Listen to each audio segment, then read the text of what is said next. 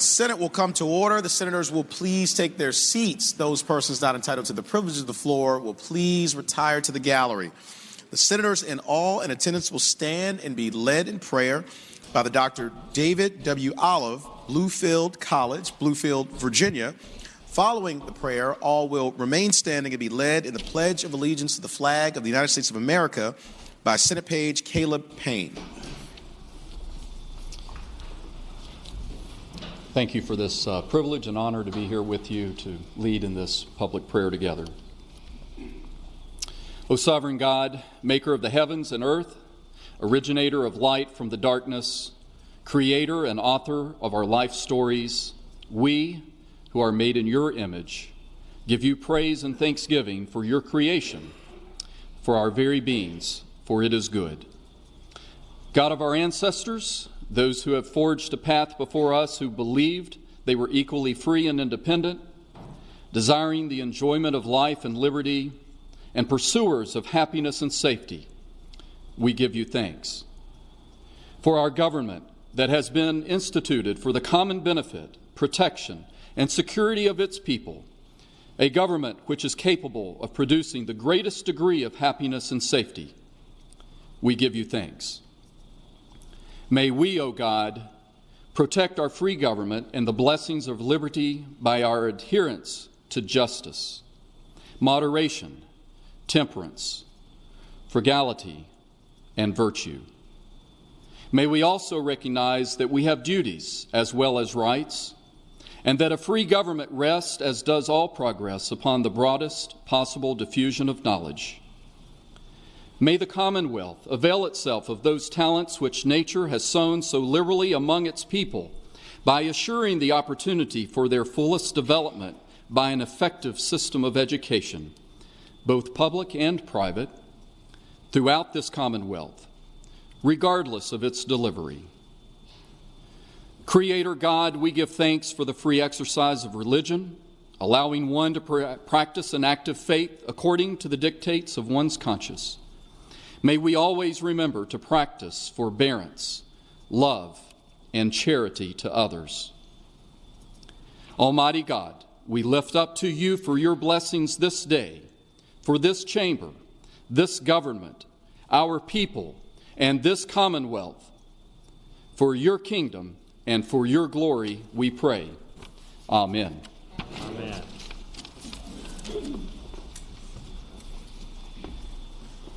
I pledge allegiance to the flag of the United States of America and to the republic for which it stands, one nation, under God, indivisible, with liberty and justice for all.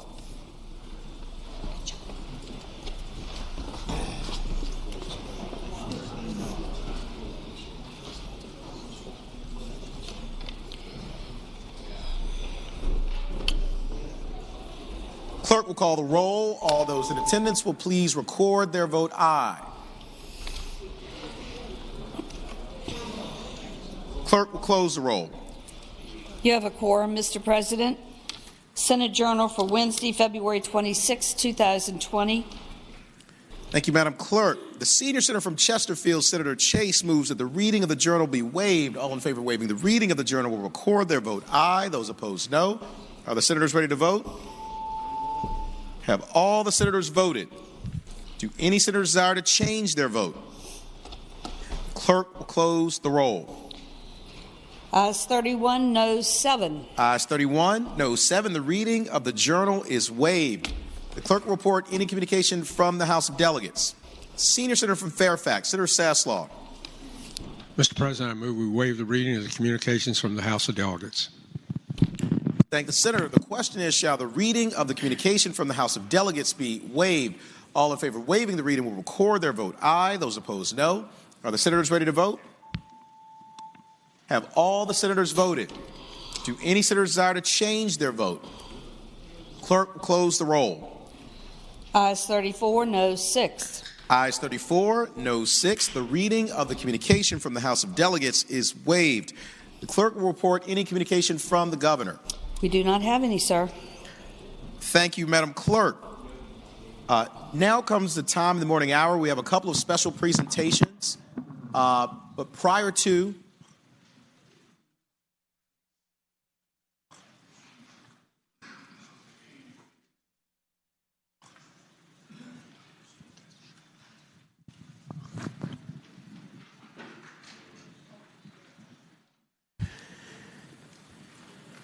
we're going to start with one greeting before two special presentations. So I would like to begin by calling on the Senator from Hampton, Senator Locke. Thank you, Mr. President. I rise for an introduction. Thank you, Senator. You have the floor. Thank you, Mr. President. Visiting with us in the gallery today is a group of individuals from First Baptist Church East End, and I make this introduction on behalf of myself and the senator from Williamsburg. With this group are the Reverend Jamar Jones, Willie Towns, Matthew Pinert, Pat Taylor, Audrey Williams, Reverend Kendra Towns, Katrina Young, Antonio Martin, Adrian Martin, Roral McPlaza, Alexis Young, Kayla Towns, and Ariana Barrett. If you would please extend to our visiting group from First Baptist Church East End, Newport News, I would appreciate extending them the welcome. Thank the Senator. Would our friends from First Baptist Church East End, Newport News, please rise in the gallery if you are able. Thank you all so much for joining us here today in your Senate and in your Capitol. We are grateful for your presence, and we are very appreciative of the wonderful work that you do in Newport News throughout Hampton Roads and the Commonwealth of Virginia to lift up our Commonwealth. So we are deeply appreciative to every single one of you. We thank you for all that you do for so many people, and we wish you nothing but the best in the future. I would ask everyone to please join me in extending the warmest welcome of the Senate to our friends and leaders from First Baptist Church East End, Newport News, Virginia.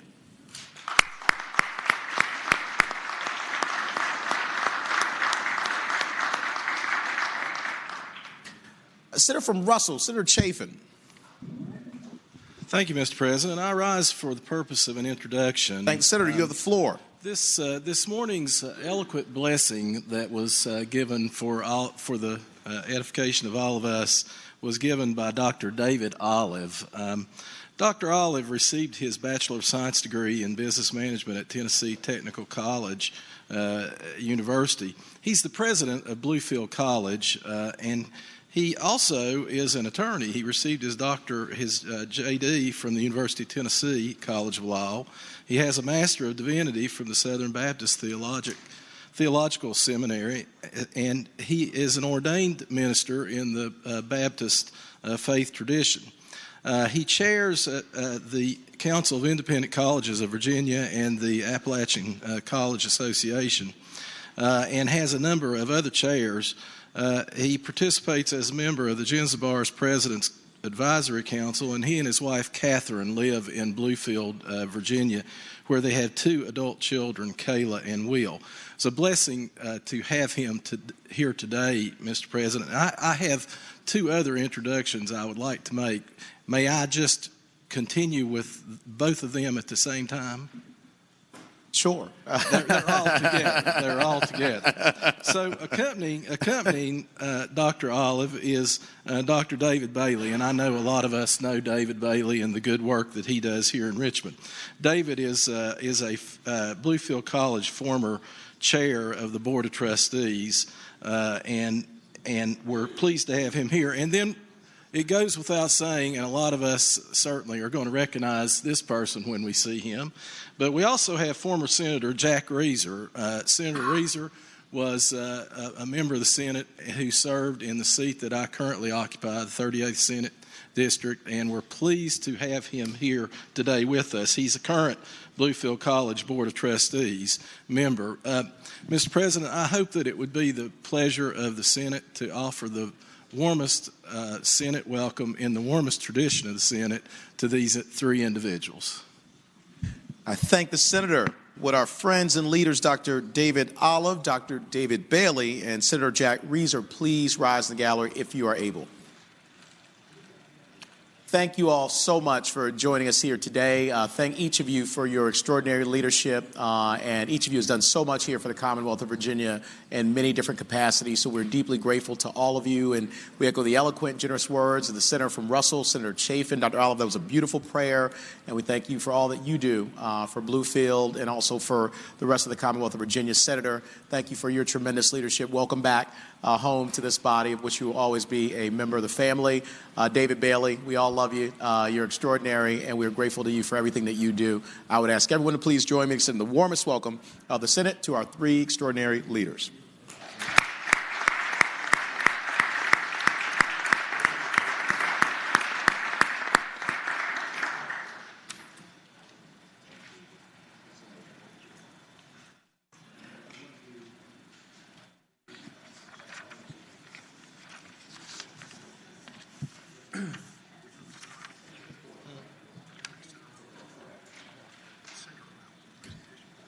Senior Senator from Fairfax, Senator Saslaw.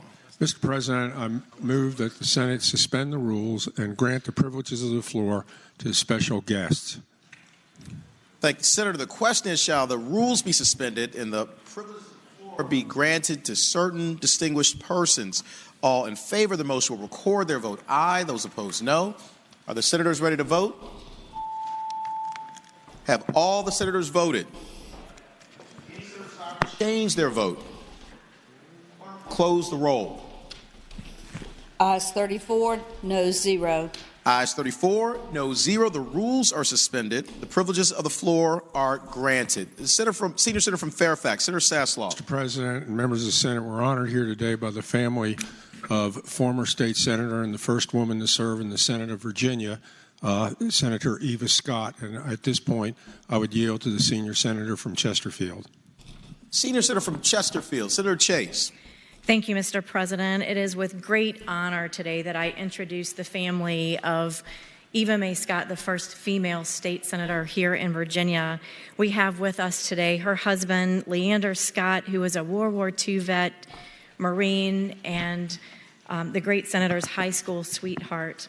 Also joined with us today, Joanne Scott Webb, her son William Scott, Stacy Scott, and Clay Scott. And just a special note today, this is a very special family, not only to Amelia County, but also to the Commonwealth of Virginia. As you all know, Eva Mae Scott was a huge member in her community. She began and founded Amelia Academy. She was a pharmacist. She was a savvy business owner and just cared about everyone in her community, and what a legacy she's left with her family here. And I know this is a very tough day. We had former Senator Eva Mae Scott with us here in the Senate this time last year. One of her big issues was, of course, the Equal Rights Amendment, and she would always say, "I'm a conservative first and then a Republican." And she really did care about the people and the issues up until age 92, whenever she was before this fine group of people. And we just so appreciate her family being with us today, and just special recognition to them. I've really had the honor of getting to know this family. And my last memory with Eva Mae Scott was here when we were at a press conference together. And she's, anybody that knows her, just her incredible legacy here. She was a trailblazer, and we just really want to honor her today. Thank you. Thank the Senator. Clerk will read the resolution. Senate Resolution Number 22, celebrating the life of the Honorable Eva Mae Fleming Scott. Whereas the Honorable Eva Mae Fleming Scott, a pharmacist, businesswoman, and newspaper publisher who made history as the first woman to serve in the Senate of Virginia, died on March 28, 2019. And whereas born in Amelia County, Eva Scott attended Longwood College and later graduated with a pharmacy degree from the Medical College of Virginia. And whereas Eva Scott was a loving wife and life partner to her husband, Leander O. Scott, with whom she raised 5 children, remaining heavily involved in each of their lives until her passing. And whereas Eva Scott was a consummate business person, leading from the front as a woman before her time, She was a principal and active participant in the family businesses, including a drugstore, lumber mill, pallet manufacturing plant, and timber farm, and oversaw the family's investments in land conservation, power generation, transportation, and commercial real estate. And whereas Eva Scott was a trailblazer in Virginia's political world, initially serving 4 consecutive terms in the Virginia House of Delegates, beginning in 1972, she became the first woman elected to the Senate of Virginia in 1979, serving 1 term and earning a reputation as a committed conservative. And whereas Eva Scott remained an active participant in community organizations and conservative causes throughout her lifetime, advocating for fiscal responsibility, personal accountability, and the sanctity of life, and whereas in recognition of her historic accomplishments and tireless efforts on behalf of the Commonwealth and its citizens, Eva Scott was honored by the Library of Virginia as a Virginia Woman in History in 2013.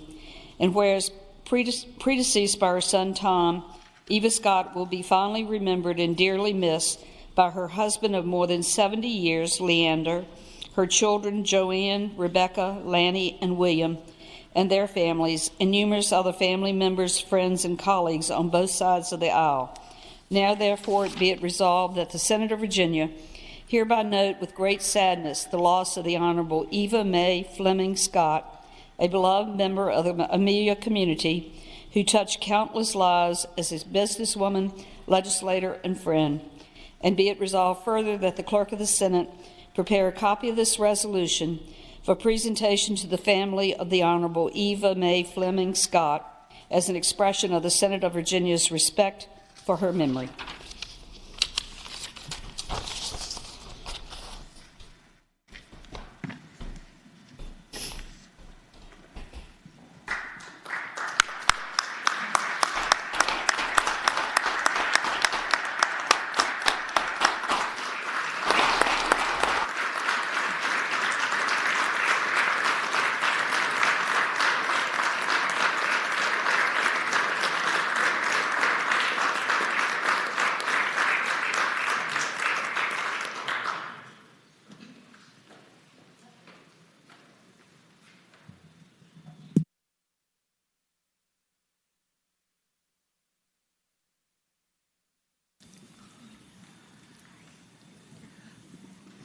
To the Scott family, on behalf of your Senate family, we are grateful to each one of you for sharing the life of such an extraordinary person with the Senate and with the Commonwealth of Virginia, a true Virginia original. We echo the eloquent, generous words of the senior senator from Chesterfield, Senator Chase. She made an indelible impact on this Commonwealth, and all 8.5 million Virginians have benefited from the eloquence of her example and her life. And Leander, thank you for your tremendous service and for sharing your partner of 70 years. Thank you for your service. World War II is the greatest generation, and this is a beautiful family and one that we celebrate and lift up even in this time. And so just know that we will always be here for you. We are grateful for all that you continue to do, and you are always welcome back here as a part of this family. So thank you for the life of Eva Scott. God bless you all, and we will be at ease.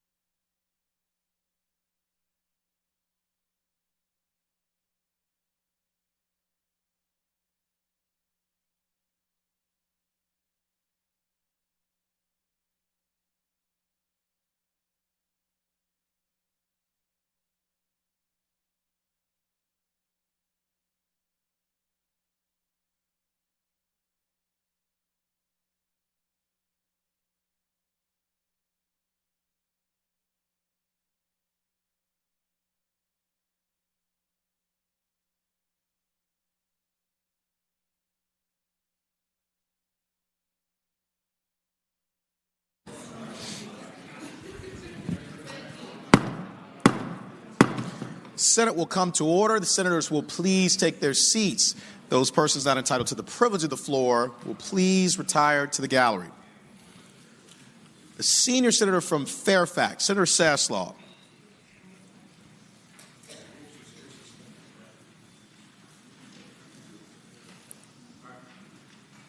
Mr. President, I would move again that we suspend the rules of the Senate and grant the privileges of the floor to very special persons.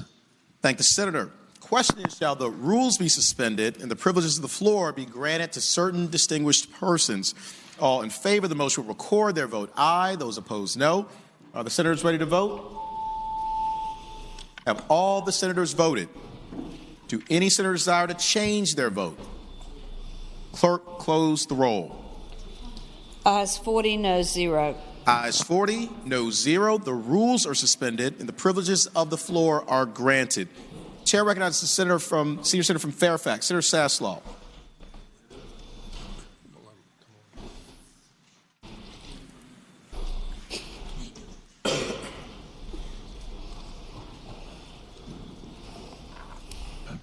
Mr. President, we're honored to have with us today on the floor Colonel Stephen Pike, who's Chief of the Division of Capitol Police, Colonel Gary Settles, who's the Superintendent of Virginia State Police, and joined here by Mrs. Kelly Settle, the wife of Colonel Settle, and Chief William Smith, Chief of Police of the Richmond Police Department. And we're here today to honor them for the fabulous job that they did, just fabulous job on January 20th of this year. And I just can't thank you all enough times for everything that you all did in keeping this place moving as normal as we could. You did just a fabulous job. And I would ask now, Madam Clerk, we don't have just here a special presentation. Thank the senator. We would invite to the front Colonel Pike, Colonel and Mrs. Settle, and Chief William Smith. If you would meet us at the front here in the Senate.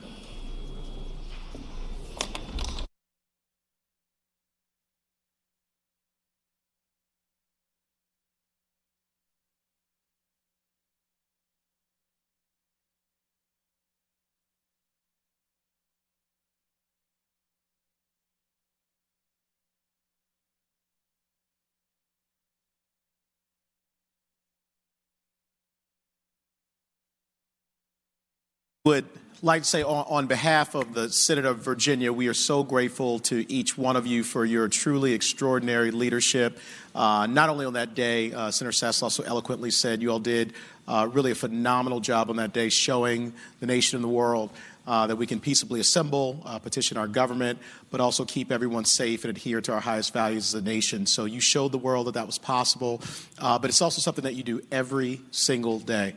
And we recognize the sacrifice that you and your families make.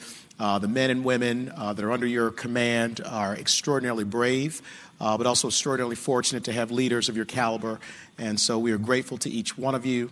We sing your highest praises, and we wish you nothing but safety, security, and happiness for all that you do. And Mrs. Settle, thank you so much for your wonderful example. It's always so great to see you here at the Capitol. You do an extraordinary job as well. So I would ask everyone, Senator Saslaw. I just want to say to you all, we have a resolution that will be circulating here honoring what you all did on January 20th. So that resolution will be forthcoming, but we wanted to take this opportunity on behalf of everyone here in the Senate, the clerk, the staff, all 40 senators, our pages, everyone who works here in this Capitol. So grateful to every single one of you. So God bless you all. I would ask everyone to please join me in extending the warmest welcome to the Senate to our extraordinary leaders.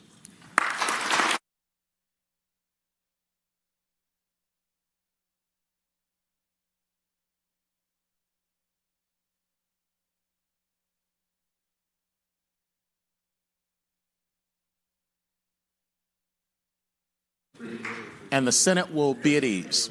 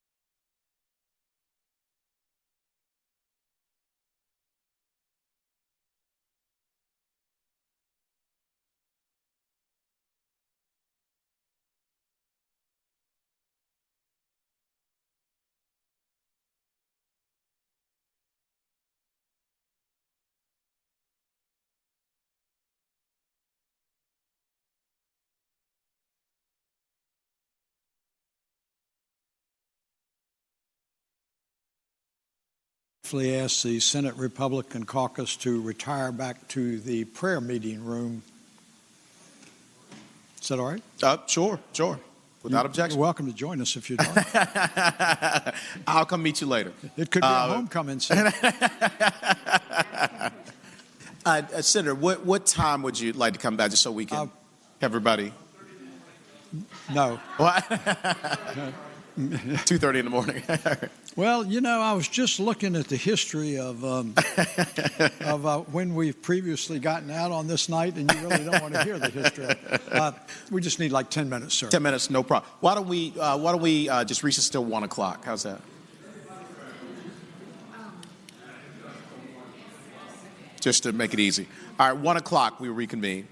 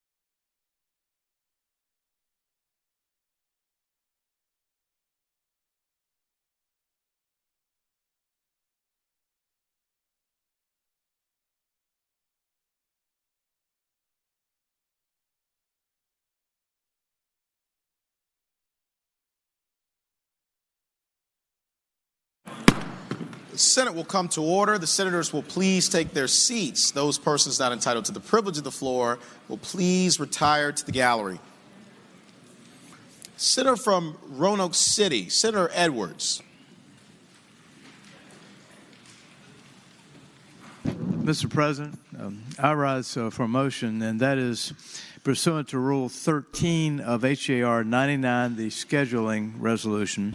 I move that the Senate do now suspend the special and continuing joint order relating to judicial elections until Friday, February the 28th, 2020. Thank the Senator. Question is, pursuant to Rule 13 of HJR 99, the scheduling resolution, shall the Senate suspend the special and continuing joint order relating to judicial elections until Friday, February 28th. All in favor of the President. Senator from James City County, Senator Norman. Thank you, sir. I would ask if the gentleman would yield for a question. Will the Senator yield? I'll yield to answer the question if I can. Senator yields. You have the floor.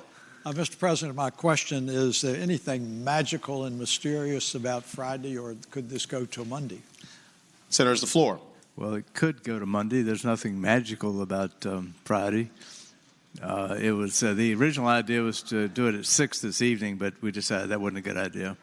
Mr. President, if the gentleman would yield for another question. Further question, Senator Yields? I'll be glad to yield. Senator Yields, you have the floor. Mr. President, my question would be, do you contemplate that there would be any judicial interviews conducted tomorrow? Senator's the floor. No judicial interviews to be conducted tomorrow that I'm aware of. No, we have not scheduled any. We have scheduled Court of Appeals interviews on Monday and Tuesday. There's some more judicial interviews that were being contemplated. I thank the gentleman. Thank the Senator. And just for situational awareness, apparently the House of Delegates has already voted on a resolution for Friday to extend until Friday. Just FYI. All right. So that everyone's aware. Does the Senator from Roanoke City, Senator Edwards, you want to renew your motion? Do you want to do Monday? I renew my motion to suspend the special and continuing joint order relating to judicial elections until Friday, February the 28th, which is tomorrow. Thank the Senator. Question is, pursuant to Rule 13 of HJR 99, the scheduling resolution, shall the Senate suspend the special and continuing joint order relating to judicial elections until Friday, February 28th? All in favor of the motion will record their vote aye. Those opposed, no. Are the senators ready to vote? Have all the senators voted? Do any senator desire to change their vote? Clerk will close the roll. Ayes 40, noes 0. Ayes 40, noes 0. The special and continuing joint order is suspended until Friday, February 28th.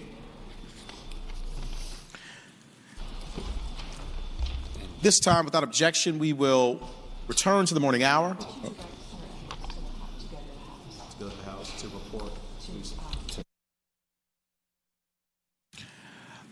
Senator from Roanoke City, Senator Edwards, is directed to go to the House of Delegates to inform the House of the action taken by the Senate. At this time, and without objection, we will return to the morning hour. I'd like to call on the junior senator from Chesterfield, Senator Hashmi.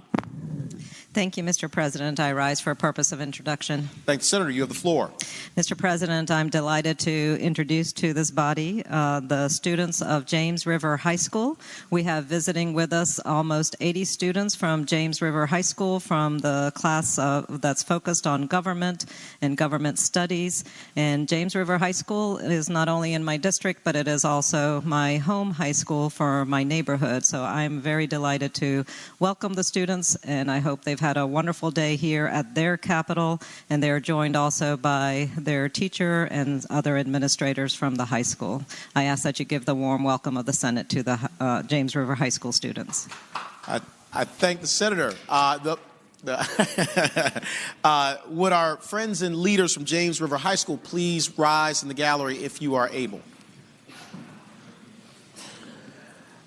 Thank you all so much for joining us here today. It really is a privilege and a pleasure to have each one of you here in the Senate and in your capital. We had the pleasure of joining you a little bit earlier. What an impressive group of young leaders and seniors, I believe, almost all in this group. So we wish you nothing but extraordinary success in your lives, and we're all very, very proud of you. So we echo the generous, eloquent words of the junior senator from Chesterfield, Senator Hashmi, and I would ask everyone to please join me in extending the warmest welcome of the Senate to our young leaders from James River High School.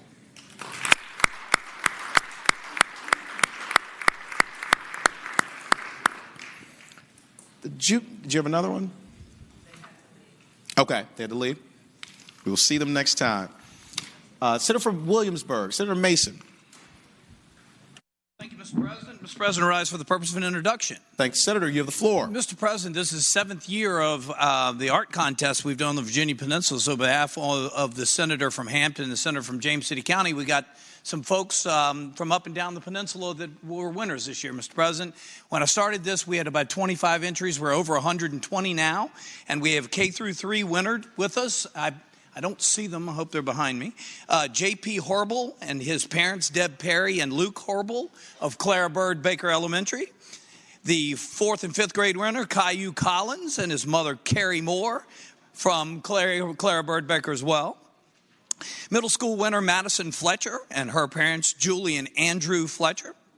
And then finally, our high school winner, Mr. President, Ethan Harville and his parents, Eric and Andrea Bargy. So, Mr. President, these winners were chosen by professional artists in the region and really did some incredible work. I hope you and my colleagues will give them the warm welcome to the Senate. I thank the senator. Would J.P., Caillou, Madison, Ethan, and your families please rise in the gallery if you are able? We're going to get to that. Thank you all so much for being here today. Congratulations to each one of you on your success. We are very, very proud of you, and what you've contributed to the arts already in your young careers and young lives is extraordinary. So we know that you will do wonderful things well into the future. We echo the eloquent and generous words of Senator from Williamsburg, Senator Mason, who has been a champion for the arts for many years and is very proud of each one of you of this program. You're welcome back here to your Senate at any time, and I would ask everybody now to please join me in extending the warmest welcome of the Senate to our champions, our art students from District 1.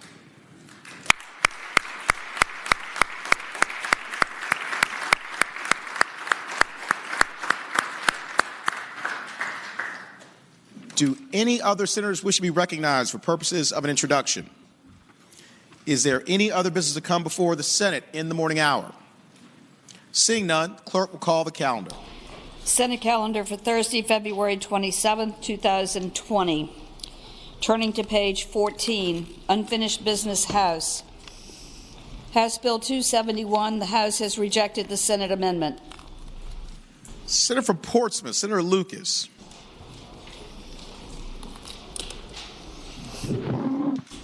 Thank you, Mr. President. I move that the Senate insist and request a committee of conference. Thank the senator. The question is, shall the Senate insist and request a committee of conference? All in favor of the motion will record their vote aye. Those opposed, no. Are the senators ready to vote? Have all the senators voted? Do any senators desire to change their vote? Clerk will close the roll.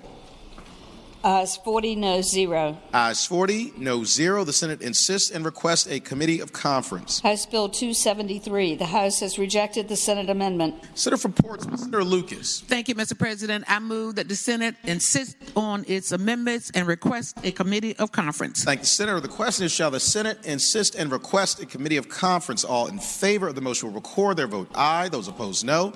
Are the senators ready to vote? Have all the senators voted? Do any senators desire to change their vote?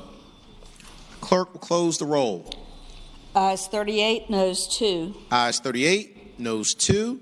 The Senate insists and requests a committee of conference. House Bill 785. The House has rejected the Senate substitute. Senator from Northern Fairfax, Senator Howe. I move that we insist on the Senate version and request a committee of conference. Thank the senator. The question is, shall the Senate insist and request a committee of conference? All in favor of the motion will record their vote aye. Those opposed, no. Are the senators ready to vote? Have all the senators voted? Do any senator desire to change their vote? Clerk will close the roll.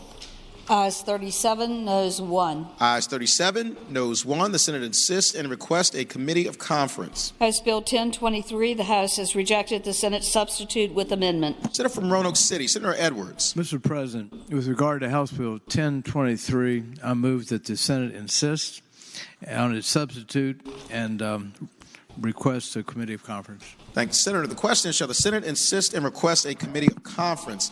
All in favor of the motion will record their vote aye. Those opposed, no. Are the senators ready to vote? Have all the senators voted? Do any senators desire to change their vote?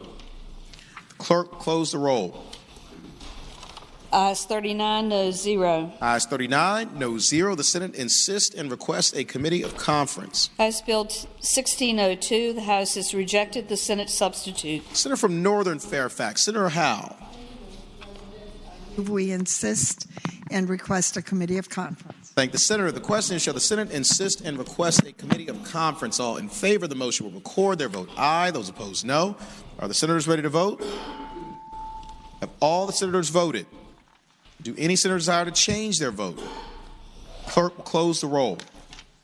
Ayes 40, noes 0. Ayes 40, noes 0. The Senate insists and requests a committee of conference. House Bill 33, the House has acceded to the request for a committee of conference.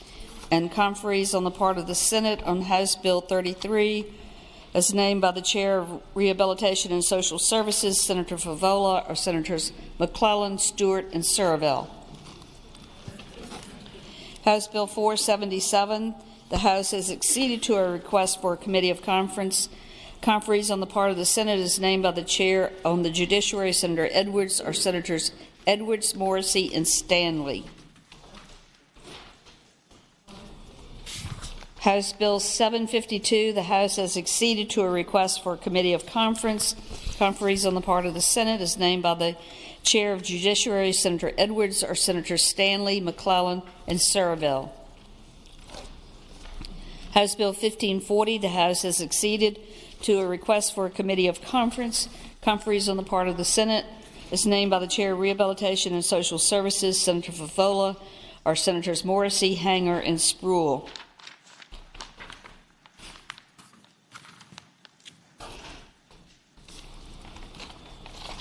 House Bill 1540, we are awaiting House action on the remaining bills.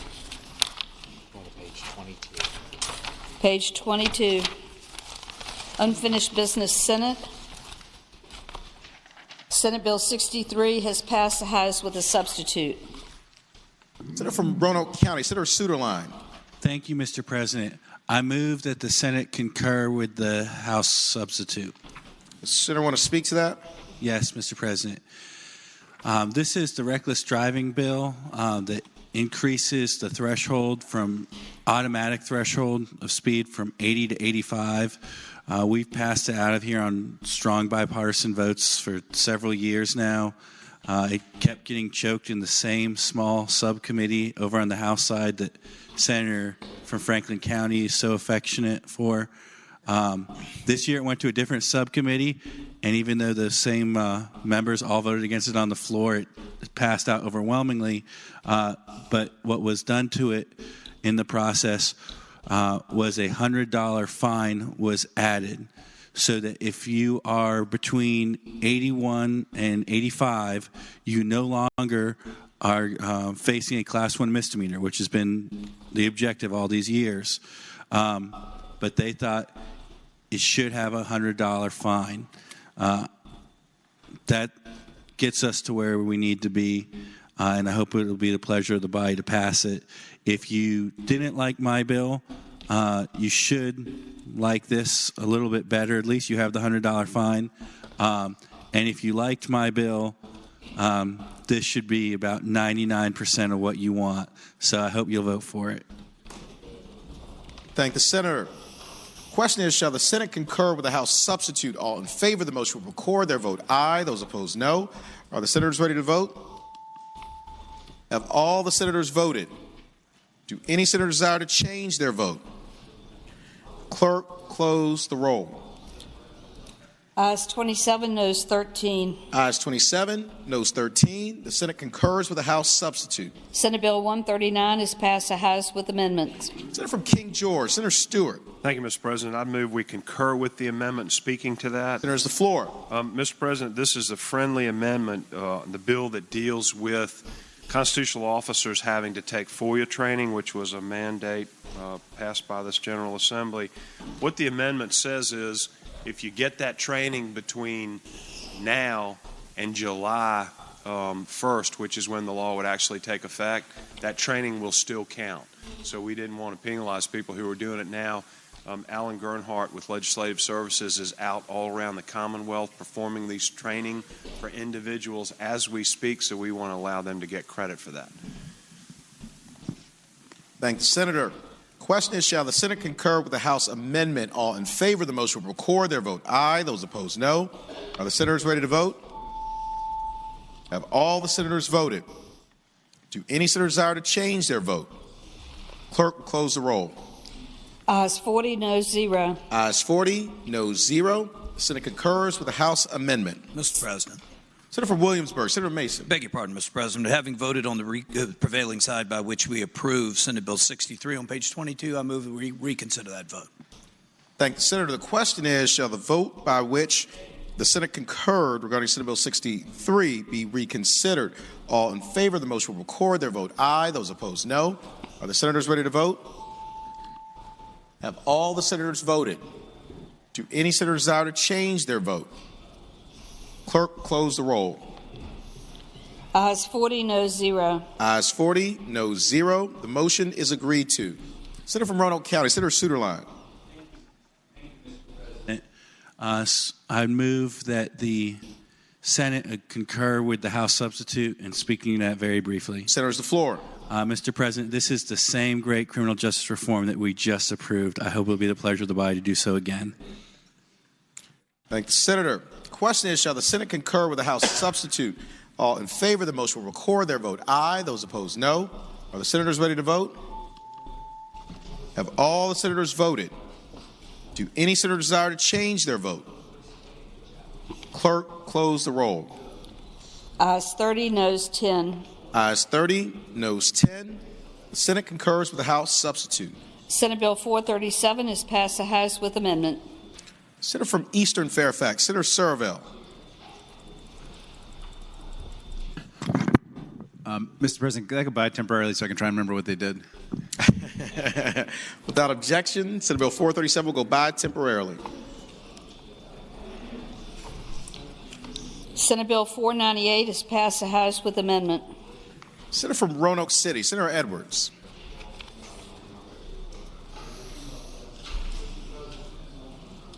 Mr. President, I move that the Senate concur in the House amendment. The floor. Senate Bill 498 has to do with alcoholic beverage control and a definition of a resort complex. They just simply said added to the definition of resort complex to make it clear that the guest rooms or dwelling units could be located on property that is not contiguous to the licensed premises, but that they are in the same location in the Commonwealth, same locality. Thank you, Mr. President. Thank the Senator. The question is, shall the Senate concur with the House amendment? All in favor of the motion will record their vote aye. Those opposed, no. Are the senators ready to vote? Have all the senators voted? Do any senators desire to change their vote? Clerk will close the roll. Ayes 40, noes 0. Ayes 40, noes 0. The Senate concurs with the House amendment. Senate Bill 584 has passed the House with a substitute. Senator from Williamsburg, Senator Mason.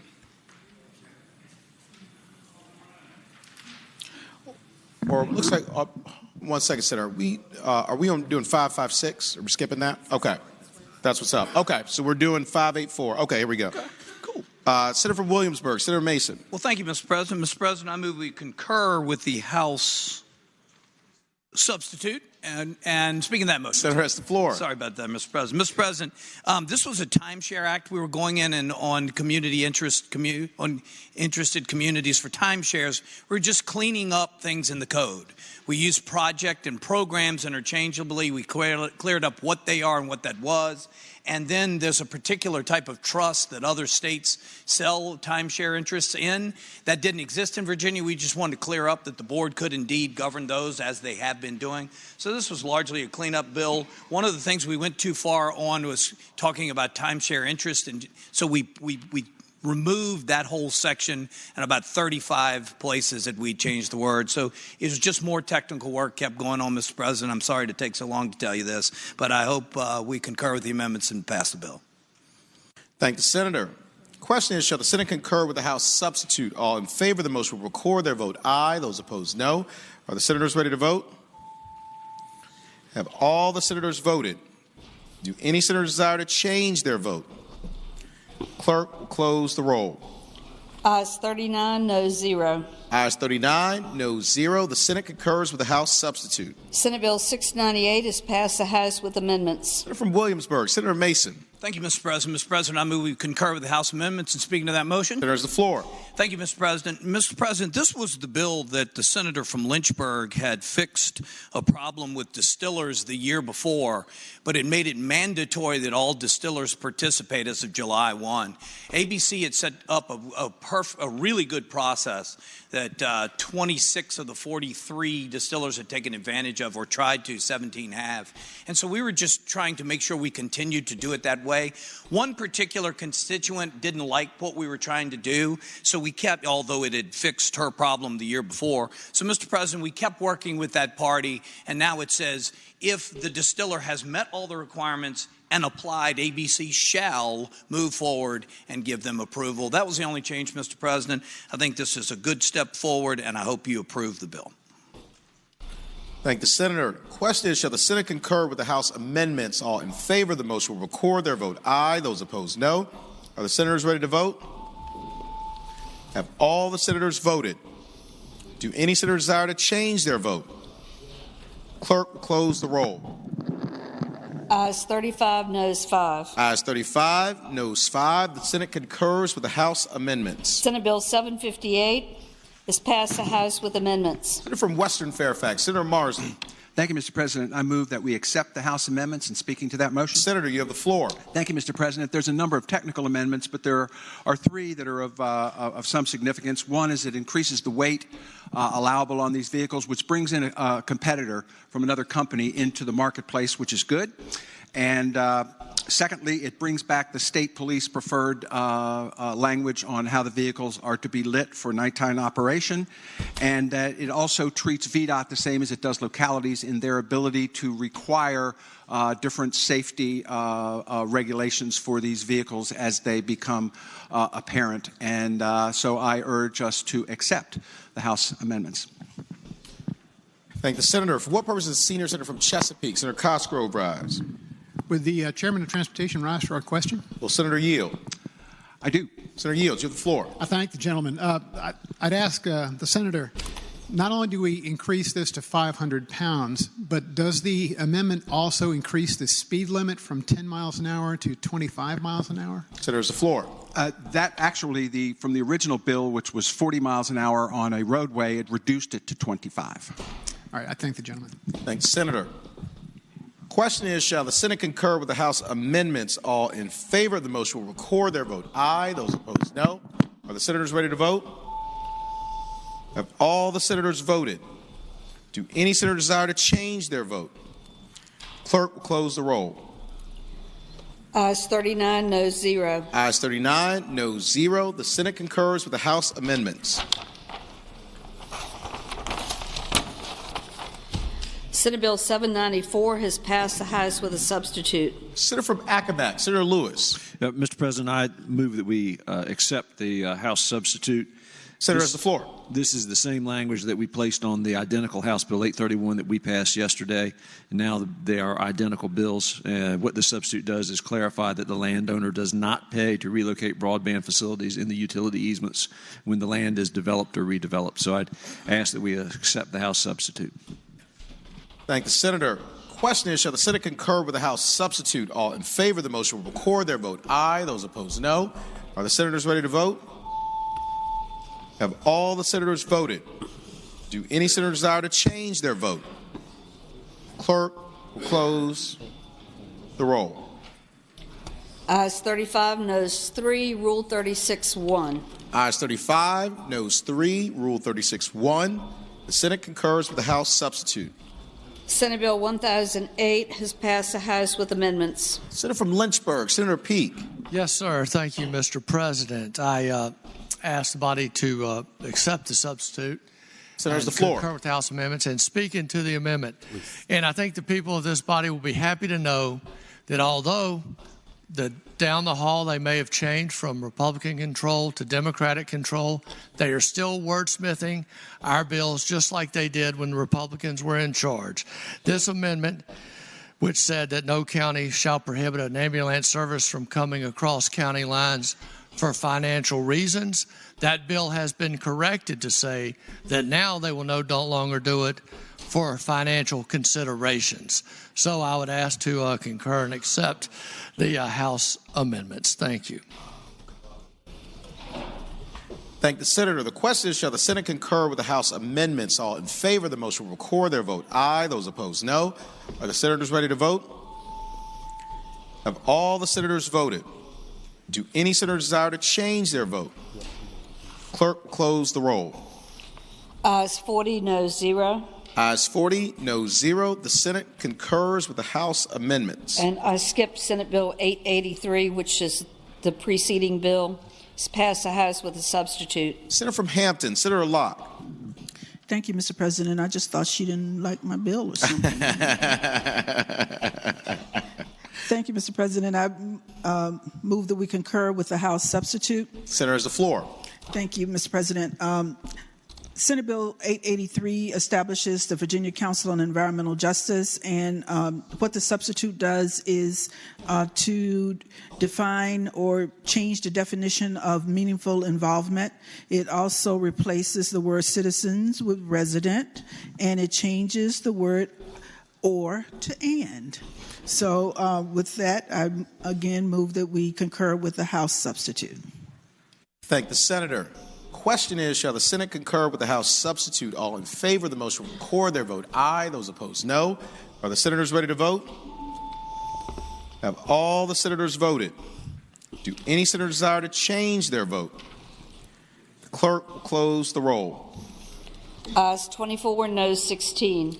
Ayes 24, noes 16. The Senate concurs with the House substitute. Senate Bill 69, the House insists on its substitute and requests a committee of conference. Senator from Hampton, Senator Locke. Thank you, Mr. President. I move that we accede to the House request for a committee of conference. Thank the senator. The question is, shall the Senate accede to the request for a committee of conference? All in favor of the motion will record their vote aye. Those opposed, no. Are the senators ready to vote?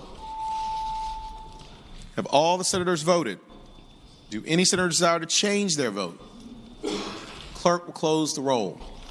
Ayes 23, noes 17. Ayes 23, noes 17. The Senate accedes to the request for a committee of conference. Conferees on the part of the Senate is named by the Chair of Judiciary, Senator Edwards, or Senators Locke, Deeds, and Stewart. Senate Bill 232, the House insists on its substitute and requests a committee of conference. Mr. Chairman. Senator from Northwestern Fairfax, Senator Boysko.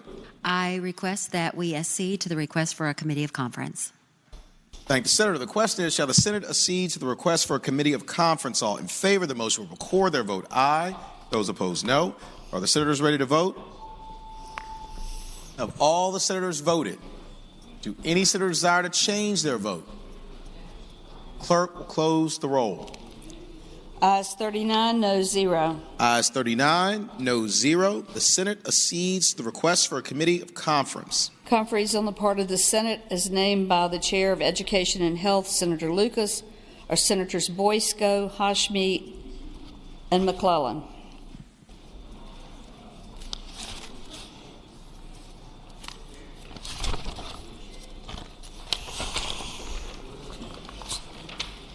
Turning to page 35, Sorry, let's go back to Senate Bill 437. Which page is that? That's page 23. Senator from Eastern Fairfax, Senator Surville. Thank you, Mr. President. I move that we concur with the House amendments and speaking to that motion. Senator's the floor. Thank you, Mr. President. The only change here is they changed the incorrect statutory reference. I referenced the malicious wounding statute instead of the definition of malicious wounding, which was intended, and that's all the amendment does. Thank you, Senator. The question is, shall the Senate concur with the House amendment? All in favor of the motion will record their vote aye. Those opposed, no. Are the senators ready to vote? Have all the senators voted? Do any senator desire to change their vote? Clerk will close the roll. Ayes 26, noes 14. Ayes 26, noes 14. The Senate concurs with the House amendment. Page 35. Uncontested calendar, House bills on third reading. House Bill 347 has... Put these in the block. Okay, uncontested. that's right. Senior Senator from Fairfax, Senator Saslaw. On page 35. So, on page 35, uncontested third. We're going to put them in the block.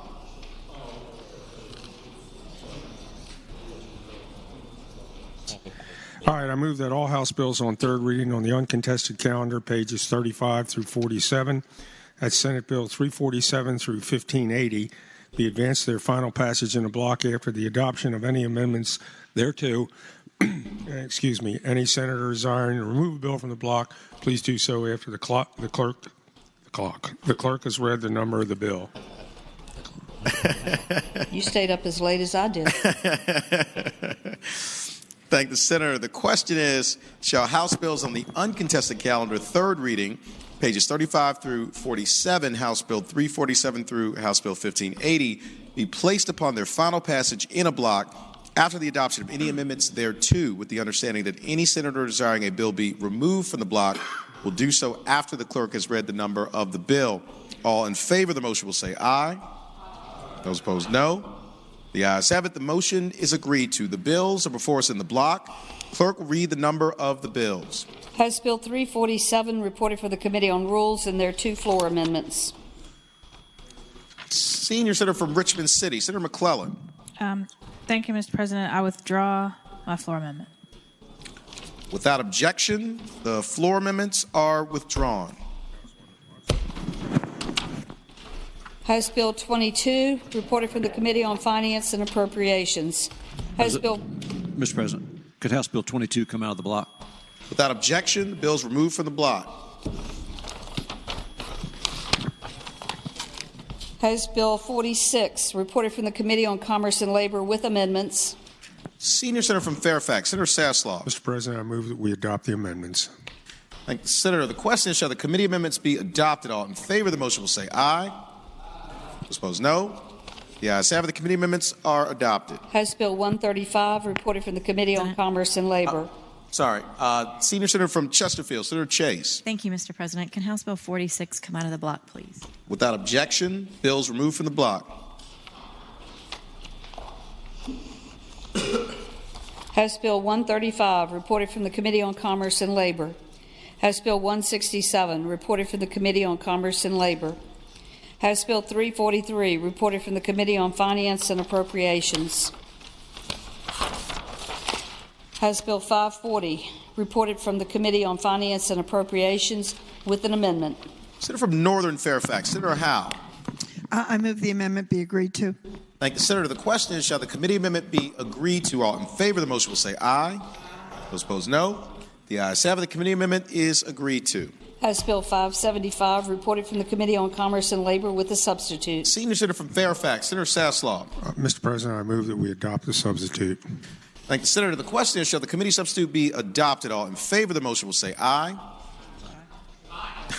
Those opposed, no. Late night. Those opposed, no. The ayes have it. The committee substitute is adopted. House Bill 727, reported from the Committee on Commerce and Labor with a substitute, and from the Committee on Finance and Appropriations with a substitute. Senior Senator from Fairfax, Senator Saslaw. Excuse me, Mr. President, I move that we adopt the substitute, the Commerce and Labor substitute. Actually, do you want to reject that one? Oh, yeah. Yes, I would move that we. I didn't see that there was a substitute there. I would move that we reject the Commerce and Labor substitute. Thanks, Senator. With the recommendation that it be rejected, the question is, shall the Commerce and Labor substitute be adopted? All in favor of the motion will say aye. Those opposed, no. No. The noes have it. The substitute is rejected. Senator from Northern Fairfax, Senator Howe. Thank you, Mr. President. I move the Finance and Appropriations substitute be agreed to. Thanks, Senator. The question is, shall the Finance and Appropriations substitute be agreed to? All in favor of the motion will say aye. Those opposed, no. The ayes have it. The substitute is agreed to. House Bill 783, reported from the Committee on Finance and Appropriations. House Bill 822. Senior Senator from Chesterfield, Senator Chase. Why it's not? Thank you, Mr. President. Can House Bill 727 come out of the block, please? Without objection, bills removed from the block. Senate Bill 822, reported from the Committee on Commerce and Labor with an amendment. Senior Senator from Fairfax, Senator Saslaw. I move we adopt the amendment. Thank you, Senator. The question is, shall the committee amendment be adopted? All in favor of the motion will say aye. Opposed, no. The ayes have it. The committee amendment is adopted. Senate Bill 835, reported from the Committee on Finance and Appropriations. House Bill 988, reported from the Committee on Finance and Appropriations. House Bill 1024, reported from the Committee on Finance and Appropriations with an amendment. Senator from Northern Fairfax, Senator Howe. I move the amendment be agreed to. Thank the Senator. The question is, shall the committee amendment be agreed to? All in favor of the motion will say aye. Those opposed, no. The ayes have it. The committee amendment is agreed to. House Bill 1205, reported from the Committee on Agriculture, Conservation, and Natural Resources with a substitute, and from the Committee on Finance and Appropriations. Senator from Fairfax City, Senator Peterson. Thank you, Mr. President. I move the committee substitute. Thank the Senator. The question is, shall the committee substitute be adopted? All in favor of the motion will say aye. Those opposed, no. The ayes have it. The committee substitute is adopted. House Bill 1268, reported from the Committee on Finance and Appropriations. House Bill 1362, reported from the Committee on Finance and Appropriations. House Bill 1422, reported from the Committee on Agriculture, Conservation, and Natural Resources with amendments, and from the Committee on Finance and Appropriations. Senator from Fairfax City, Senator Peterson. Thank you, Mr. President. I move the committee amendments. Thank the Senator. The question is, shall the committee amendments be adopted? All in favor of the motion will say aye. Those opposed, no. The ayes have it. The committee amendments are adopted. House Bill 1434, reported from the Committee on Finance and Appropriations with a substitute. Senator from Northern Fairfax, Senator Howe. I move the substitute be agreed to. Thank the Senator. The question is, shall the committee substitute be agreed to? All in favor of the motion will say aye. Those opposed, no. The ayes have it. The committee substitute is agreed to. House Bill 1448, reported from the Committee on Finance and Appropriations. House Bill 1513, reported from the Committee on Finance and Appropriations with an amendment. Senator from Northern Fairfax, Senator Howe. I move the amendment be agreed to. Thank you, Senator. The question is, shall the committee amendment be agreed to? All in favor of the motion will say aye. Those opposed, no. The ayes have it. The committee amendment is agreed to. House Bill Mr. President. Senator from Roanoke County, Senator Suderline. Now that the amendment has been agreed to, can House Bill 1513 please come out of the block? Without objection, that bill is removed from the block. House Bill 1558, reported from the Committee on Finance and Appropriations.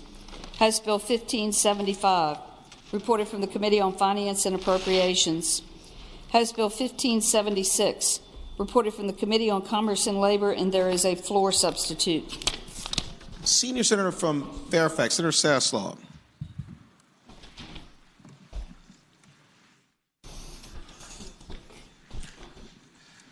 It's a floor substitute, page 46. Senator, want to start by waiving the reading? Yeah. Thanks. Question, shall the reading... Senator from Fairfax City, Senator Peterson. I noticed this is a 28-page floor sub, which we just got a few minutes ago. Could this go by for the day so we could actually read it? Without objection? Hearing no objection, House Bill 1576 will go by for the day.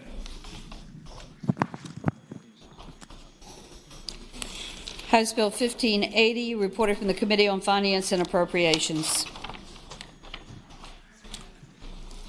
Senior Senator from Chesterfield, Senator Chase. Thank you, Mr. President. I have a couple bills that I'd like to come out of the block. House Bill 1580, 1205,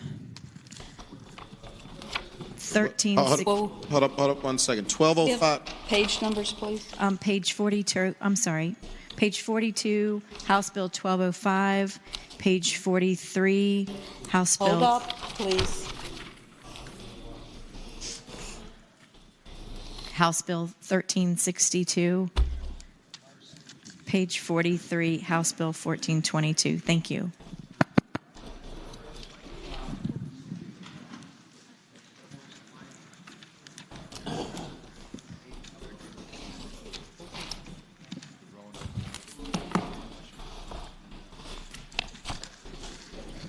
Mr. President. Senior Senator from Chesapeake, Senator Cosgrove. Could House Bill 1434 on page 44 come out of the block?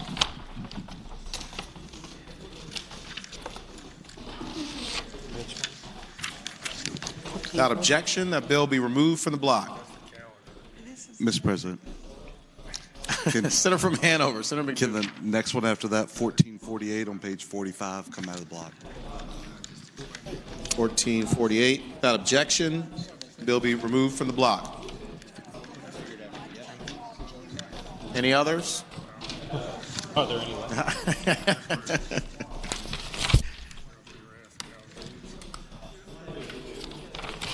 All right. Question is, shall the House bills pass in a block? That is all bills except for the following. House bills 22, 46, 727, 1513, 1576, 1580, 1205, 1362, 1422, 1434, and 1448. All in favor of the motion will record their vote aye. Those opposed, no. Are the senators ready to vote? Have all the senators voted? Do any senators desire to change their vote? Clerk will close the roll. Ayes 40, no 0. Ayes 40, no 0. The bills in the block pass. Returning to page 36, House Bill 22. Senator from Northern Fairfax, Senator Howe.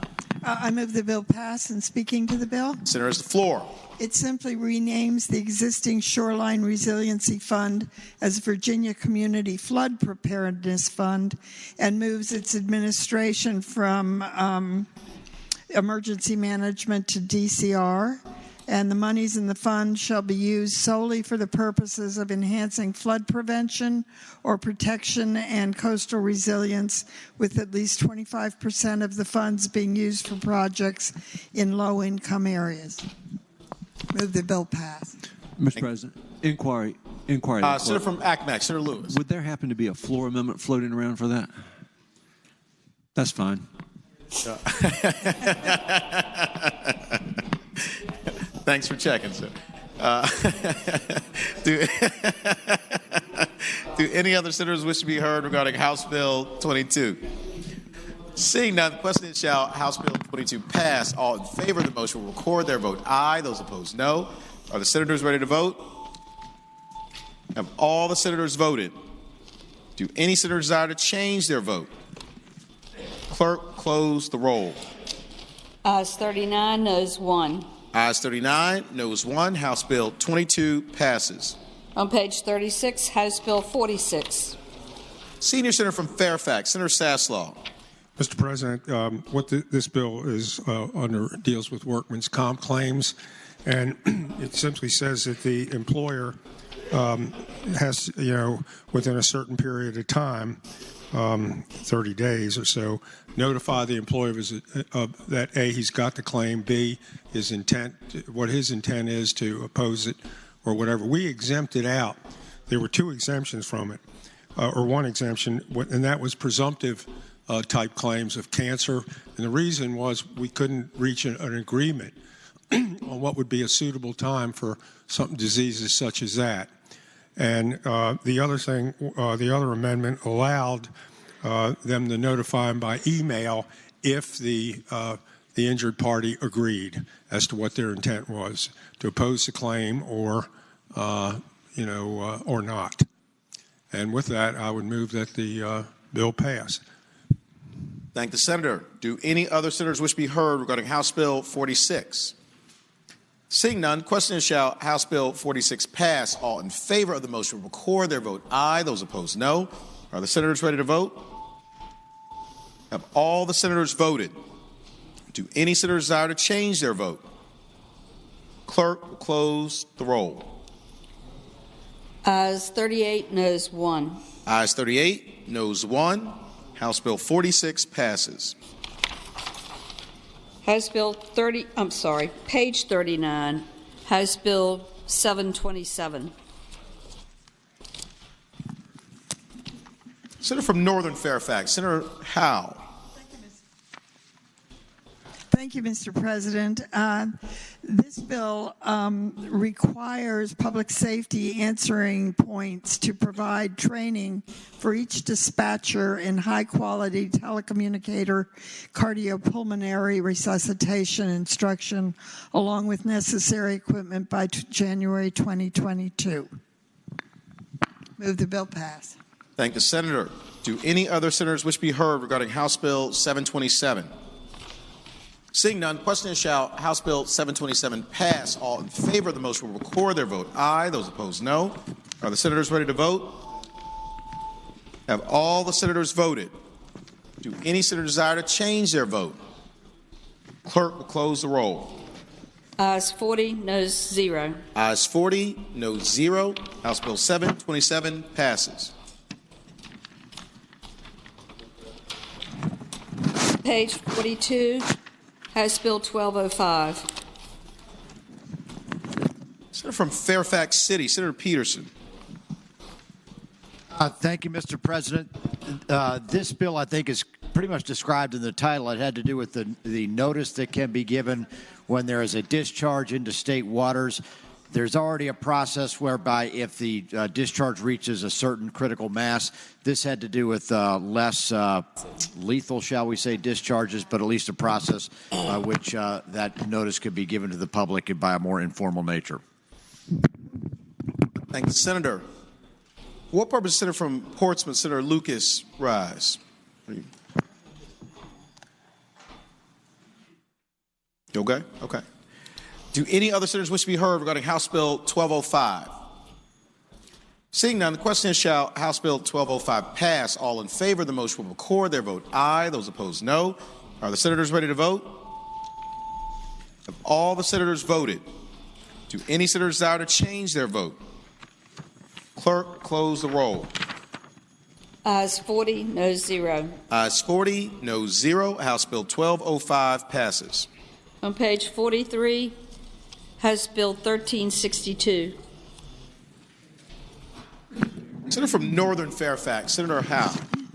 Thank you, Mr. President. I move the bill pass. This is a recommendation of JLARC, and it requires the State Board of Elections through ELECT to develop a general registrar training and certification curriculum and conduct a certification program at no expense to the registrar. Thank the senator. Do any other senators wish to be heard regarding House Bill 1362? Seeing none, the question is, shall House Bill 1362 pass? All in favor of the motion will record their vote aye. Those opposed, no. Are the senators ready to vote? Have all the senators voted?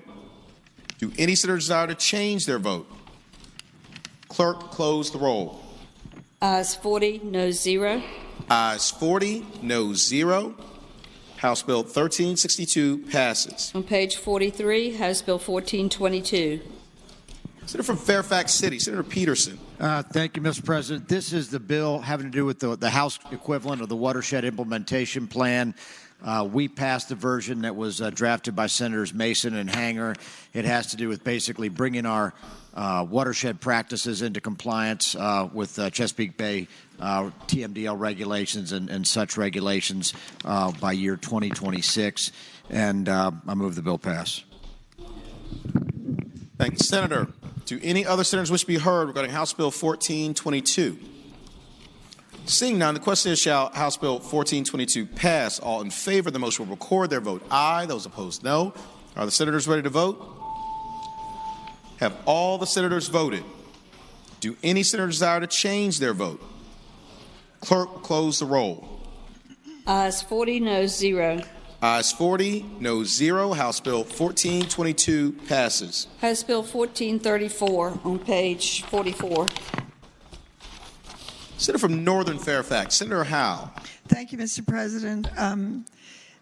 I move the bill pass, and this is a real estate tax exemption for certified pollution control equipment and facilities. It's identical to Senator Barker's bill, which passed 40 to nothing. Thank you, Senator. For what purpose does the senior senator from Chesapeake, Senator Cosgrove, rise? Would the gentlelady from Northern Fairfax rise for a question? Will Senator yield? Of course. Senator yield, you have the floor. I thank the gentlelady. When I see these bills, I get a little nervous because we're playing with other people's money. So I'd ask, do we have any idea of the reduction or examples of reductions in revenue that localities would have because of this bill? Senator has the floor. Thank you, Mr. President. This is an interesting question because it's something I've been trying to get at. The answer is no. We don't, on our fiscal impact statements, find out what the cost is for localities. But once this session, Mr. President, I did ask JLAR to try and figure out more money and what it would mean for localities. I think going forward that would be helpful. But at this point, we don't have that. I thank you, gentlelady. Thanks, Senator. Do any other senators wish to be heard regarding House Bill 1434? Mr. President.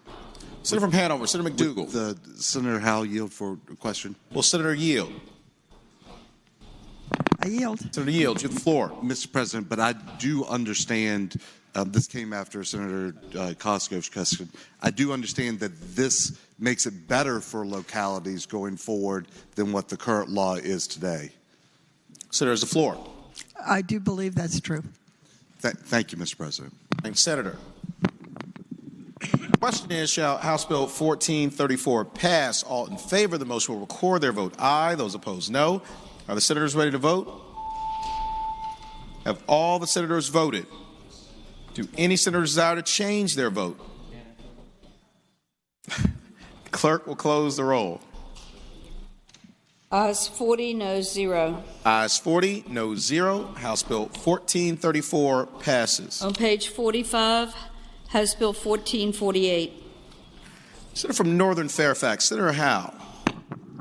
I move the bill pass. Senator's the floor. And what this does is provides the MRC with the exclusive authority to manage Atlantic Menhaden and directs adoption of regulations for its management to be in compliance with the Atlantic States Marine Fisheries Commission Interstate Fisheries Management Plan for Menhaden. Thanks, Senator. Do any other senators wish to be heard regarding House Bill 1448? Seeing none, the question is, shall House Bill 1448 pass? All in favor of the motion will record their vote aye. Those opposed, no. Are the senators ready to vote? Have all the senators voted? Do any senators desire to change their vote? Clerk will close the roll. Ayes 37, noes 3. Ayes 37, noes 3. House Bill 1448 passes. On page 45, House Bill 1513. Senator from Northern Fairfax, Senator Howe. I move the bill pass. Senator has the floor. What this bill does is require school divisions to provide a health insurance credit of $1.50 per year of service for all retired members of local school divisions with at least 15 years of service. We have added the clause to this, and I hope it'll pass. Thank the senator. Do any other senators wish to be heard regarding House Bill 1513? Seeing none, the question is, shall House Bill 1513 pass? All in favor of the motion will record their vote aye. Those opposed, no. Are the senators ready to vote? Have all the senators voted? Do any senators desire to change their vote? Clerk will close the roll. Ayes 39, noes 1. Ayes 39, noes 1. House Bill 1513 passes. On page 47, House Bill 1580. Senator from Northern Fairfax, Senator Howe. Thank you, Mr. President. This bill is simply clarifying that recordation tax exemption under current law for deeds between married persons includes deeds between spouses. Thank you, Mr. President. Thank the senator. Do any other senators wish to be heard regarding House Bill 1580? Seeing none, the question is, shall House Bill 1580 pass? All in favor of the motion will record their vote aye. Those opposed, no. Are the senators ready to vote? Have all the senators voted? Do any senators desire to change their vote? Clerk will close the roll. Ayes 39, noes 1. Ayes 39, noes 1. House Bill 1580 passes. Regular calendar, House bills on third reading. House Bill 1394, a bill relating to family life education programs, materials, summaries. The committee amendment has been adopted by the Senate, and there is one floor amendment.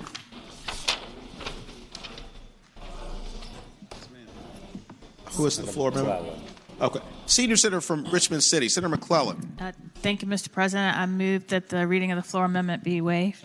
Thank you, Senator. The question is, shall the reading of the floor amendment be waived? All in favor of the motion will say aye. Those opposed, no. The ayes have it. The reading of the floor amendment is waived. Senior Senator from Richmond City, Senator McClellan. Thank you, Mr. President. This is a bill that deals with providing the curriculum for family life education programs to parents under current law. Schools are supposed to have the curriculum and any materials available in the library provided upon request to parents. As the bill left committee, it would have added that the curriculum would be posted on a local school division's official website or a parent portal. There were some concerns about posting it on the school division's website could invite some pretty heated discussions on that website, when I think the purpose really is to provide parents with the ability to review the curriculum. So what the amendment does is it strikes the provision that they make it available on their website. It does leave the ability to post it on a parent portal. Most of those are limited to parents and not open to the type of public comment and discussion that you may otherwise see on public websites. Thank the senator. Question is, shall the floor amendment be adopted? All in favor of the motion will say aye. Those opposed, no. The noes have it. The floor amendment fails. Seeing at least 8 hands, we will have a recorded vote. Mr. President. Senior Senator from Richmond City, Senator McClellan. Sorry, speaking again. I did confer with the patron of the bill on this amendment, and he indicated that he would be okay with it. Thank the senator. Question is, shall the floor amendment be adopted? All in favor of the motion will record their vote aye. Those opposed, no. Are the senators ready to vote? Have all the senators voted? Do any senators desire to change their vote? Clerk will close the roll. Ayes 21, noes 18. Ayes 21, noes 18. The floor amendment is adopted. Senator from Portsmouth, Senator Lucas.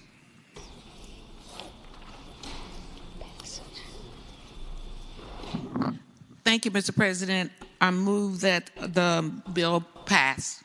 Senator's the floor. Isn't that what she just did? She did the floor amendment. Okay. All right, Mr. President, I move that the bill pass. Senator's the floor. Yes, sir. Mr. President, what the bill does, it requires each school, local school board that offers a family life education program to post for public viewing on the local school division's official website a summary of such programs Yes, just on the parent portal. Sorry, read the wrong line. Just on the parent portal, Mr. President. And so with that, I move that the bill pass.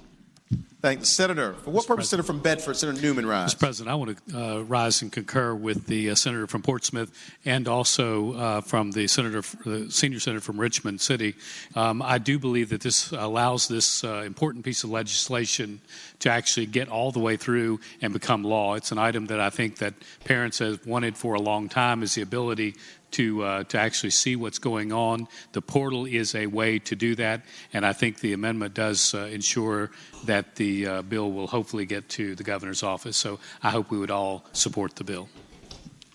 Thank you, Senator. For what purpose does the senior senator from Richmond City, Senator McClellan, rise? Thank you, Mr. President. I also speaking in favor of the bill. Senator, the floor. Thank you, Mr. President. I think there is wide agreement on all sides of this issue that parents should have the ability to review the family life education curriculum, and we want to make that available. I think it is also, we have to admit that that is more important than fights over what that curriculum should say. And so this bill now strikes that right balance, and I hope that we would pass it. Thank you, Senator. Senator from Portsmouth, Senator Lucas. Yes, sir, Mr. President. Just in case I neglected to say it, the bill requires each local school board to implement the foregoing provisions no later than the start of the 2021-22 school year. Thanks, Senator. Question is, shall House Bill 1394 pass? All in favor of the motion will record their vote aye. Those opposed, no. Are the senators ready to vote? Have all the senators voted? Do any senators desire to change their vote? Clerk will close the roll. Ayes 39, noes 1. Ayes 39, noes 1. House Bill 1394 passes. House Bill 657, a bill relating to the Comprehensive Plan Solar Facilities Review. The committee substitute has been adopted by the Senate. Senator from Accomack, Senator Lewis. Mr. President, I'm going to have to ask that go by just one more day. We're trying to get the information for the gentleman from King George. Without objection, House Bill 657 will go by for the day. House Bill 674, a bill relating to firearms removal from persons posing substantial risk penalties. The committee substitute has been adopted by the Senate. Senator from Roanoke City, Senator Edwards. Mr. President, I move that passage of House Bill 674. There's the floor. This bill is the red flag law that we've seen before. And with that explanation, I move the bill pass.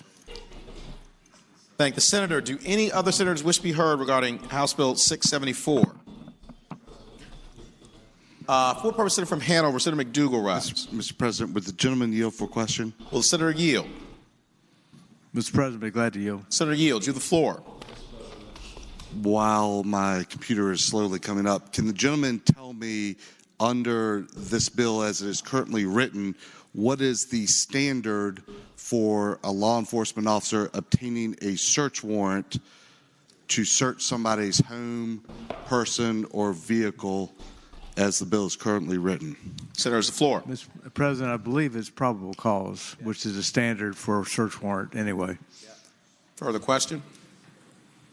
Mr. President, the gentleman would yield for a further question. Senator yield. Be glad to. Senator yield. You have the floor. Mr. President, could the gentleman point to me in the bill where it says probable cause? Because my recollection is that the bill indicated that it was language something more akin to Terry, which was the reasonableness of the officer and not probable cause, which, as I'm sure the gentleman knows, is a standard defined by multiple case laws more likely than not.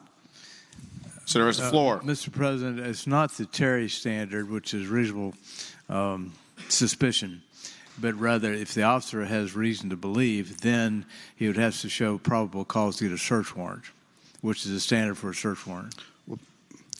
Further question? Mr. President, ask the gentleman if he would yield for further questions. Senator yield. I'll be glad to yield. I don't have the copy of the bill in front of me, but yields. You have the floor. Well, Mr. President, if then could this go by just temporarily so he could pull that up and be able to point me to that particular section? Senator from Eastern Fairfax, Senator Serville. Mr. President, I'd be happy to yield to the senator from Hanover with a copy if you'd like. That'd be Does the Senator want to pose your questions to the Senator from Eastern Fairfax? Mr. President, that'd be great. If he could I'll yield. Point to me the lines in the bill where it talks about the search warrant standard. The floor. Well, Mr. Chairman, what I would say to the gentleman is that lines 434 through 37 have to do just making it clear that a law enforcement officer could seek a search warrant. But as the gentleman knows, the standard for a search warrant is constitutional, and we can't do anything that is any lesser than what the Constitution requires. The Constitution requires a search warrant to go into somebody's house, and we couldn't create a lesser standard, so that would be the standard as probable cause. Further question? Mr. President, I would answer the gentleman. So if I'm reading on lines, or I'd ask the gentleman, as I'm reading lines 435, it says that the officer can obtain a search warrant if they have reason to believe. Mr. President, I would ask whether that reason to believe standard is the same standard as probable cause.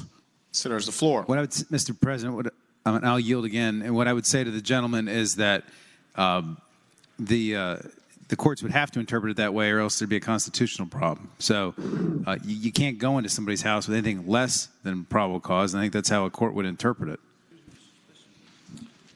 Mr. President, speaking to the bill. Senator's the floor. Mr. President, I think the gentleman just stumbled upon what I think is one of the flaws of this bill, and that is it does change the standard for a search warrant. If the language has said law enforcement officer can obtain a search warrant, then we would know what the standard would be, and that would be more likely than not.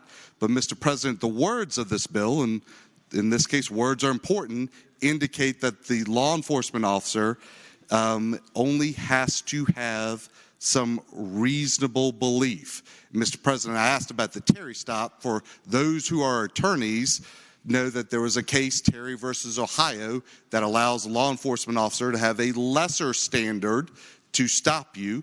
That standard does not include searching.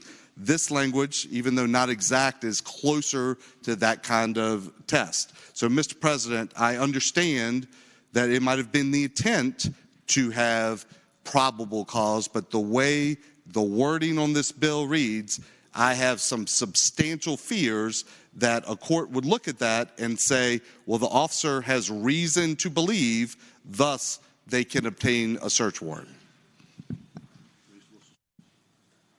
Thank the Senator. For what purpose is the junior senator from Richmond City, Senator Morrissey, rise? Mr. President, would the gentleman from Hanover yield for a question? Will the Senator yield? I would, Mr. President. Senator yield. You have the floor. I would preface my question by saying that the gentleman from Hanover has a legitimate concern. The language in there has reason to believe, could be conflated to believe, to be construed as reasonable articulable suspicion, which is a lesser standard than probable cause. So my question is, if we change the language from has delete the word reason and inserted has probable cause, would one, the gentleman feel more comfortable, and two, would the gentleman support the measure? Senator's the floor. Mr. President, I would answer the gentleman. I would feel more comfortable that we are following the Constitution, because I believe that the language that is presented now does not follow that constitutional standard. But number two, Mr. President, I would answer the gentleman just as the senator from King George expressed yesterday.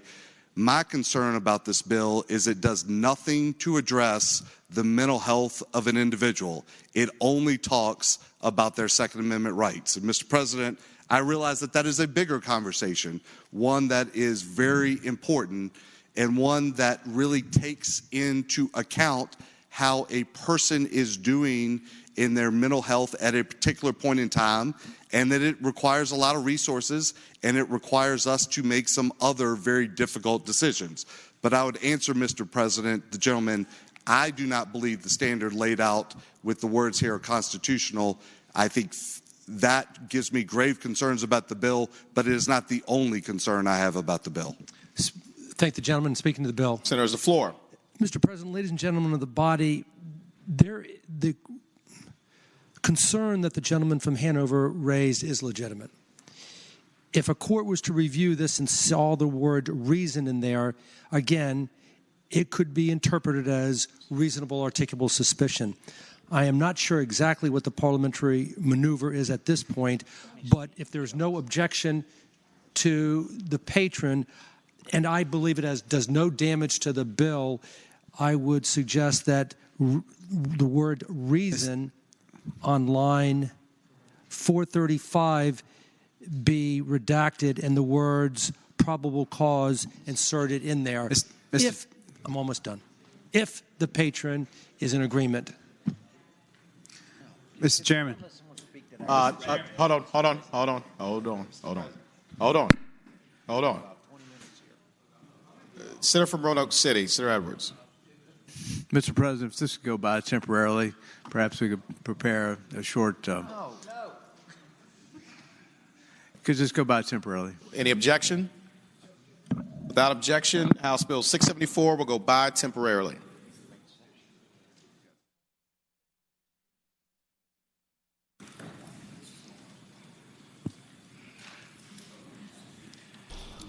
House Bill 812, a bill relating to purchase of handguns, limitation on handgun purchases, penalty.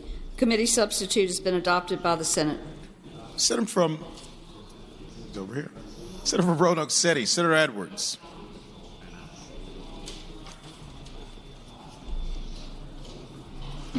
Mr. President, I move that the bill pass. House Bill Senator has the floor. 812 is the one handgun a month bill. We've seen it before. With that explanation, I move the bill pass. Thank you, Senator. For what purpose does the senior senator from Chesterfield, Senator Chase, rise? Thank you, Mr. President. I rise to speak to the bill. Senator has the floor. Mr. President, I rise to speak against this bill. I think this is extreme overreach. We would never put forward a bill that would limit the number of knives that we would purchase for the month. We would never limit the number of shoes that we could purchase for the month. Or dresses. This is the freedom to shop. We're Americans. Why are we limiting what Americans can purchase? And why is the government stepping in that role? This is clear overreach and un-American, Mr. President, and I urge the body to vote against this bill. For what purpose does the junior senator from Richmond City, Senator Morrissey, rise?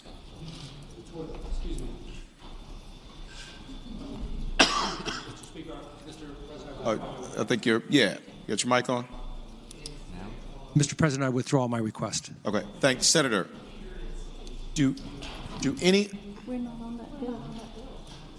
Yeah, we'll come back to that bill. No, right, we're on House Bill 812. He was buzzed in, though. I'm just making sure he didn't want to speak. All right, do any other senators wish to be heard regarding House Bill 812?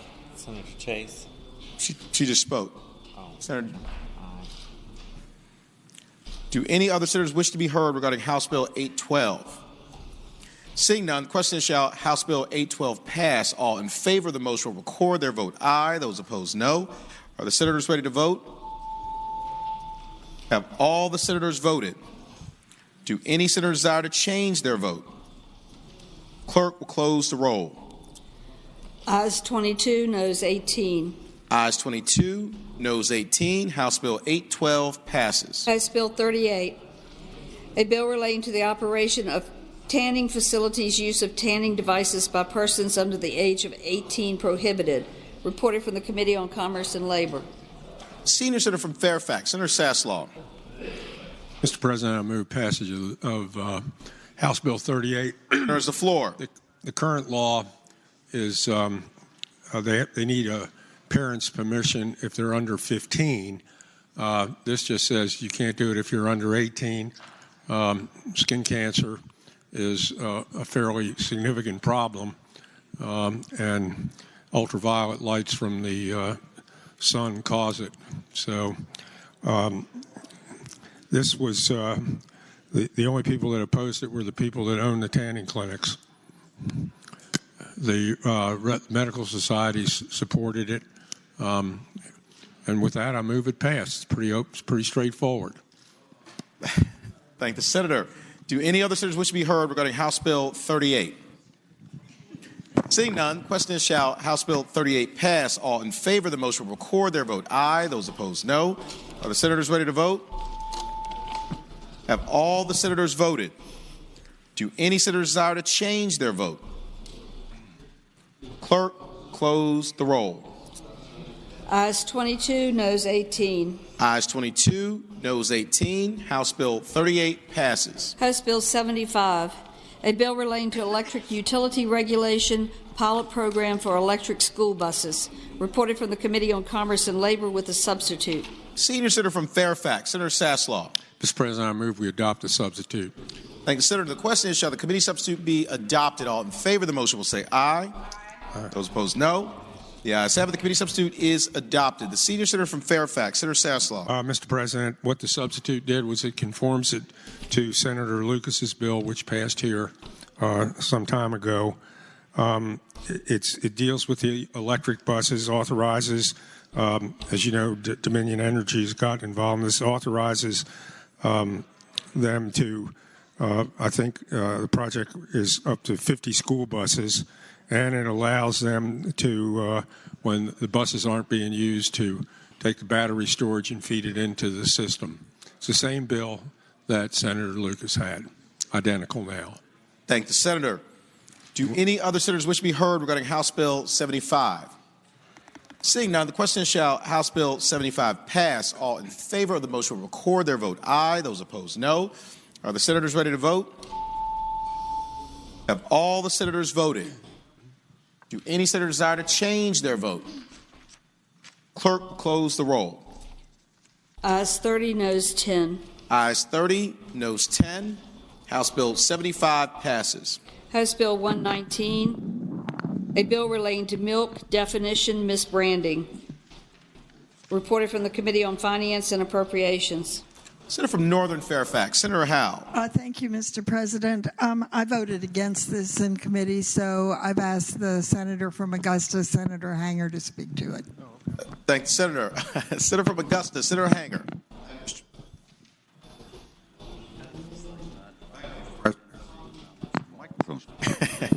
Thank you, Mr. President. You hear me now? I hear you now. Thank you.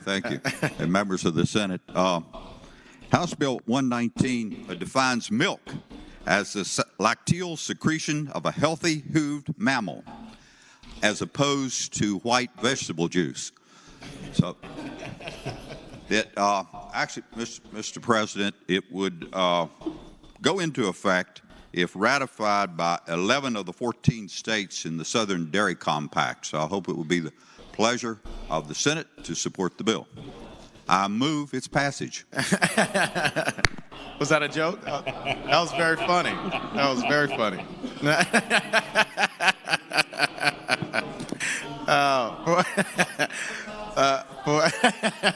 What purpose, Senator from Fairfax City, Senator Peterson, rise? Mr. President, I rise to speak in support of the bill. Senator has the floor. And, Mr. President, all joshing aside, this is a bill that was brought to us by the dairy industry. We have been losing cattle farms at a very rapid rate in Virginia. And you can argue the merits of the competition of what constitutes milk and whether or not people drink milk the way we did when we were kids. The bottom line is they're trying to preserve their unique brand that, again, is unique to Virginia.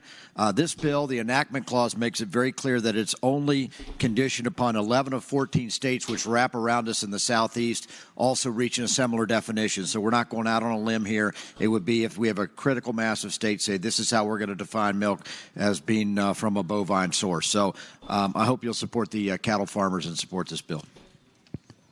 Thank you, Senator. For what purpose, Senator from Russell, Senator Chafin, rise? Mr. President, I rise and speak in favor of the bill. And Senator has the floor. Just very briefly, exactly what Senator Peterson said is true. We are losing a lot of dairy farms in Virginia.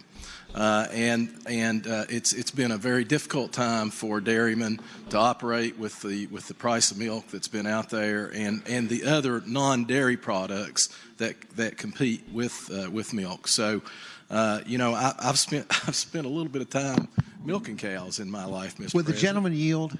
I will yield. Senator Yields, you have the floor. Mr. President, I would ask the gentleman, since a human is not a hooved animal, when a mother is breastfeeding a child, is it human juice? Senator has the floor. Mr. President, I would tell the gentleman from Bath that I would not call it.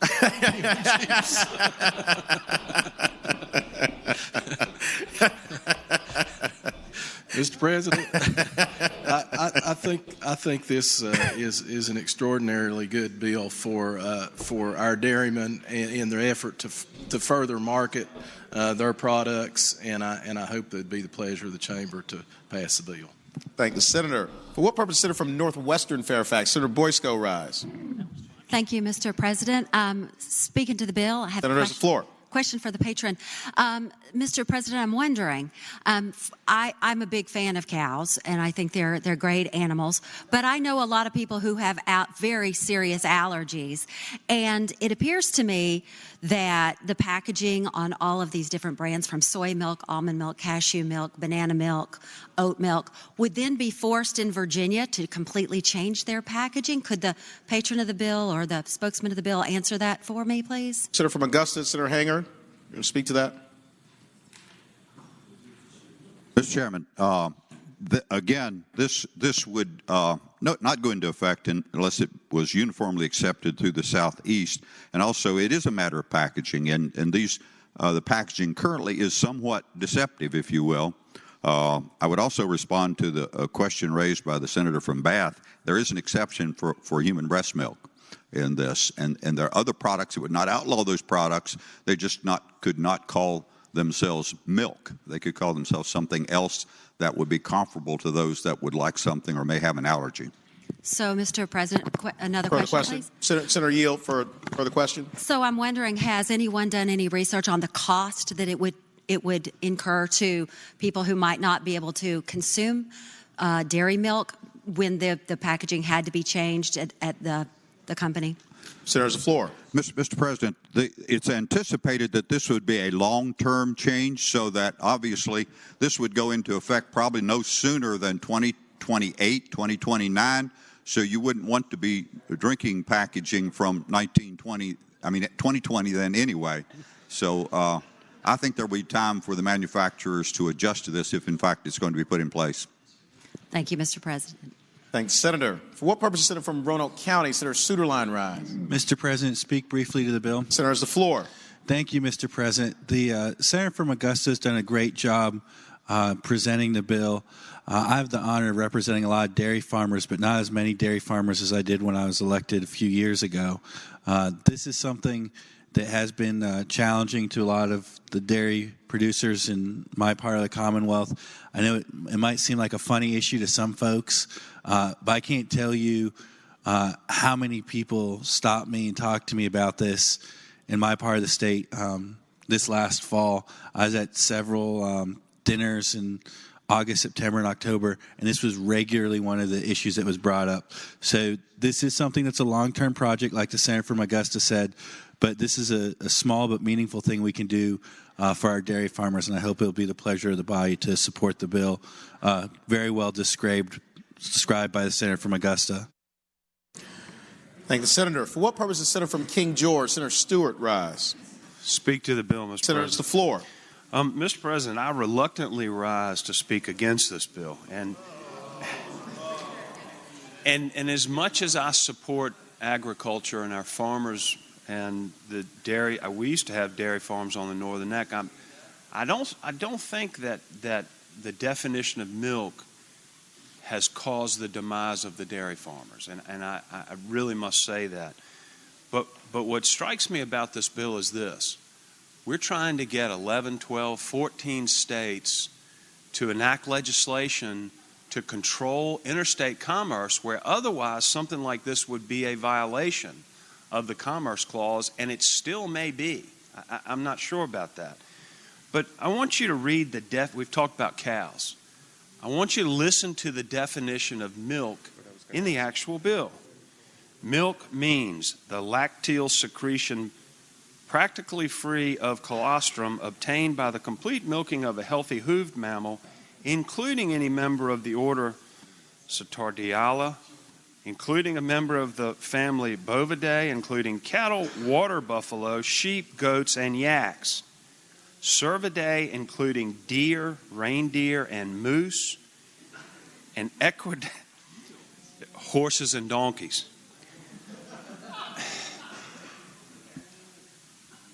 I would never speak to hurt the dairy farmers. But this is kind of silly.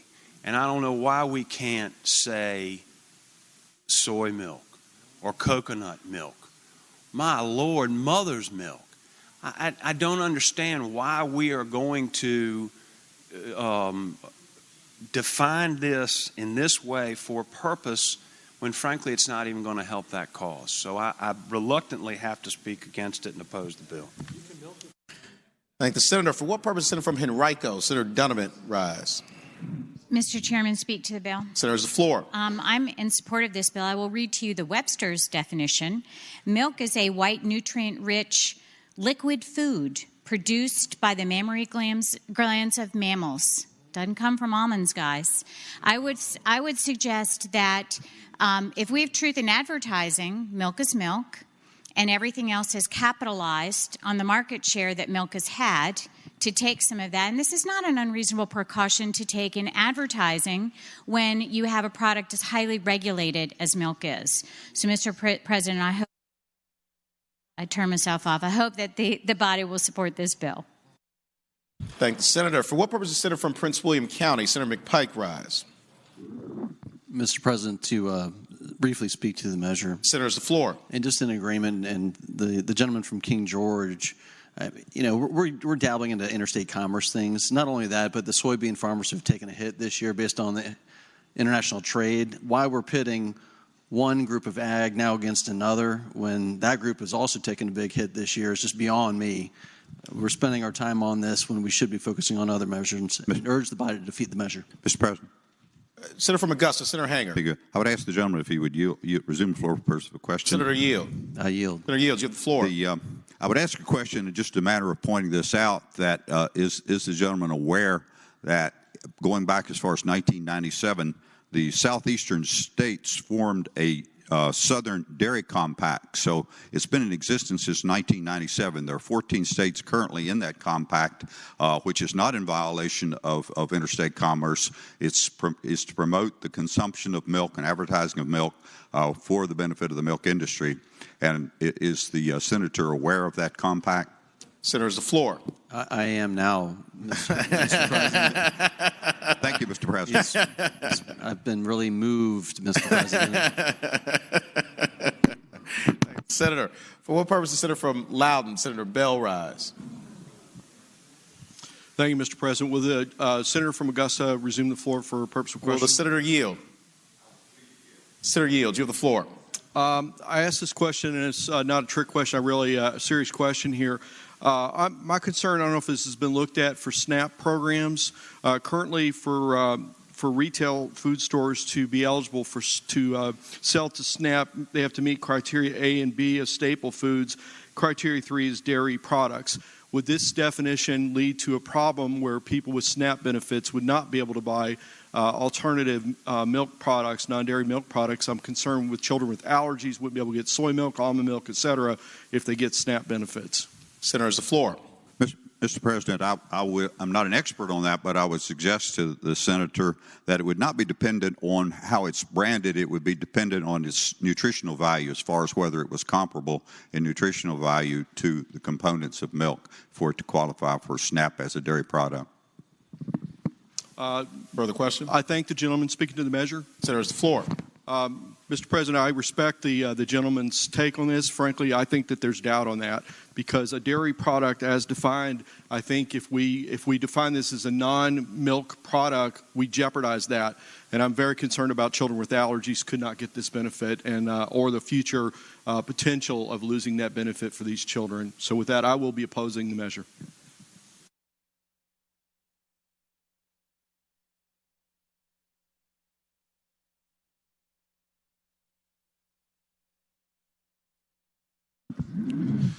What purpose does the senior senator from Richmond City, Senator McClellan, rise? Thank you, Mr. President. Speaking very briefly to the bill. Senator has the floor. Thank you, Mr. President. I guess I'm a little confused about how the labeling of soy milk is confusing to consumers when soy milk has been a product on the market since the 40s. And I have to agree with the senator from King George that the reason that the dairy industry has seen decline is not because people are confused about whether soy milk is cow's milk. It's because they're starting to prefer, or for whatever reason, want a dairy alternative. And whether you call it soy milk or almond drink is not going to change that. But we are going to impose costs on that will impact soy products that are also a big industry here in Virginia. And I don't think we should do that just to make someone feel good when we're not actually solving their problem. For what purpose does Senator from Alexandria, Senator Eben, rise? Yeah, to ask if the senator from Augusta would yield for a brief question. Will Senator yield? Be pleased to yield. Thank you. Senator yields. You have the floor. Thank you. I noticed in the bill we talk about horse's milk, donkey's milk, deer milk, yak milk, water buffalo milk, and reindeer milk, all fitting the definition of milk.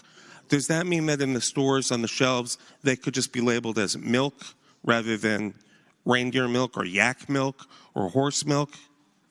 Yeah. Under this bill? Senator has the floor. Mr. Chairman, Mr. President, I would suggest that potentially they could, but I think not, in that, goat milk or anything that's not cow milk is an aberration from the industry and what people are looking for. So there'd be a limited market for those types of products. Further question? No.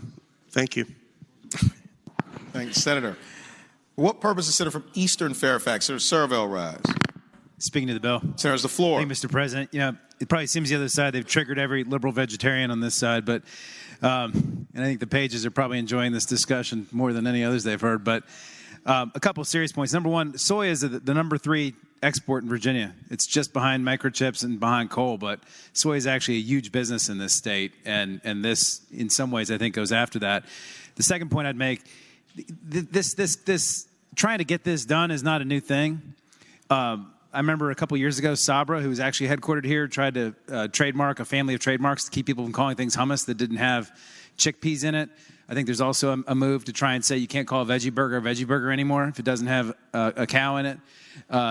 There's things like that are going on, and this stuff is working through the Federal Trademark Commission. It's working through the courts and the FDA. And that's where regulation of this belongs, with the experts. It belongs with the FDA. It shouldn't be a legislature by legislature thing. It shouldn't be something we try to dabble in. This is a nationwide issue. It's not a Virginia issue. And what this really represents, from my perspective, is an attempt by a specific industry to try and marginalize or create market confusion for another industry, whether it's soy milk, almond milk. I think there's an oat milk that's out now.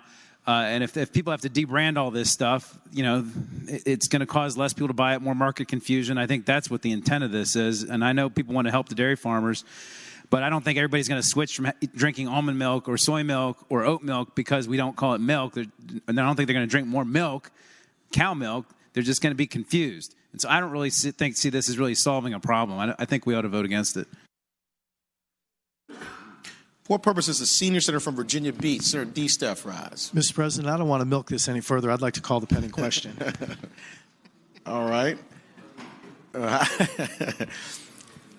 Question is, shall the pending question be ordered? All in favor of the motion will record their vote aye. Those opposed, no. Are the senators ready to vote? Have all the senators voted? Do any senators desire to change their vote? Clerk will close the roll. Ayes 16, noes 24. Ayes 16, noes 24. The pending question is not ordered. Mr. President, I guess we're going to continue milking this one for some time longer, so I'll just sit down and be quiet. Do any other senators wish to be heard regarding House Bill 119? Seeing none, question is, shall House Bill 119 pass? All in favor of the motion will record their vote aye. Those opposed, no. Are the senators ready to vote? Have all the senators voted? Do any senators desire to change their vote? Clerk will close the roll. Ayes 24, noes 16. Ayes 24, noes 16. House Bill 119 passes. Mr. President. Senator from James City County, Senator Norman. Thank you very much for allowing me to interrupt you, sir. Returning to page 48 of the calendar, having voted on the prevailing side by which House Bill 812 passed, I would ask we reconsider that vote. Thank you, Senator. The question is, shall the vote by which House Bill 812 passed be reconsidered? All in favor of the motion will record their vote aye. Those opposed, no. Are the senators ready to vote? Have all the senators voted? Do any senators desire to change their vote? Clerk will close the roll. Ayes 40, noes 0. Ayes 40, noes 0. The motion is agreed to. Senator from Roanoke City, Senator Edwards. Mr. President, I move that House Bill 812 pass. Again, this is a one handgun a month bill. Thank you, Mr. President. Thank the Senator. Question is, shall House Bill 812 pass? All in favor of the motion will record their vote aye. Those opposed, no. Are the senators ready to vote? Have all the senators voted? Do any senators desire to change their vote? Clerk will close the roll. Ayes 21, noes 19. Ayes 21, noes 19. House Bill 812 passes. Mr. President, Senator from Roanoke City, Senator Edwards. Could we return to House Bill 674 that was passed by temporarily? Without objection. Okay. Senator has the floor. Mr. President, this is a red flag legislation. We had discussion concerning probable cause to get a search warrant and so forth, and I'd like to explain that the language that was discussed has to do with, and this was brought up in committee.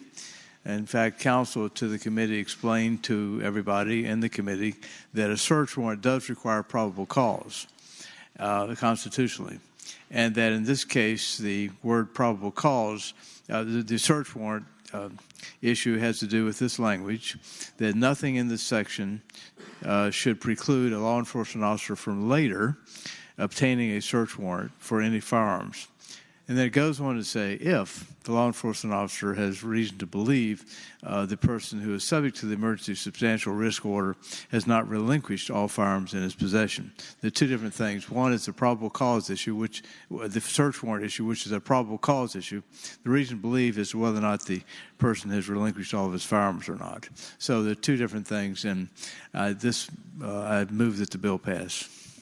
And by the way, I'd like to point out that if there's any issue concerning this, the governor's well aware of what's going on. This identical bill has been, the Senate bill has passed the House, and that there may be a governor's amendment to clarify this any further if necessary. Thank you, Mr. President. Senator, for what purpose, Senator from Eastern Fairfax, Senator Servell, rise. Speaking of the bill really quick. Senator's the floor. Thank you, Mr. President. I just think it's important for folks to know 15 states have passed this kind of legislation. I read a interesting PolitiFact that in Florida, they've noted this statute's used 5 times a day in Florida. Between March of 2018 and July of 2019, 2,398 of these orders have been issued. 90% of them are issued by agreement. So the people who are subject to them agree to them. And they also reached out to the sheriff of Pinellas County, who indicated that in Pinellas County alone, 350 orders were entered, which caused the surrender of 700 firearms and 135,000 rounds of ammunition.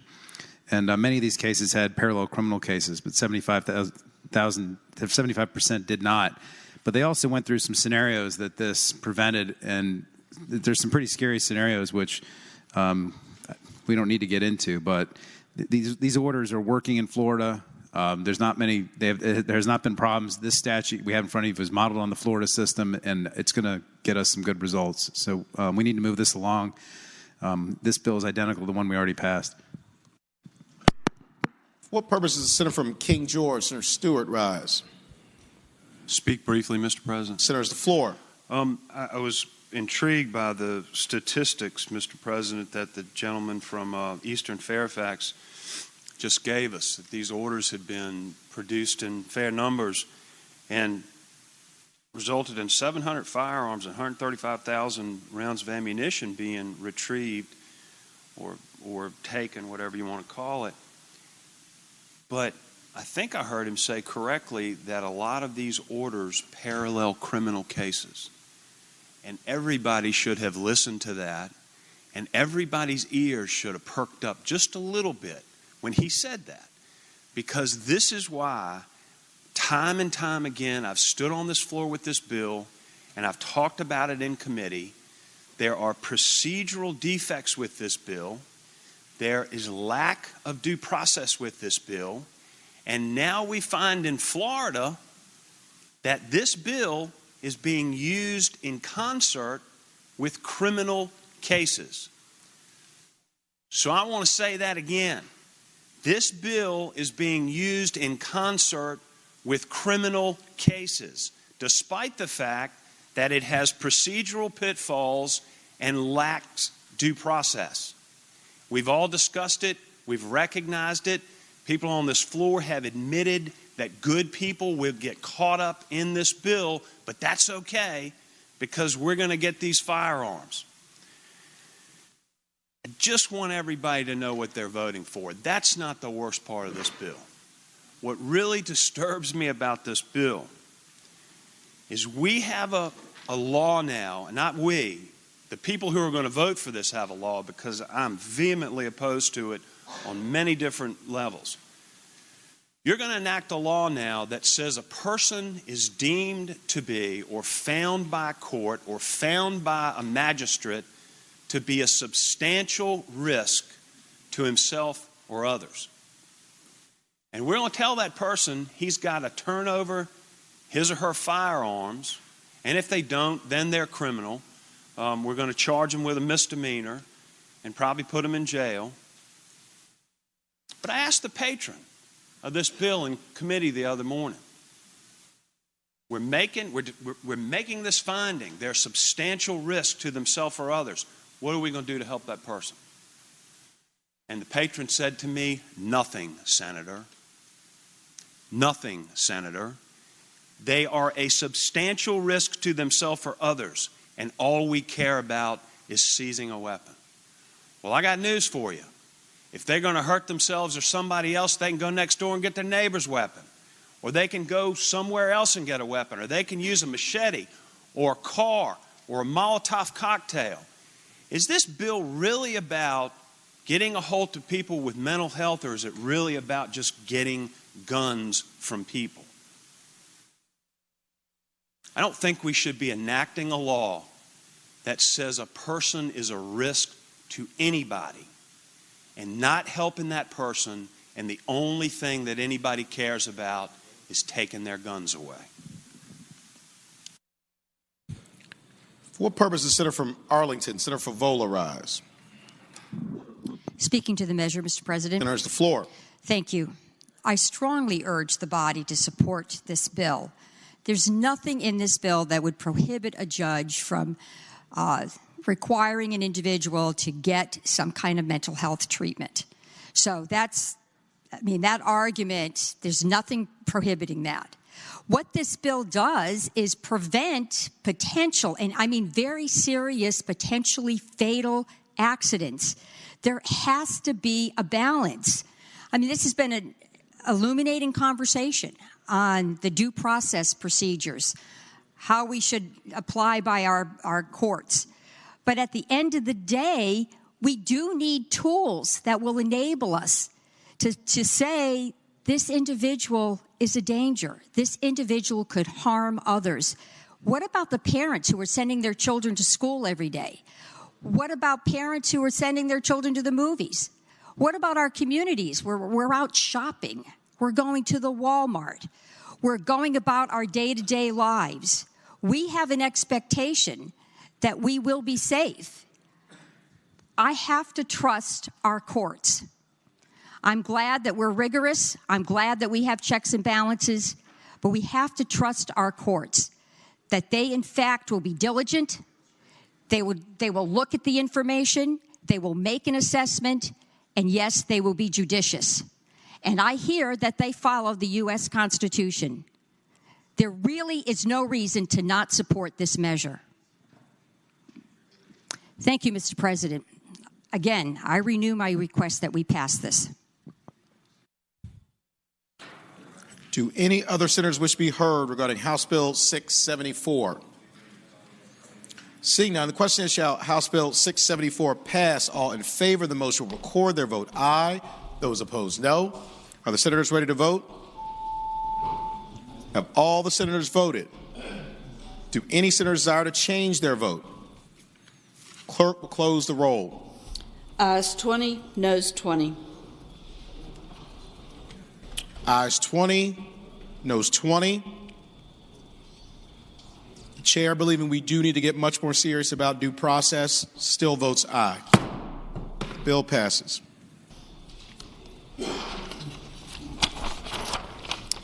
House Bill 123, a bill relating to non-payment of wages, construction contracts, joint and several liability of general contractor and subcontractor for payment of wages to subcontractors' employees, cause of action, penalties.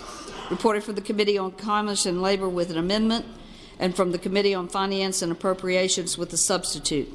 Senior Senator from Fairfax, Senator Saslaw.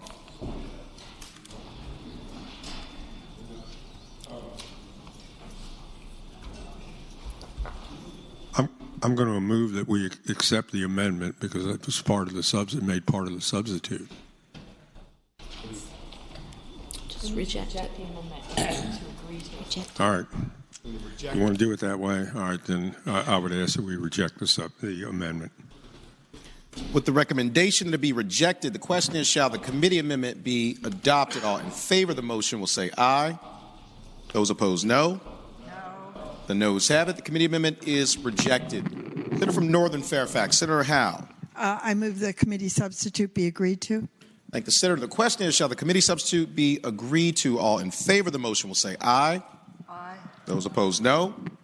The ayes have it. The committee substitute is agreed to. Senator from Northern Fairfax, Senator Howe. Mr. President, I move the bill pass. Senators, the floor.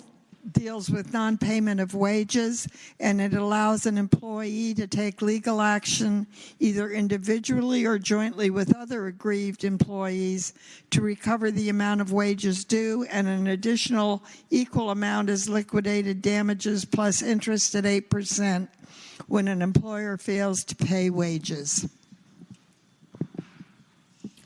Thank the Senator. Do any other senators wish to be heard regarding House Bill 123?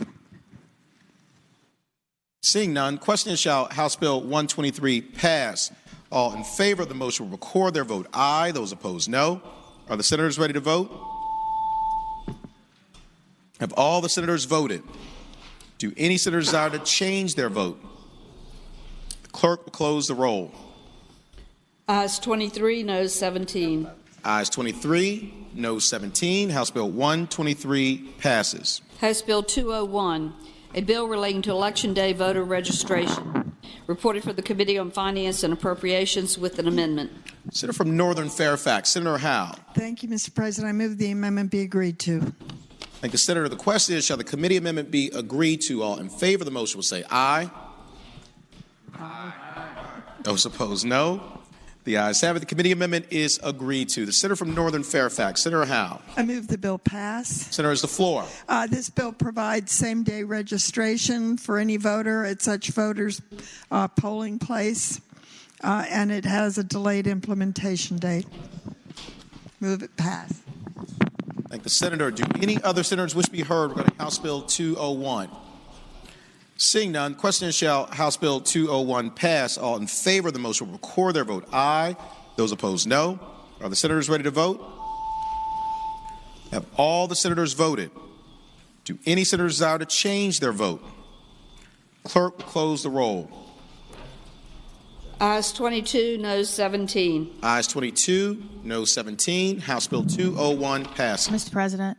Senior Senator from Richmond City, Senator McClellan. Having voted on the prevailing side by which we passed House Bill 201, I move that we reconsider that vote. Question is, shall the vote by which House Bill 201 passed be reconsidered? All in favor of the motion will record their vote aye. Those opposed, no. Are the senators ready to vote? Have all the senators voted? Do any senator desire to change their vote? Clerk will close the roll.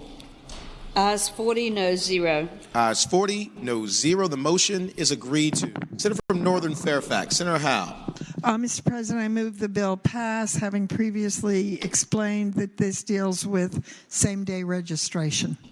Thank the Senator. The question is, shall House Bill 201 pass? All in favor of the motion will record their vote aye. Those opposed, no. Are the senators ready to vote? Have all the senators voted? Do any senators desire to change their vote? Clerk will close the roll. Ayes 22, noes 18. Ayes 22, noes 18. House Bill 201 passes. House Bill 234, a bill relating to division of offshore wind established.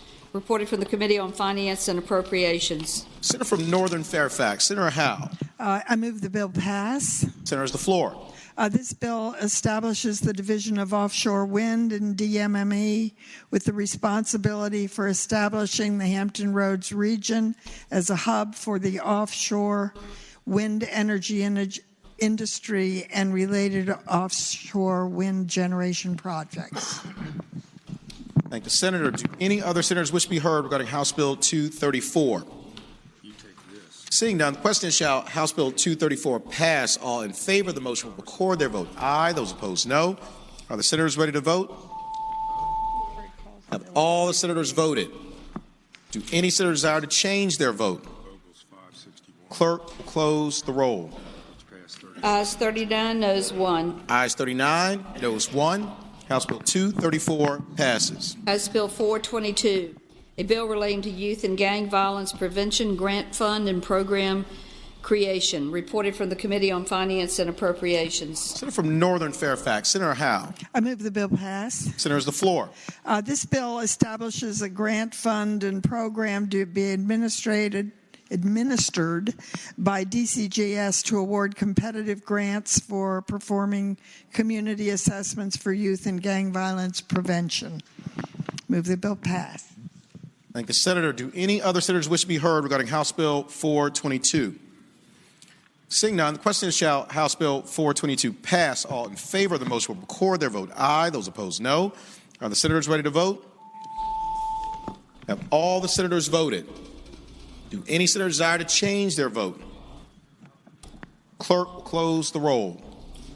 Ayes 40, no 0. Ayes 40, no 0. House Bill 422 passes. House Bill 432, a bill relating to public utility rate making, reasonableness of cost of contracting with small, women-owned or minority-owned businesses. Reported from the Committee on Commerce and Labor. Senior Senator from Fairfax, Senator Saslaw. Mr. President, this bill pretty much tracks as it was described by our clerk. If, let's say, a utility goes into the SCC and in the process of them determining whether a cost was prudent or reasonable, they found that one of the costs was up to 3% higher than what the lowest cost could have been from a sub or a contractor.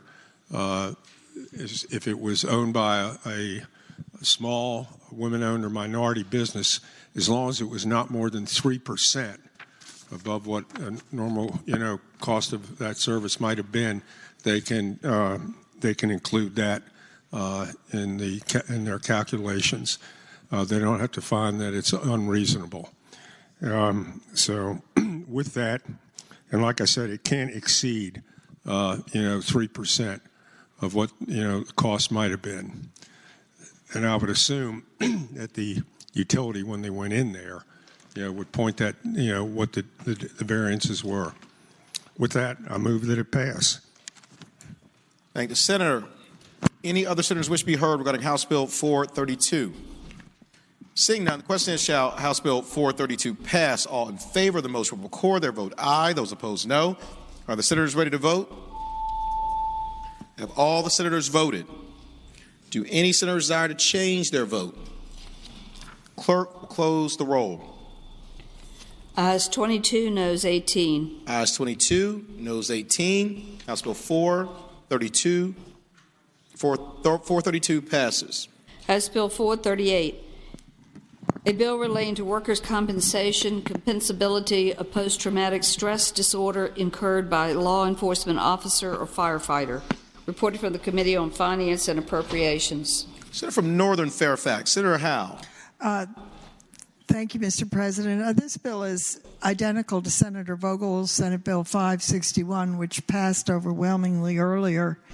It makes PTSD commensable under workers' compensation for a law enforcement officer or firefighter if a mental health professional examines and diagnoses the individual as suffering from PTSD, primarily as the result of undergoing a qualifying event defined in the bill in the line of duty, which occurred after July 1st of this year. Move the bill pass. Thank the Senator. Do any other senators wish to be heard regarding House Bill 438? Seeing none, question is, shall House Bill 438 pass? All in favor of the motion will record their vote aye. Those opposed, no. Are the senators ready to vote? Have all the senators voted? Do any senators desire to change their vote? Clerk will close the roll. Ayes 40, no 0. Ayes 40, no 0. House Bill 438 passes. House Bill 506, a bill relating to county manager plan, election of board members by instant runoff voting. Reported for the Committee on Finance and Appropriations with the substitute. Senator from Northern Fairfax, Senator Howe. I move the substitute be agreed to. Thank the Senator. The question is, shall the committee substitute be agreed to? All in favor of the motion will say aye. Aye. Those opposed, no. The ayes have it. The committee substitute is agreed to. The Senator from Northern Fairfax, Senator Howe. This bill allows a county board operating under the county manager form of government to provide by ordinance for the nomination of candidates for Board of Supervisors members by instant runoff, whereby voters rank candidates, and any expense that is incurred for the technology of this by the Department of Elections will be paid for by the local government. Move the bill pass. Thank the Senator. Do any other senators wish to be heard regarding House Bill 506? Seeing none, the question is, shall House Bill 506 pass? All in favor of the motion will record their vote aye. Those opposed, no. Are the senators ready to vote? Have all senators voted? Do any senators desire to change their vote? Clerk will close the roll. Ayes 21, noes 19. Ayes 21, noes 19. House Bill 506 passes. House Bill 528, a bill to direct the State Corporation Commission to determine when electric utilities should retire coal-fired or natural gas-fired electric generation facilities. Reported from the Committee on Commerce and Labor with an amendment, and there are 3 floor amendments. Senior Senator from Fairfax, Senator Saslaw. Mr. President, I'm going to request that there's some amendments. There's work still being done. I'm going to ask that go by for the day. Without objection, House Bill 528 will go by for the day. House Bill 572, a bill relating to the regulation of sales of electricity under third-party sales agreements, exempt resales of electricity by the owner of a multifamily residential building, net energy metering, etc. Reported from the Committee on Commerce and Labor with a substitute. Senator from Fairfax, Senator Saslaw. Mr. President, I would move that we adopt the substitute the substitute by way of explanation. Senator's floor. Conform this to Senator McClellan's bill with SB 710, which has passed out of here. Thank the Senator. The question is, shall the Senate adopt the committee substitute? All in favor of the motion will say aye. Those opposed, no. Guys, having the committee substitute is adopted. Senior Senator from Fairfax, Senator Saslaw. Yeah, what this does is it promotes the establishment of what's called distributable renewable energy, especially rooftop, and it increases from 1%, which we currently have, to 6%, the system-wide cap on the total amount of renewable energy that can be net metered in a utility service territory. And I don't know how much it's changed, but as of last year, the 1%, by the way, they hadn't even reached a half of 1%, so 6% pretty much hold it for a pretty long time into the future. and it authorizes third-party power purchase agreements for all customers of an investor-owned utility. And it removes the restriction on customers installing a net meter generation facility larger than their previous year's electric requirement. Right now, they can't do that. They could under this. So that's essentially the bill. Like I said, it's now identical to Senate Bill 710. And I would move its passage. Thank the Senator. Do any other senators wish to be heard regarding House Bill 572? Seeing none, the question is, shall House Bill 572 pass? All in favor of the motion will record their vote aye. Those opposed, no. Are the senators ready to vote? Have all the senators voted? Do any senators desire to change their vote? Clerk will close the roll. Ayes 23, noes 17. Ayes 23, noes 17. House Bill 572 passes. House Bill 573, a bill relating to electric utilities community solar development pilot program facilities in low-income communities. Reported from the Committee on Commerce and Labor. Senior Senator from Fairfax, Senator Saslaw. What this bill says is that if a utility has put a community solar system in let's say a neighborhood, for the lack of a better description, it's relatively well-to-do, middle income or up, that they also have to provide for that in a very in a low-income community. They have to provide the same thing outside the low-income community for their use. That's basically what this bill is all about. Thank the Senator. Do any other senators wish to be heard regarding House Bill 573? Seeing none, the question is, shall House Bill 573 pass? All in favor of the motion will record their vote aye. Those opposed, no. Are the senators ready to vote? Have all the senators voted? Do any senators desire to change their vote? Clerk will close the roll. Ayes 25, noes 14, Rule 36-1. Ayes 25, noes 14. Rule 36-1, House Bill 573 passes. House Bill 617, a bill to direct the Virginia Workers' Compensation Commission to engage a national research organization to examine the implication of covering workers' injuries caused by repetitive motion through the Virginia Workers' Compensation System. Reported from the Committee on Commerce and Labor. Senior Senator from Fairfax, Senator Saslaw. Mr. President, members of the Senate, the bill is pretty much as was described by the clerk. It's a study. A lot of states have workers' comp for repetitive type motion injuries. We don't. What we're going to do is, before we enact that law, is have it studied by the commission and make their recommendation. And with that, I'd move that it pass. Thank the Senator. Do any other senators wish to be heard regarding House Bill 617? Seeing none, the question is, shall House Bill 617 pass? All in favor of the motion will record their vote aye. Those opposed, no. Are the senators ready to vote? Have all the senators voted? Do any senators desire to change their vote? Clerk will close the roll. Ayes 21, noes 19. Ayes 21, noes 19. House Bill 617 passes. House Bill 654, a bill relating to clean energy financing program, reported from the Committee on Finance and Appropriations. Senator from Northern Fairfax, Senator Howe. Thank you, Mr. President. This bill authorizes DMME to serve as a statewide sponsor for a clean energy financing program that meets requirements of the existing locally authorized loan programs. DMME shall engage a private entity through competitive selection to develop and administer the program. I move the bill pass. Thank the Senator. Do any other senators wish to be heard regarding House Bill 654? Seeing none, the question is, shall House Bill 654 pass? All in favor of the motion will record their vote aye. Those opposed, no. Are the senators ready to vote? Have all the senators voted? Do any senators desire to change their vote? The clerk will close the roll. Ayes 40, no 0. Ayes 40, no 0. House Bill 654 passes. House Bill 744, a bill relating to sentencing of juvenile tried as adult, reported from the Committee on Finance and Appropriations. Senator from Northern Fairfax, Senator Howe. Thank you, Mr. President. I move the bill pass. Senator has the floor.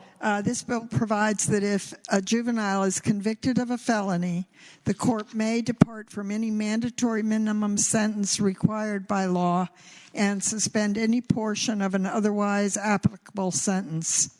It also requires the court, when sentencing a juvenile as an adult, to consider the juvenile's exposure to adverse childhood experiences, early childhood trauma, or any child welfare agency and differences between juvenile and adult offenders. I move the bill pass.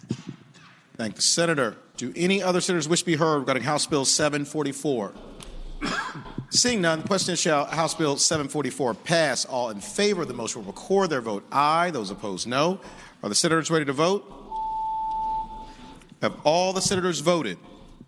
Do any senators desire to change their vote? The clerk will close the roll. Ayes 30, noes 10. Ayes 30, noes 10. House Bill 744 passes. House Bill 798, a bill relating to the protection of employees from retaliatory actions by their employer, reported from the Committee on Commerce and Labor. Senior Senator from Fairfax, Senator Sasslaw. Mr. President, continuing the Dick and Janet show, this bill by Delegate Delaney is essentially a whistleblower's bill, and it prohibits an employer from discharging or disciplining or threatening or penalizing or taking retaliatory action against an employee who has in fact reported a violation of the law, federal law, state law, or regulation, or because they testified as a witness at a hearing for those types of acts. That's essentially what it does. It's a whistleblower's bill, and with that, I'd move that it pass. Thank you, Senator. For what purpose, Senator from Fairfax City, Senator Peterson rise? Gentleman yield for a question. Will the Senator yield? I'd ask the gentleman, we have a concept in Virginia called Bowman, which is Bowman. It's a Bowman claim. In other words, if you're terminated for an illegal reason, an unlawful reason, you have a cause of action against your employer. Is this basically trying to codify Bowman? Senator has the floor. I'm seeing Senator Survell shake his head yes. I'm not an attorney, so I would yield to his legal expertise, and he says that it is. Further question? Could this bill go by for the day? I honestly, this bill should have gone through courts. But Mr. President?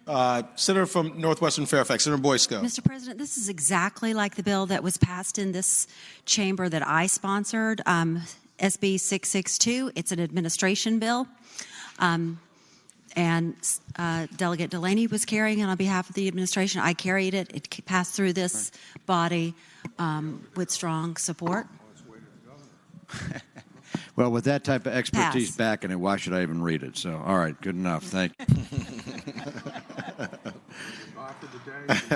What purpose, Senator from Rockingham, Senator Obenshain rise? I'd renew the. Go ahead. Senator from Rockingham, Senator Obenshain. Mr. President, I do rise to speak briefly this bill. Senator has the floor. And, Mr. President, I would hope that some people would take a look at this. I do recognize that it passed through the chamber before, that it garnered support, but we're doing an awful lot that alters the playing field for businesses in Virginia, that's creating an awful lot of new claims against businesses. Senator from Fairfax City is exactly right. We have well-established common law authority laying out the playing field with respect to the rights of employees to sue their employers.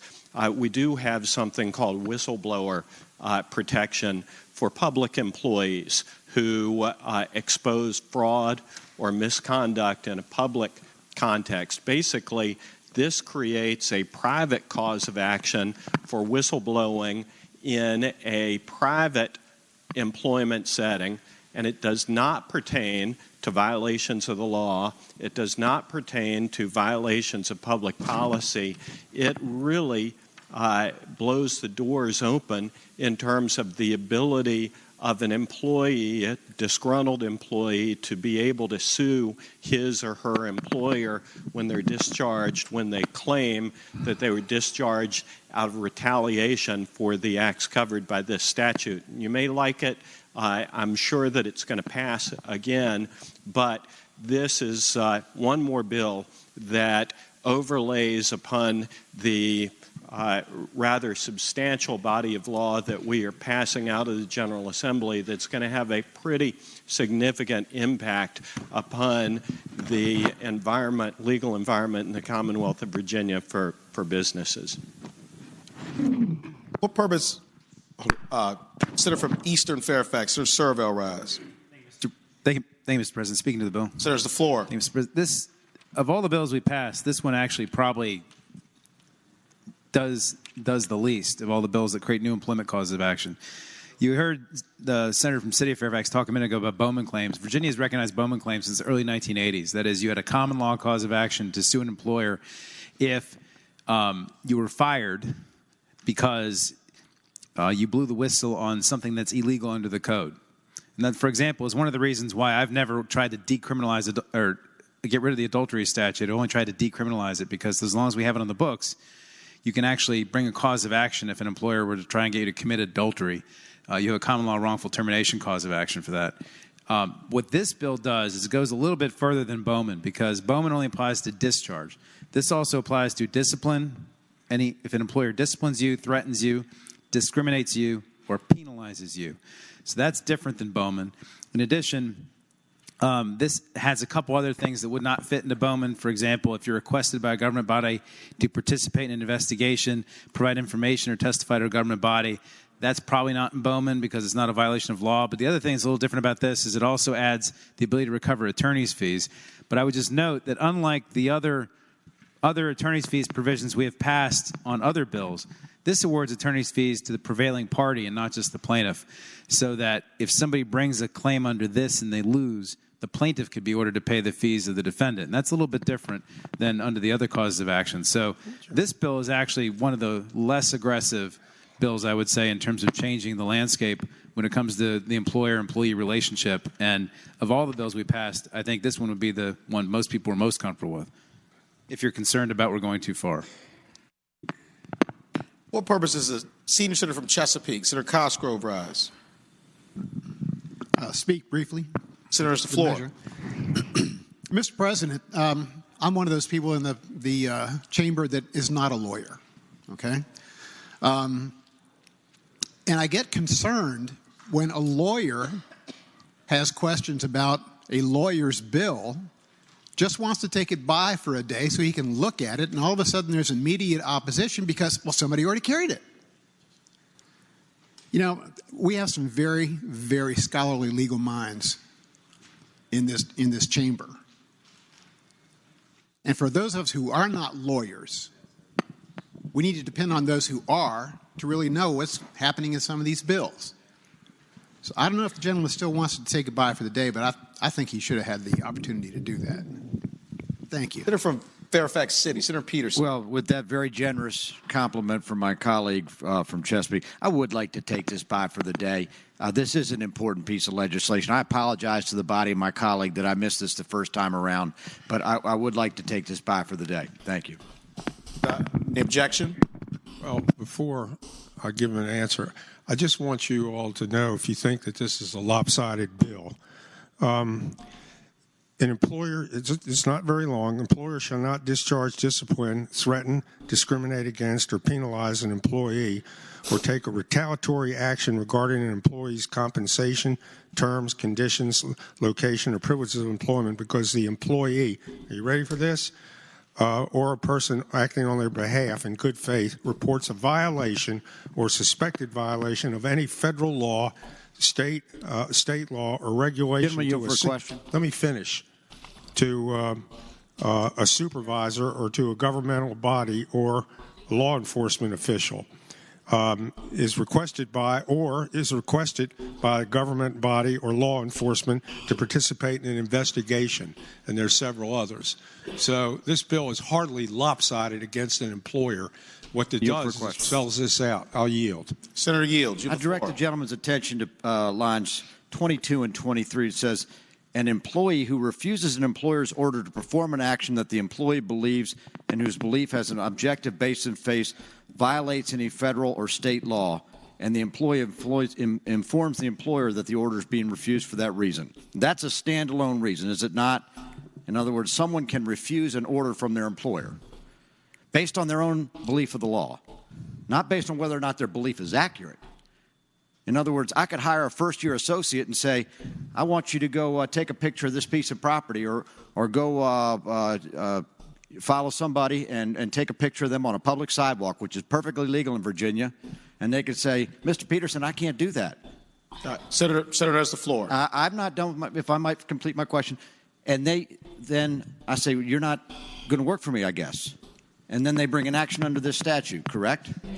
All right. Whoa. Direct your questions to the I apologize, Mr. President. Yes, sir. All right, go ahead. I would ask the gentleman, is that not the scenario under the statute? No. Senator has the floor. Let me tell you something.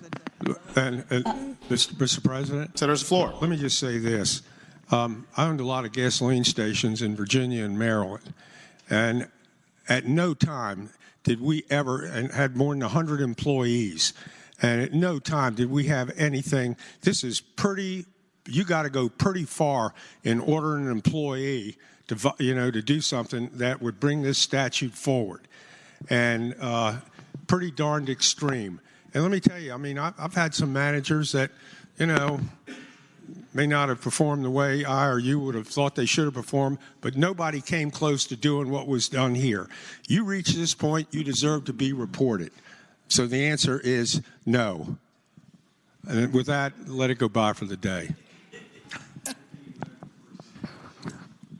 Without objection, House Bill 798 will go by for the day.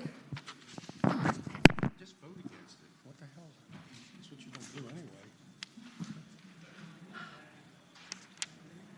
I did read it, and I don't see any problem. All right. Moving to next bill. House Bill 1103, a bill relating to ranked choice voting, elections for local governing bodies, local option pilot program. Reported from the Committee on Finance and Appropriation. Senator from Northern Fairfax, Senator Howe. Mr. President, I'm sure everyone is going to be happy to hear that this is the last bill the Janet part of the Janet and Dick team is going to do today. Unfortunately, I will be back tomorrow. But if you are missing me, I would point out that my seatmate has a pretty good whistle of show tunes, and he can do a soft shoe as well.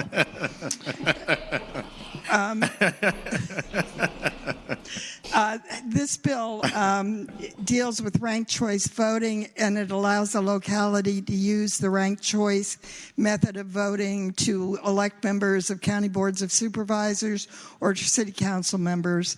It does require the Board of Elections to promulgate regulations, and it has a delayed effective date. Move the bill pass. Thank the Senator. Do any other senators wish to be heard regarding House Bill 1103? Seeing none, the question is, shall House Bill 1103 pass? All in favor of the motion will record their vote aye. Those opposed, no. Are the senators ready to vote? Have all the senators voted? Do any senators desire to change their vote? Clerk will close the roll. Ayes 22, noes 18. Ayes 22, noes 18. House Bill 1103 passes. House Bill 1133, a bill relating to electric utilities projects on previously developed project sites. Reported from the Committee on Commerce and Labor. Senior Senator from Fairfax, Senator Saslaw. Mr. President, members of the Senate, this is one of these, quote, is in the public interest, deals with solar and wind energy projects on previously developed project sites. This was described in committee as a brownfield type site and things like that. Declares that the construction or purchase by a public utility prior to January 2024 of one or more solar or wind generation facilities located on a previously developed project site in the Commonwealth having a rated capacity, aggregate rated capacity that doesn't exceed 200 megawatts, or the purchase by a public utility of energy, capacity, or environmental attributes from such solar facilities owned by persons other than the public utility is in the public interest. Thank you, Senator. Do any other senators wish to be heard regarding House Bill 1133? Seeing none, the question is, shall House Bill 1133 pass? All in favor of the motion will record their vote aye. Those opposed, no. Are the senators ready to vote? Have all the senators voted? Do any senators desire to change their vote? Clerk will close the roll. Ayes 29, noes 11. Ayes 29, noes 11. House Bill 1133 passes. House Bill 1184, a bill relating to the regulation of sales of electricity under third-party sales agreements, etc., reported from the Committee on Commerce and Labor with a substitute. Senior Senator from Fairfax, Senator Saslow. I would first move adoption of the substitute, Mr. President. Thank the Senator. The question is, shall the committee substitute be adopted? All in favor of the motion will say aye. Those opposed, no. The ayes have it. The committee substitute is adopted. The Senior Senator from Fairfax, Senator Saslow. To shorten things, I think this is either the second or third bill that I've had today that we've conformed to Senator McClellan's SB 710. Which promotes the establishment of distributed renewable energy. And like I said, it's identical to her bill. That's the one that I said increased the rated capacity from 1% to 6%. With that, I move its passage. Thank the Senator. Do any other senators wish to be heard regarding House Bill 1184? Seeing none, the question is, shall House Bill 1184 pass? All in favor of the motion will record their vote aye. Those opposed, no. Are the senators ready to vote? Have all the senators voted? Do any senators desire to change their vote? Clerk will close the roll.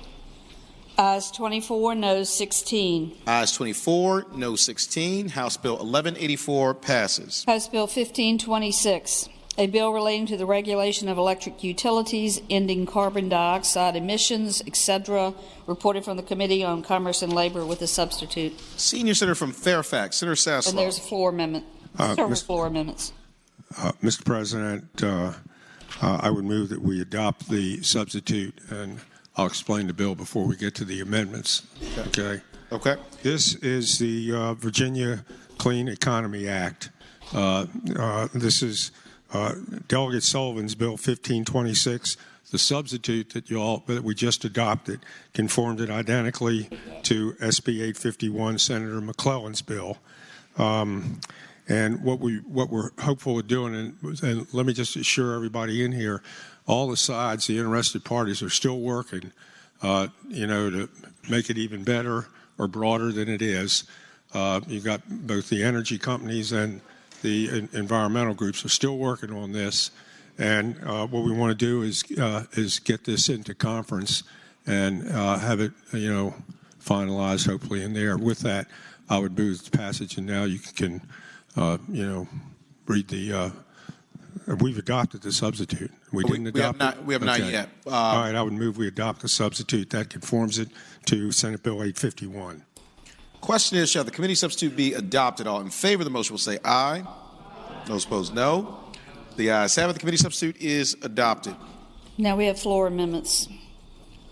Senior Senator from Virginia Beach, Senator D-Step. Mr. President, I waive the reading of the floor amendments. Question is, shall the reading of the floor amendments be waived? All in favor of the motion will say aye. Those opposed, no. The ayes have it. The reading of the floor amendments is waived. Senior Senator from Virginia Beach, Senator D-Step. Mr. President, on the floor amendments here on Senate Bill, on HB 1526, I've worked with the patron of the bill on this, and what it does is add adds utilizing veterans as part of the employees for this.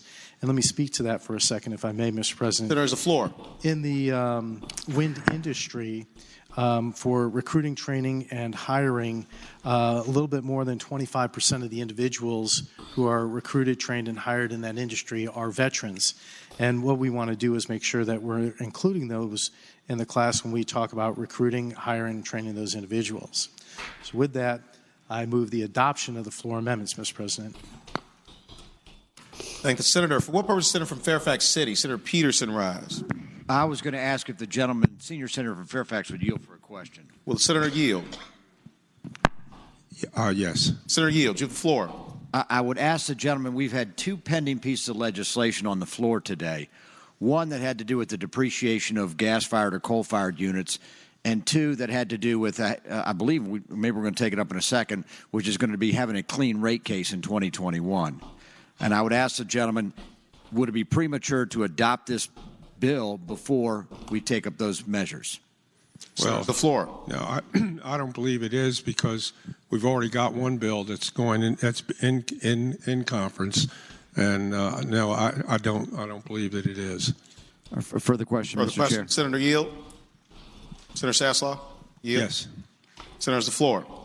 So the gentleman will tell me, or will I guess assure me, that if we pass this Clean Energy Act, it doesn't prevent either of the other two bills being brought up regarding amortization of pre-existing units or clean rate case. There's the floor. Mr. President, I don't believe that it does. I would refer to the senior senator from Richmond. Senior senator from Richmond, Senator McClellan. Thank you, Mr. President. I have been in discussions with the administration to verify that the bills are not in conflict. The fact that all three, this probably won't give you much comfort, but the fact that all three passed the other body, they made sure they were not in conflict when they passed. When they were conformed, we made sure they were not in conflict. In particular, the rate case next year deals with the base rates. Any changes that result from the Clean Energy Act are related to the RACs. So those two bills are sort of dealing with apples and oranges. As far as the depreciation for coal plants, my understanding is, from my conversations with the administration, is they're not in conflict, that the SCC would determine, the Clean Energy Act determines when coal plants would be retired. The SCC would figure out how that impacts their depreciation, similar to what happens under current law. So Clean Energy Act doesn't affect how they'd be depreciated, just when that would be triggered. So, gentlelady, yield for a question. Senator, yield for a question. I would ask the gentlelady, under the current law, utilities themselves are able to select the depreciation schedule, correct? Senator's the floor.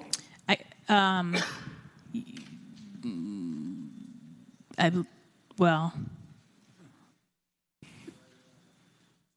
they decide when the coal plant would be retired, and all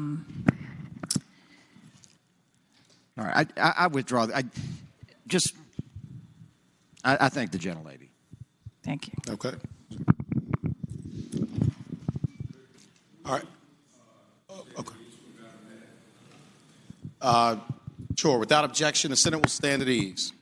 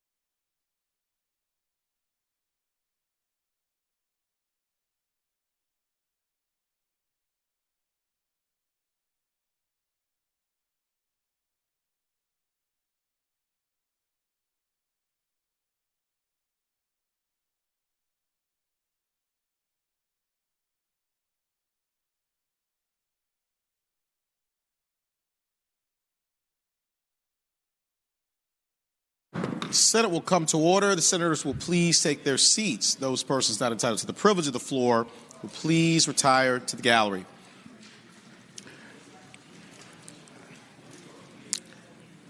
We are now discussing the floor amendments from the senior senator from Virginia Beach, Senator D-Step.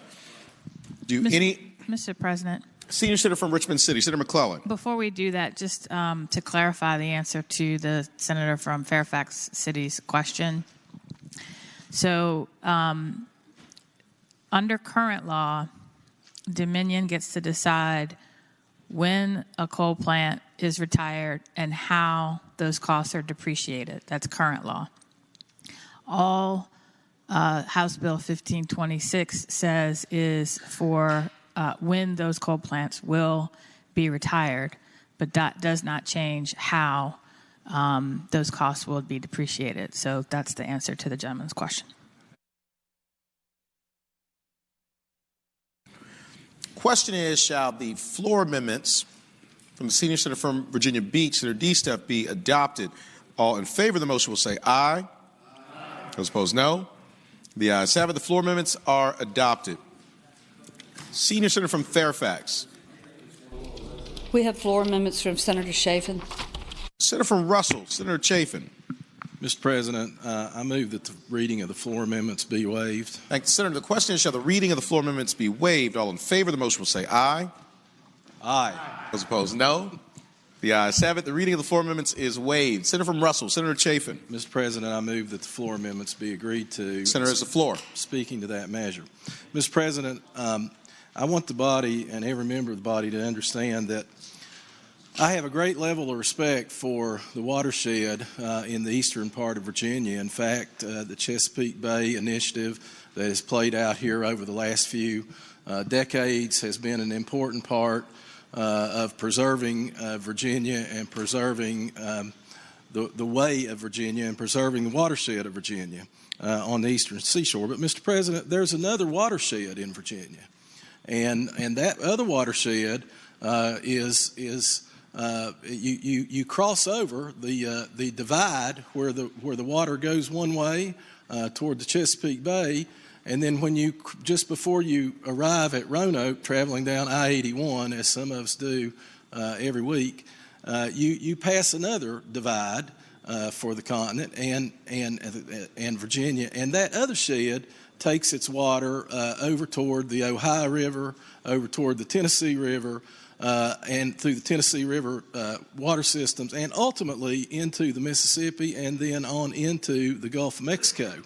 And, Mr. President, that watershed is important to Southwest Virginia and is important to the coalfield counties that are there, where we are trying to create new innovative industries as well as tourism and recreation.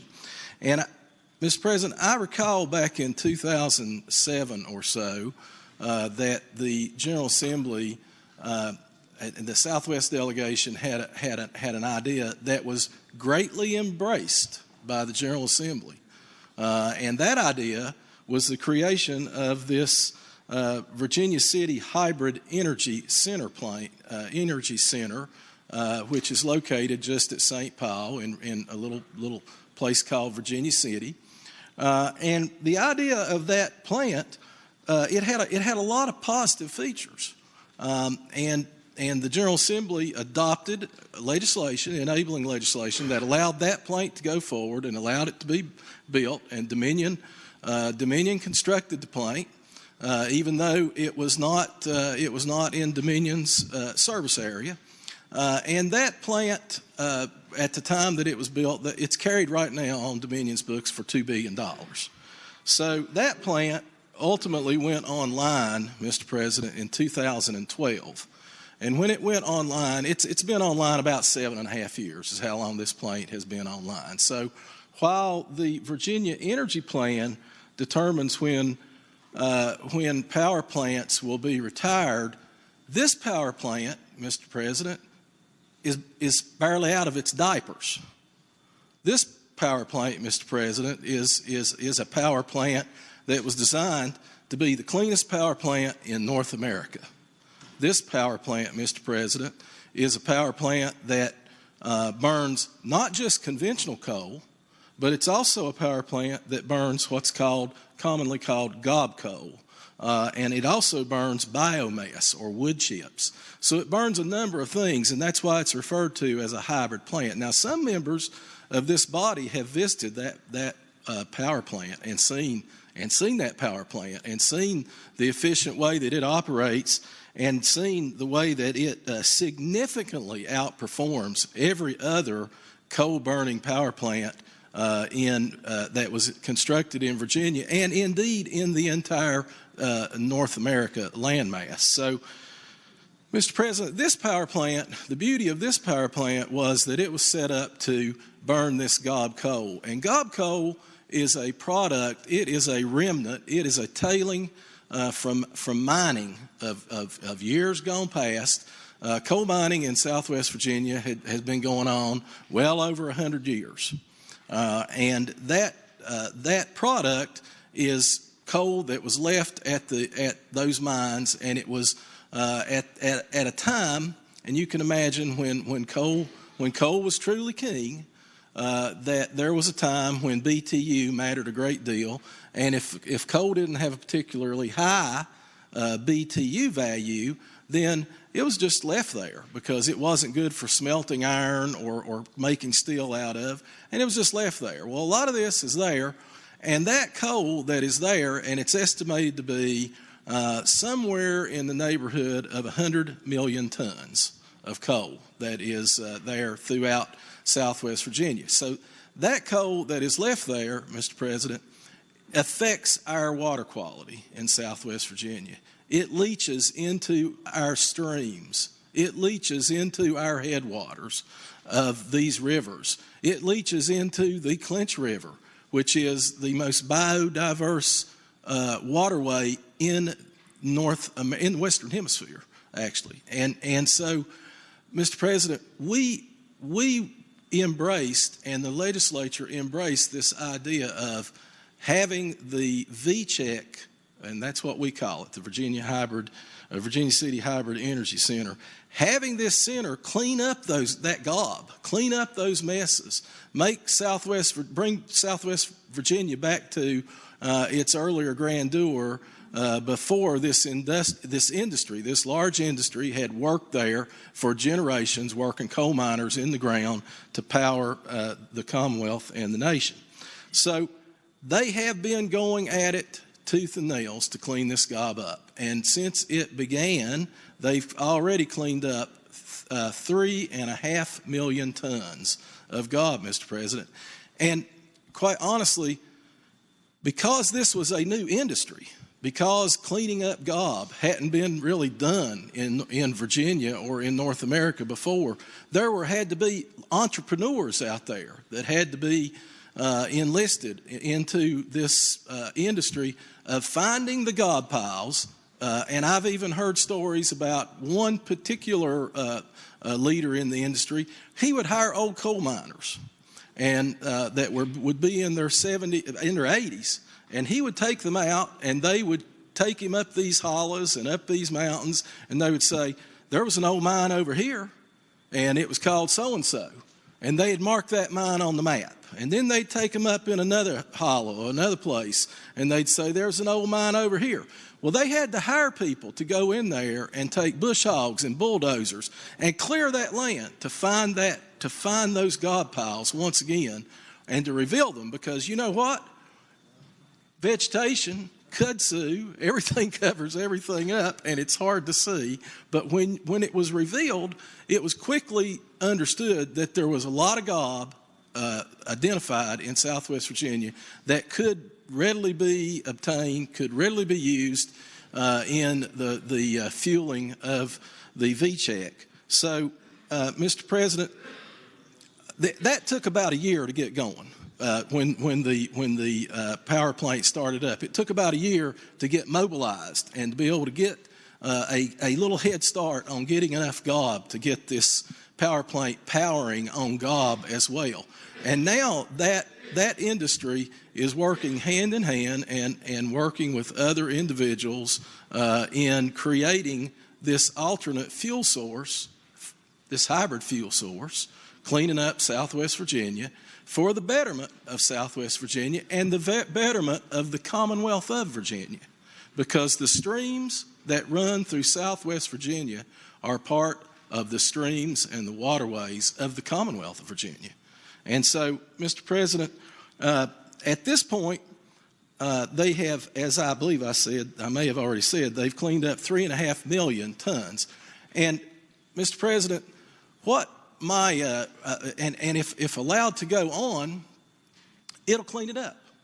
It'll clean it up, Mr. President. It'll clean up Southwest Virginia. It'll clean up these gob piles. It'll clean up these messes, these tailings, these leftover remnants of coal mining, while providing significant financial resources to the schools in Southwest Virginia through the revenue that is returned through this industry. This particular industry returns somewhere in the neighborhood of $6 million annually to the little town of St. Paul and to Wise County. But, Mr. President, I guess the biggest part of this story is that there are this plant is not the only plant out there, Mr. President. It's not the only coal plant, but it's the only coal plant that in this bill was determined and set to close in 2030. All the rest were left at 2050. Just the cleanest one, just the one that was barely out of diapers, just the one in Southwest Virginia, that's the one that was determined for early closure in 2030. So what my floor amendment does is it goes back to the 2050 date for this plant. It puts the date back to 2050 and lets the Virginia City Hybrid Energy Center, the VCHEC, continue to operate and continue to do the things that are needed for it to do in order to clean up Southwest Virginia. Now, I understand that it is more than a decade and a half newer than any other coal plant that would close in 2050. And I certainly understand that it's the cleanest plant in North America. So, Mr. President, this is an important policy issue for the General Assembly, just as important as the carbon issue that our colleagues, many of our colleagues, seek to address. This is an important issue for the Commonwealth, and that is the water quality issue.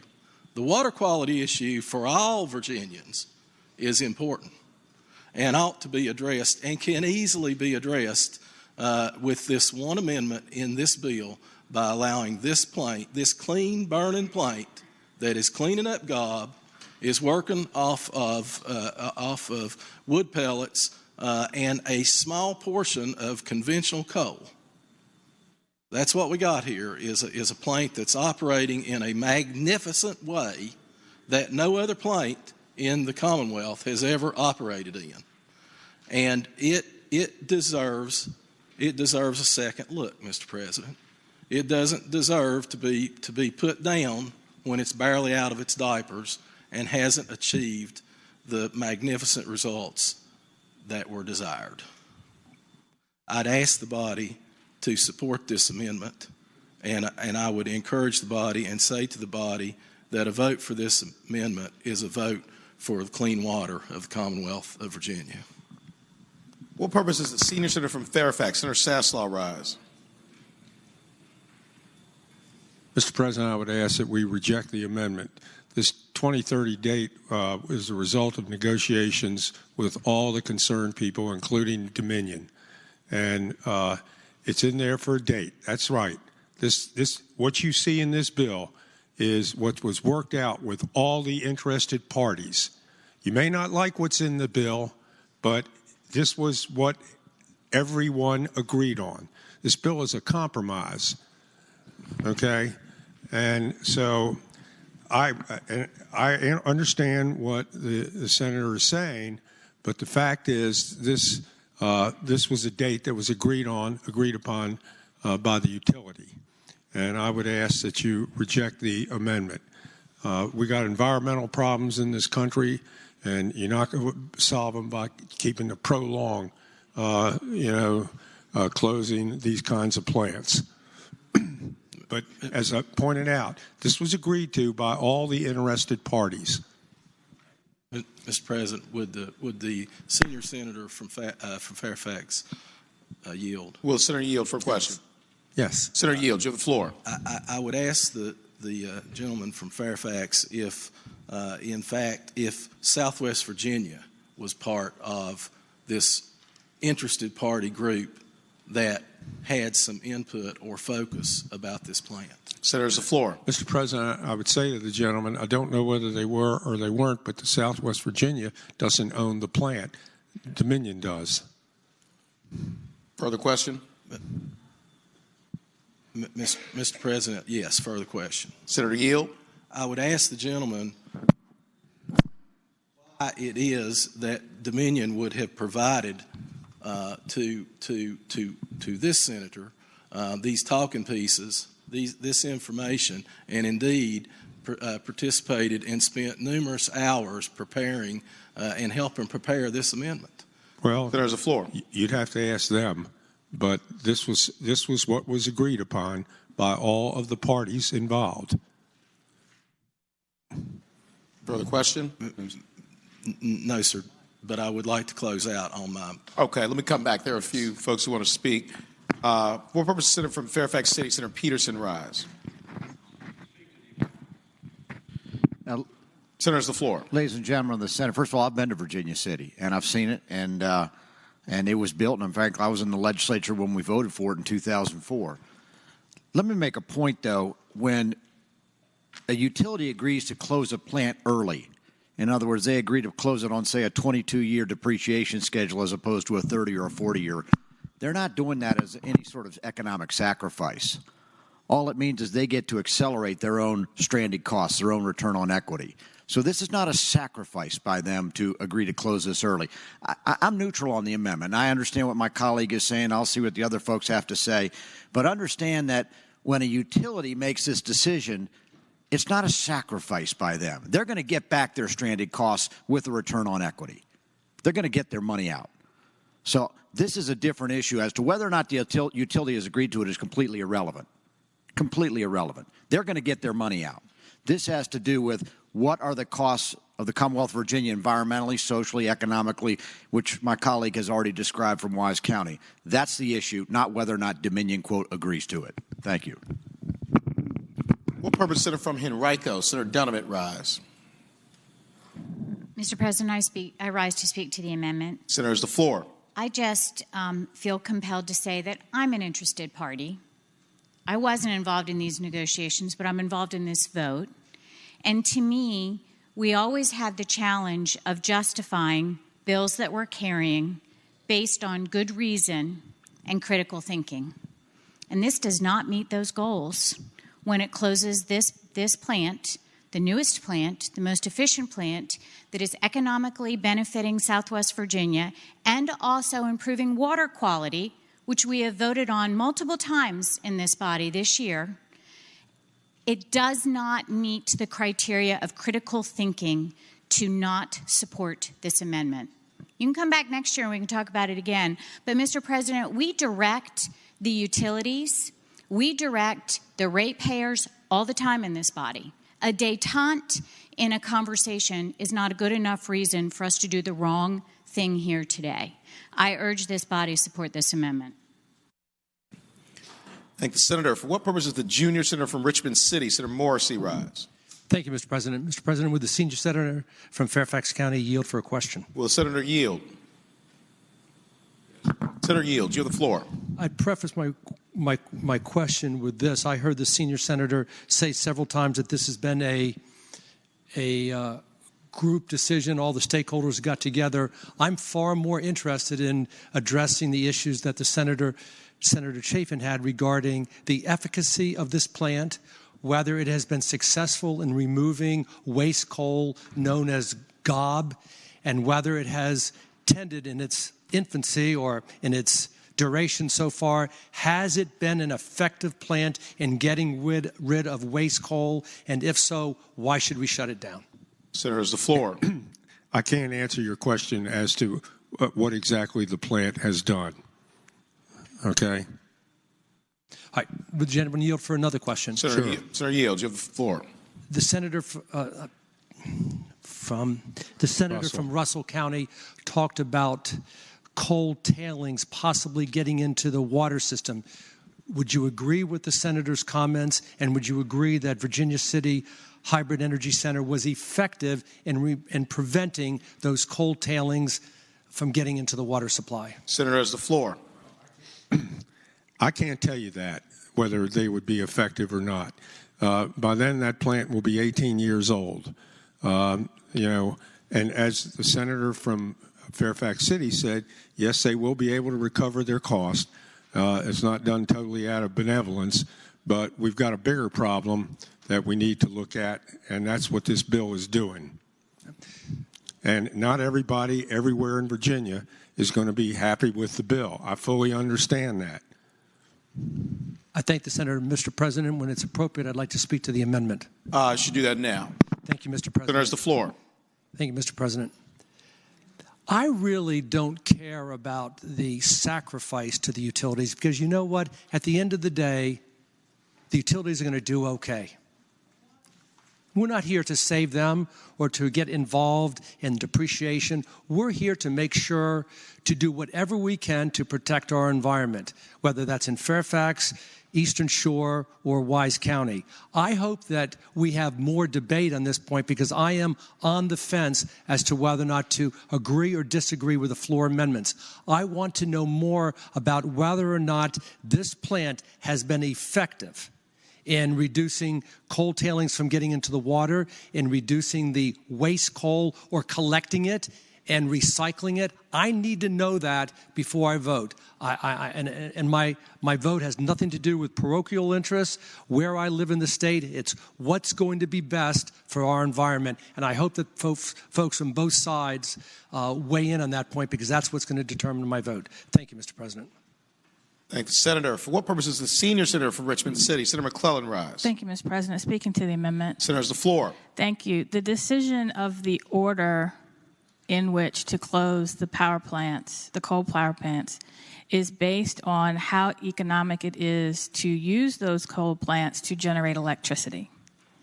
The information that we were given was that the Wise plant operates 25% of the time and is becoming less economic to use to generate electricity, which is the primary purpose of the plant. And the order in which Dominion is closing these plants, and they just announced, I believe it was last week, timelines for closing particular plants is based on how efficiently they generate electricity. That was the reason a different time frame was used for the Wise plant than the others. Now, to be clear, this bill is going into conference. There is still a discussion going on. We've heard you. But those discussions are going on right now, and you will have a conference report that will strike the right balance between which coal plants, what order should they be closed based on how economic is it for them to generate coal. And the bill will also include provisions to offset the impact of closing those plants over time. So just one thing to correct from the senator from Fairfax, the agreement on the date that was made as of when these bills came out of committee is what you see before you. Discussions are happening as we speak on what will come out of the conference. I ask that we not prejudge one part of those discussions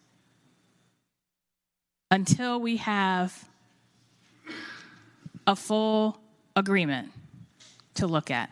Thank you, Mr. President. Thank you, Senator. For what purpose, Senator from James City County, Senator Norman rise. Mr. President, I rise to speak in favor of the amendment. Senator, it's the floor. As I was sitting here listening to the discussion, I took a mental trip back through the deregulation, regulation of electrical generation that we've been through in the Commonwealth of Virginia. And I remember very distinctively the discussion that took place about this specific plant. And there were concerns out of Southwest Virginia about additional consumption opportunities of their coal. And there were a lot of discussions that included everybody at the table, and a conscious decision was made to build this as a coal-fired plant in Southwest Virginia that would use Virginia coal. And because it was the most modern plant, the most modern environmental retardant was undertaken. And I must say, I get no comfort in the suggestion that there are ongoing discussions. We don't pass legislation based upon what we think will happen. And Lord knows I have sat in enough conference committees thinking I know what the outcome was going to be, only to be shocked at the results because I didn't have the votes. And that's the legislative process. And so the fact that there are ongoing discussions gives me very little comfort. I would say further, I agree with the junior senator from Richmond. This isn't an economic issue, not from Dominion's perspective, but it is a significant economic and environmental issue from Southwest Virginia, and we ought to demonstrate some sensitivity to that. I would say to you, if I think about the suggestions that ongoing discussions are taking place and that it can be resolved in conference, let me tell you what else can be resolved in conference. We can put this amendment on it, and it can be stripped off in conference. It can be part of the active discussion in the conference committee, and the conferees have the discretion to strip it off. But it occurs to me that we ought to at least give that amendment and the environmental representations that the senator has made or have undertaken to be part of the discussion in conference rather than tell me they're ongoing discussions. For what purpose, Senator from Western Fairfax, Senator Marsden rise. Thank you, Mr. President. Speaking briefly. Senator, has the floor. In regards to the junior senator from Richmond City, Senator Morrissey's inquiry about the situation, I had an opportunity to talk to the gentleman from Russell. He said there's about 100 million tons of gob out there. We might be able to recover, if I remember our conversation, about 70% of that, because others would be inaccessible or in, patches of gob that might not be economically available. And I think it's a compelling argument to improve our water at the same time. I don't know why Dominion doesn't use the plant's electricity more. Perhaps it's just too expensive and trying to sell it into the PJM. I don't really know. The concern that I have is that they're only using it 25% of the time. And we're not going to be collecting the gob I would hope we would be able to collect if that plant was going gangbusters. And so the math is pretty difficult to figure as to how long it's going to take us to recover a lot of that gob and improve the water quality in Southwest Virginia. It's kind of a moving target on that, but it is a legitimate consideration. But it appears that our recovery rate on the gob has slowed. Thank you, Mr. President. Question is, shall the floor amendments be up? Senator from Russell, Senator has the floor. Mr. President, thank you. And I would say to the body that I have not been here near as long as some of you. But I will say this. I believe that it is our job as the elected members of the Senate of the Commonwealth to determine the policies of the Commonwealth and not the job of a conference committee. I will say that. And I will say further to you that there's no one on God's green earth that's going to help us with our water quality, or that's in a position to help us with our water quality, or that's going to help us clean up these gob piles, unless it is this hybrid power plant that is producing energy as we speak in Southwest Virginia. Now, Mr. President, I don't really know what to say as to these the assertions that Dominion is in on this.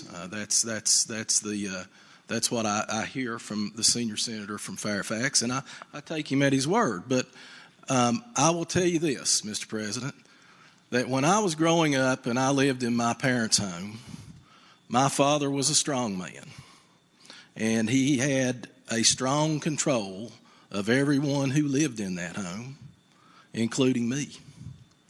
And when he told me that it was time for me to retire at night, Mr. President, I understood that it was in my best interest to retire at night. And Mr. President, I know that the policies that are being pushed in this Senate and in this House this year are strong policies when it comes to Dominion. And they are strong winds that Dominion is dealing with, Mr. President. And Dominion is making decisions, and I am certain, like most industries and most businesses in corporate America, they're going to make those decisions that favor them the most. Now, Mr. President, I'm suggesting to you and the members of this body that we have an opportunity here to do something positive for Southwest Virginia that doesn't cost you a dime. It doesn't cost any of us any money to promote the water quality in Southwest Virginia. It doesn't cost you anything. You know, I'm all the time in here asking for something that does cost something, because we don't have the revenue. We don't have the revenue stream. Our industries have failed us. They've gone by. They've gone by. And we work tirelessly to try to bring new streams of industry into Southwest Virginia, but this particular industry is there, and it's producing millions of dollars for our citizens every year, and it is helping educate our children, and it is cleaning up our environment. And I believe those are important policy considerations, Mr. President. I hope, Mr. President, I hope that it is the goal of everyone in this body to work hard for the common good of everyone in this Commonwealth. Because the common good of everyone in this Commonwealth is what I came here to try to see happen. And time again, I have voted for the common good of other areas. And I ask the members to now vote for the common good of all corners of Virginia, including Southwest Virginia. Thank you, Mr. President. Thank the senator. For what purpose does the senior senator from Fairfax, Senator Saslaw, rise? I'll just say this, that if that plant is only operating at 25%, producing energy 25% of the time, I can easily see why the utility company, went along with closing it in 2030. And quite frankly, at 25% of the time, it ought not to be open the day after tomorrow, because you're asking the ratepayers all over this state to absorb this on a plant that's only 25% efficient. So I now have a pretty good understanding of why they agreed to something like that. So I've done as much as anybody in this room to try to help out that region of the state. but this is not going, keeping this open, and I doubt if Dominion would even think about keeping it open until 2050, given, the way the world is moving. But this is not going to be what solves the problems in West Virginia. They run far more than keeping one power station open, which obviously at 25% efficiency, common sense would tell you they're probably going to close it with or without this bill. So with that, I would hope that you all would reject the amendment, because I don't think you're doing any good to the people in Southwest Virginia. In 2030, we're working on things to try to get economic activity down there that's lasting and meaningful, and this is not going to solve their problems. What purpose does the senior senator from Richmond City, Senator McClellan, rise?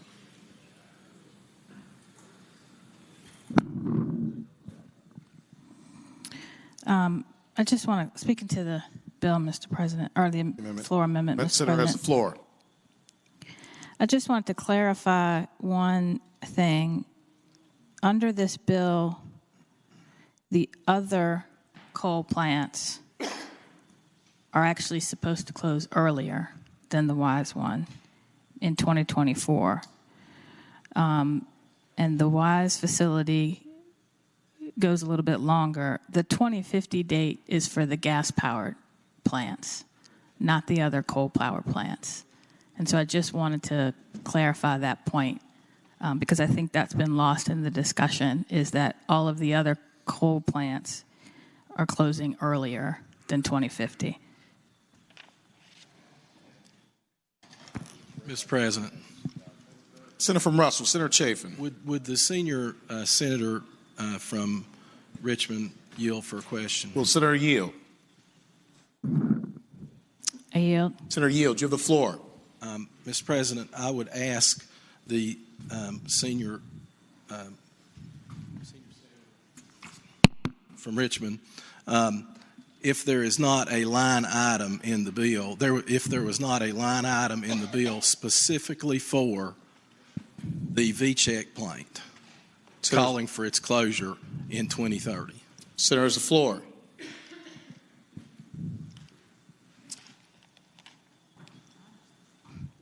My understanding, Mr. President, is that is the plant, the Wise one? Mr. President, yes, the hybrid plant in Wise.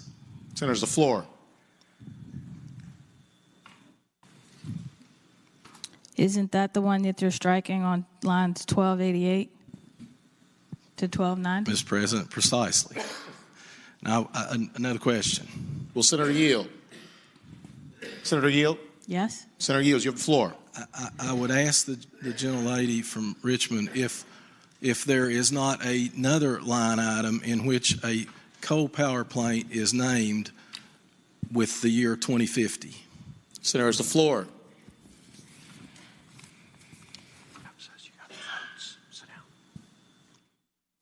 My understanding is that lines 12, 91, and 92 are for gas.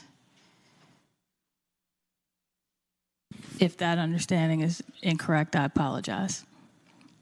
And that the lines 1286 to 1287 were coal. I thank the gentlelady. Thank you, Senator.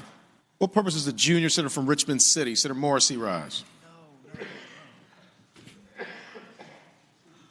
I think your mic is not on. Would the gentleman from Russell County yield for a question? Senator Yield? I yield. Senator Yields, you have the floor.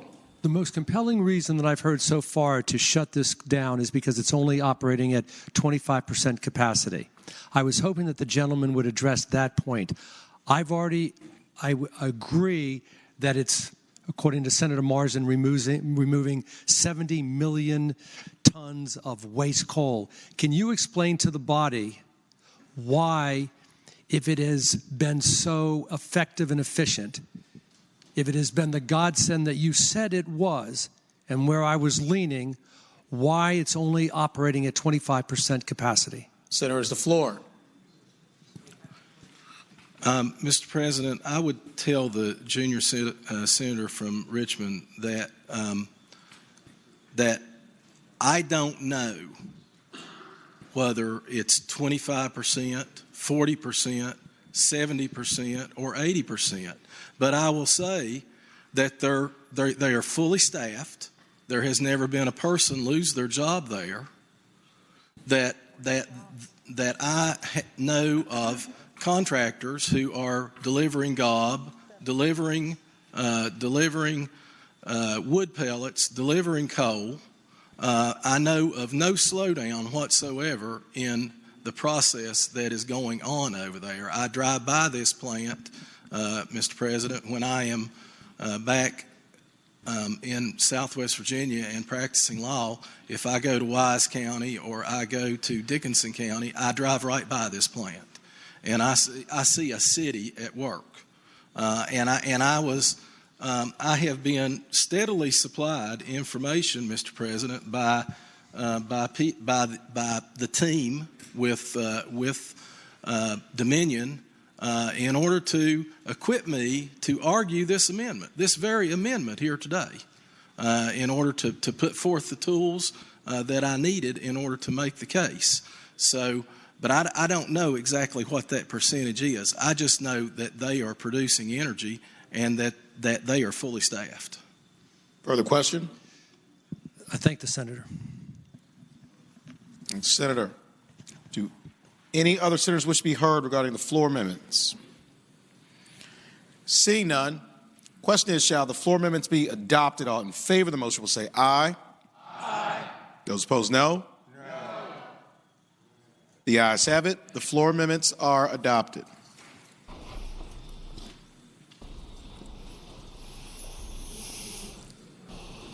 Senior Senator from Fairfax, Senator Saslaw.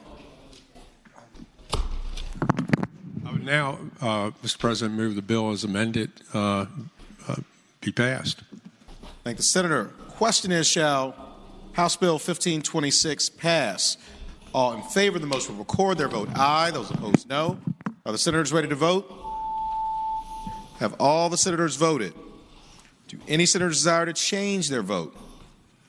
The clerk will close the roll. Ayes 23, noes 17. Ayes 23, noes 17. House Bill 1526 passes. House Bill 1634, a bill relating to electric utility regulation, shared solar programs, reported from the Committee on Commerce and Labor with a substitute. Senior Senator from Fairfax, Senator Saslaw.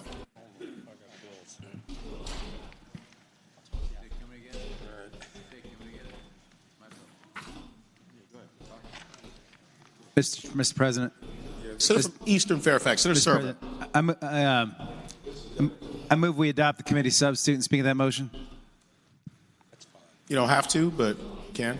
Senator has the floor. Okay, this bill is related to another bill that I have, which we're going to put in conference. So if we just put this bill, this has to do with shared solar, community solar plans, and there's work going on, ongoing conversations, and it's identical to the bill I think we already passed out of this body. I would just ask the body to pass it and continue the conversation. Thank you, Senator. The question is, shall the committee substitute be adopted? All in favor of the motion will say aye. Aye. Those opposed, no.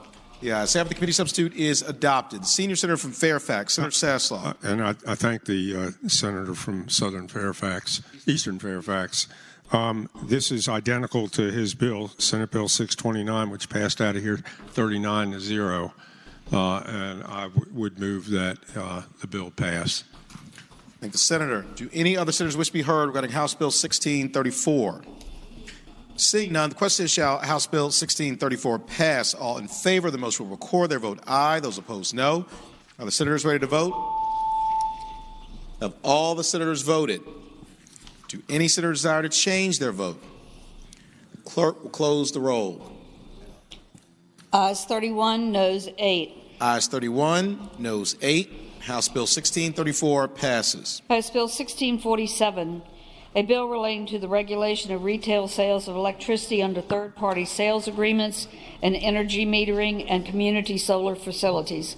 Reported for the Committee on Commerce and Labor with a substitute. Senior Senator from Fairfax, Senator Saslaw. Mr. President, I would move that we adopt the substitute, and this is the third and final bill makes that we've made identical to Senate Bill 710, Senator McClellan's. Thank you, Senator. The question is, shall the committee substitute be adopted? All in favor of the motion will say aye. Those opposed, no. The ayes have it. The committee substitute is adopted. The senior senator from Fairfax, Senator Saslaw. Just briefly, this is the one that deals with the establishment of distributed renewable energy and increases the cap from 1 to 6% on net metering. It authorizes third-party power purchase agreements for all customers of investor-owned utilities, and there's others. But this is the identical to Senator McClellan's bill. It's the third one we've had today.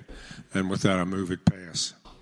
Thanks, Senator. Do any other senators wish to be heard regarding House Bill 1647? Seeing none, the question is, shall House Bill 1647 pass? All in favor of the motion will record their vote aye. Those opposed, no. Are the senators ready to vote? Have all the senators voted? Do any senators desire to change their vote? Clerk will close the roll. Ayes 24, noes 16. Ayes 24, no 16. House Bill 1647 passes. President. Senator from King George, Senator Stewart. Before we move on, having voted on the prevailing side by which we passed Senate Bill 1634, move to reconsider that vote for some members. Senator, the question is, shall the vote by which House Bill 1634 passed be reconsidered? All in favor of the motion will record their vote aye. Those opposed, no. Are the senators ready to vote? Have all the senators voted? Do any senators desire to change their vote? Clerk will close the roll. Ayes 40, noes 0. Ayes 40, noes 0. The motion is agreed to. Senior Senator from Fairfax, Senator Saslaw. This was the one that Senator Servell addressed. It creates establishes a shared solar program that allows customers to purchase electric power through a subscription in a shared solar facility. And I would move and Senator Servell's bill passed out of here 39-0 earlier session. I would move it pass. Thank you, Senator. Question is, shall House Bill 1634 pass? All in favor of the motion will record their vote aye. Those opposed, no. Are the senators ready to vote? Have all the senators voted? Do any senators desire to change their vote? Clerk will close the roll. Ayes 36, noes 4. Ayes 36, noes 4. House Bill 1634 passes. House Bill 1664, a bill relating to electric utilities, development of offshore wind generation facilities, reported from the Committee on Commerce and Labor with amendment, and there are 7 floor amendments. Senior Senator from Fairfax, Senator from Fairfax City, Senator Peterson. Mr. President, could that bill go by for the day? Without objection, that's fine. House Bill 1664 will go by for the day. Mr. President. Senator from Hampton, Senator Locke. Mr. President, having voted on the prevailing side by which House Bill 1526 passed, may we reconsider that vote? On page 58. Question is, shall the vote by which House Bill 1526 passed be reconsidered? All in favor of the motion will record their vote aye. Those opposed, no. Are the senators ready to vote? Have all the senators voted? Do any senators desire to change their vote? Clerk will close the roll. Ayes 39, noes 0. Ayes 39, noes 0. The motion is agreed to. Senior Senator from Fairfax, Senator Saslaw. The bill's been pretty much vetted. I would move that 1526 as amended be reported, be passed. Thanks, Senator. For what purposes does Senator from Fairfax City, Senator Peterson, rise? Okay. Question is, shall House Bill 1526 pass? All in favor of the motion will record their vote aye. Those opposed, no. Are the senators ready to vote? Have all the senators voted? Do any senators desire to change their vote? Clerk, close the roll. Ayes 24, noes 16. Ayes 24, noes 16. House Bill 1526 passes. Senator from Henrico, Senator Dunneman. Having voted on the prevailing side by which House Bill 573 on page 55 was passed, can we please reconsider that vote?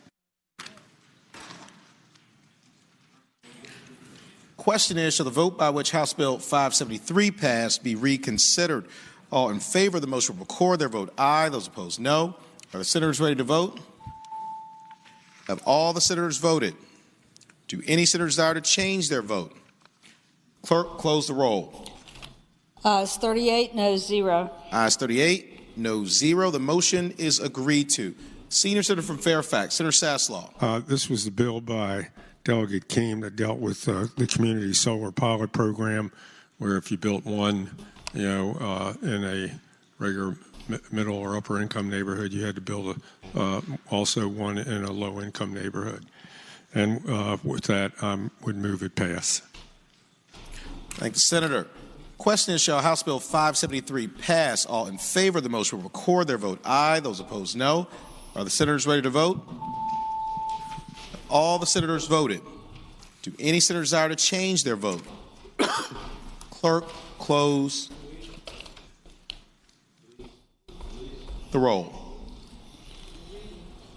Ayes 27, noes 13. Ayes 27, noes 13. House Bill 573 passes. Regular calendar. House bills on third reading. No, I'm sorry. I'm on the wrong page. I wanted to repeat everything. Start over? Yeah. Uncontested calendar. House bills on second reading. Senior Senator from Fairfax, Senator Saslaw. Mr. President, I move that all House bills on second reading on the uncontested and regular calendar, that's pages 60 through 84, House Bill 253 through 1707, that the rules be suspended and the second constitutional reading of the titles be dispensed with. Thank the Senator. The question is, shall the rules be suspended and the second reading of the titles of House bills on the uncontested and regular calendars, pages 60 through 84, House Bill 253 through House Bill 1707 be dispensed with. All in favor of the motion will record their vote aye. Those opposed, no. Are the senators ready to vote? Have all the senators voted? Do any senators desire to change their vote? Clerk will close the roll. Ayes 40, no 0. Ayes 40, no 0. The reading of the titles is dispensed with. Senior Senator from Fairfax, Senator Saslaw. Mr. President, I now move that those said House bills go by for the day. Question is, shall the House bills in the uncontested and regular calendars now on third reading go by for the day? All in favor of the motion will say aye. Those opposed, no. The ayes have it. The bills will go by for the day. Uncontested calendar. House Joint Resolution on third reading. House Joint Resolution 103, reported from the Committee on Finance and Appropriations. Mr. President. Senator from Bedford, Senator Newman. Mr. President, having spoken to the chairman of the P&E Committee, I would ask that the bill go by for the day. Without objection, House Joint Resolution 103 will go by for the day. Memorial resolutions. Senior Senator from Fairfax, Senator Saslaw. Mr. President, I move that the memorial resolutions on page 85 through 88, HJR 4 through SR 39, be considered in a block in the usual manner, waiving the reading of the resolutions thereof with the understanding any senator desiring to remove a resolution of the block will do so after the clerk has read the title of the resolution. Thank the Senator. The question is, shall the memorial resolutions on pages 85 through 88, House Joint Resolution 4 through Senate Resolution 39, be considered in the block in the usual manner, waiving the reading of the resolutions thereof with the understanding that any senator desiring a resolution be removed from the block will do so after the clerk has read the title of the resolution. All in favor of the motion will say aye. Those opposed, no. The ayes have it. The motion is agreed to. The resolutions are before us in the block. The clerk will read the titles of the memorial resolutions. House Joint Resolution 4, celebrating the life of Alan Arnold Diamondstein. House Joint Resolution 210. Senior Senator from Fairfax, Senator Saslaw. May HJR 4 please come out of the block. Without objection, resolutions were removed from the block. House Joint Resolution 210, celebrating the life of Samuel Hughes Melton, M.D. House Joint Resolution 236, celebrating the life of Sterling McCoy Nichols. House Joint Resolution 245, commemorating the life and legacy of Leslie Devon Smith, Jr. House Joint Resolution 246, celebrating the life of John W. Gertelman. House Joint Resolution 247, celebrating the life of Dois Irvin Rosser, Jr. House Joint Resolution 248, celebrating the life of Henry Jackson Darce, Jr. House Joint Resolution 249, celebrating the life of Michael E. G. Kirby. House Joint Resolution 258, celebrating the life of Irvin Adams, Jr. House Joint Resolution 259, celebrating the life of Francis Holden. House Joint Resolution 265, celebrating the life of Sunny Sung-Yin Kim. House Joint Resolution 266, celebrating the life of the Reverend David Stewart Jordan Haas. Senate Joint Resolution 99, celebrating the life of the Honorable Elliot Schul. Mr. President. Senator from Bedford, Senator Newman. President, could you take that one out of the block, please? Without objection.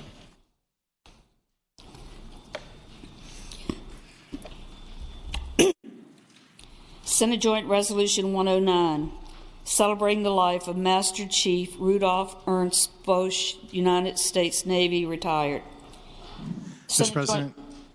Senior Senator from Virginia Beach, Senator D. Staff. Can you please take Senate Joint Resolution 109 out of the block? Without objection, resolution is removed from the block.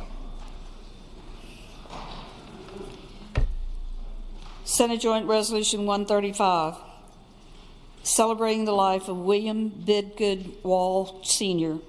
Senate Joint Resolution 136, celebrating the life of Gene F. Siebert.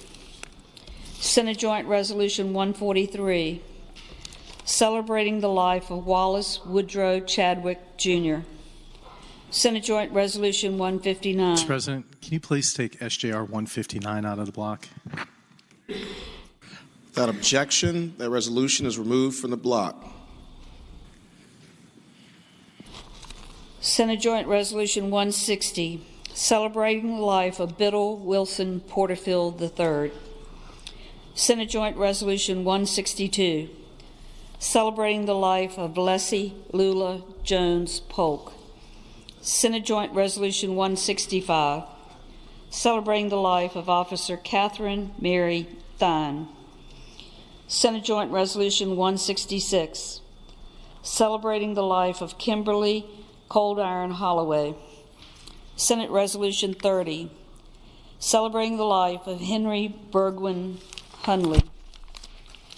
Senate Joint Resolution 33, celebrating the life of William H. Napper, Jr. Senate Resolution 35, celebrating the life of Joseph Roland Wright, Sr. Senate Resolution 36, celebrating the life of the Honorable Willard James Moody, Sr.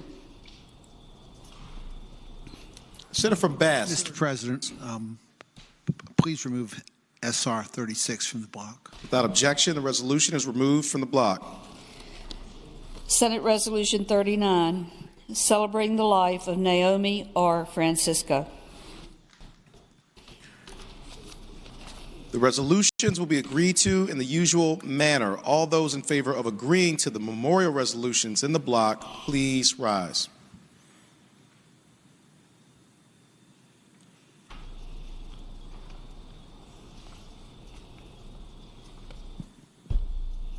The resolutions are agreed to. House Joint Resolution 4, celebrating the life of Alan Arnold Diamondstein. Senior Senator from Fairfax, Senator Sasslaw. Yeah, Mr. President, I've served with Alan and Delegate Diamondstein in the House. The 4 years I was there, from 76 to 80. I think he got there in the late 60s. I'm not sure, but he was quite a force, and by and large a force for the good. He was really a really hard worker. He got a lot accomplished. Alan's legislation was was what helped pave the way to allow women to attend the University of Virginia. He was pretty instrumental in that.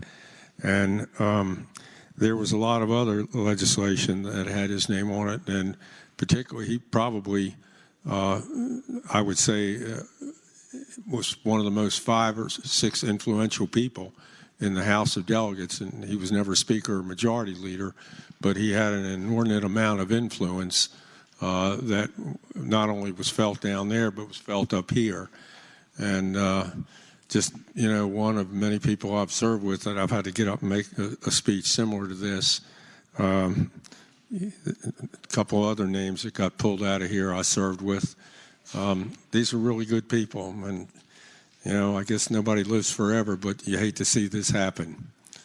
These were people who made significant contributions to this state. He was one of them. Thank you, Senator. Senator from Bass, Senator Deeds. Just briefly to speak to the resolution. Senator has the floor. There was a resolution honoring Delegate Diamondstein earlier in the session, and certainly it's hard to imagine anybody who served here more worthy of 2 resolutions than Alan Diamondstein. He came in '67, as as the Majority Leader said. He was a leader during the 10 years I was there. I was there for a while when Big Al and Little Al were both in the House, and I learned a lot from both of them. But with Alan Diamondstein, the 2 things I'll remember most, I remember when Stanley Walker died. Cranwell, Billy Robinson, Alan Diamondstein, and I fit into Alan's sports car to drive down there to the service, and it was quite an adventure. And that's all I'm going to say. And the second time I'll remember, after Alan had left the service of the General Assembly, was when Tom Moss died. And Dick Cranwell flew to Charlottesville, picked me up. Diamondstein picked us up at the airport in Norfolk. And we had another adventurous day. And that's all I'm going to say about that.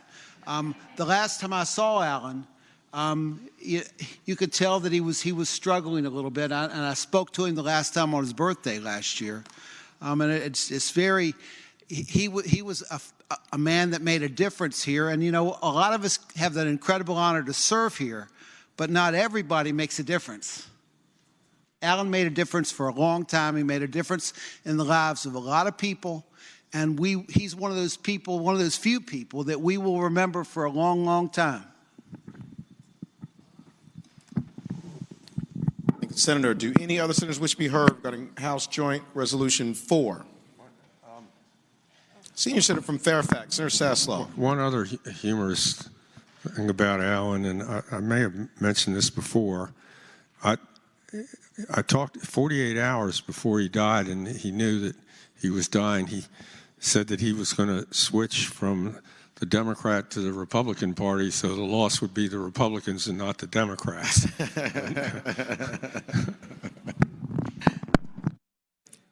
Thanks, Senator. The resolution will be agreed to in the usual manner. All those agreeing to the memorial resolution will please rise.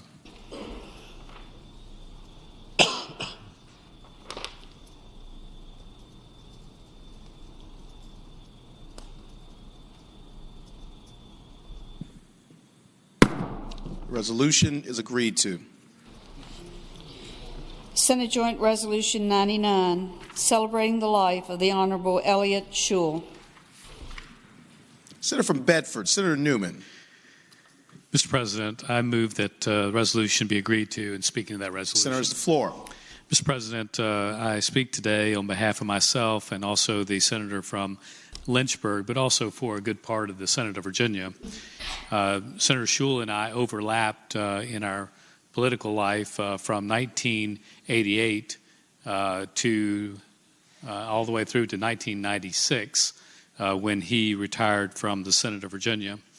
Mr. President, many of you may not know, before he came here, his impact on Central Virginia was great, and it was great on city council. It was great in business, and it was also great within our community.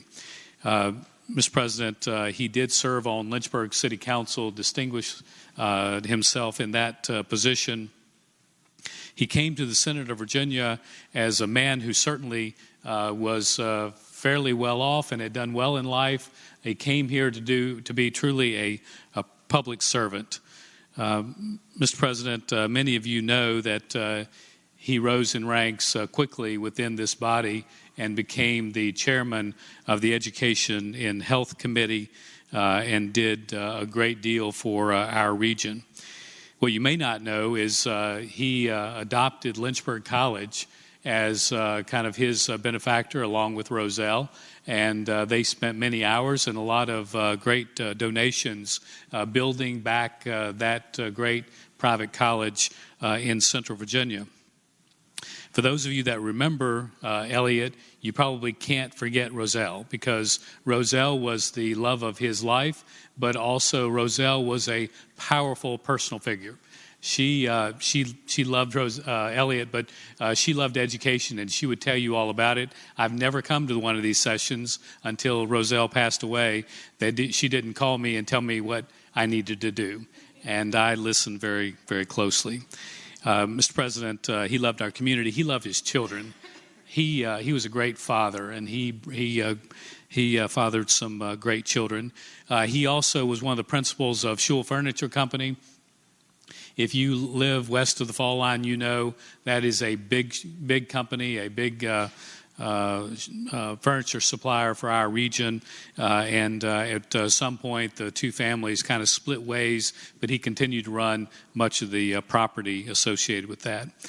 As you look back on Senator Schul in the Senate of Virginia, I think of a couple of things. One, his love for education, his love for the environment, and his desire to have a pro-business environment. He was very clear about those things. His concern about the environment maybe predated many who came after him who had that concern. As you will remember, he was the first to make sure that the coal trucks and otherwise had the netting it went over to make sure that they didn't throw coal all over the roads and dirt and other items, but he cared deeply about those items. Mr. President, Elliot Schul is going to be dearly missed. He lived well into his 90s, healthy most of that time, but he will be missed by his hometown, Lynchburg, Virginia, and he certainly, Mr. President, will be missed by the Senate of Virginia. Thank you, Mr. President. Thank the Senator. Do any other senators wish to be heard regarding Senate Joint Resolution 99? Seeing none, the resolution will be agreed to in the usual manner. All those agreeing to the memorial resolution will please rise.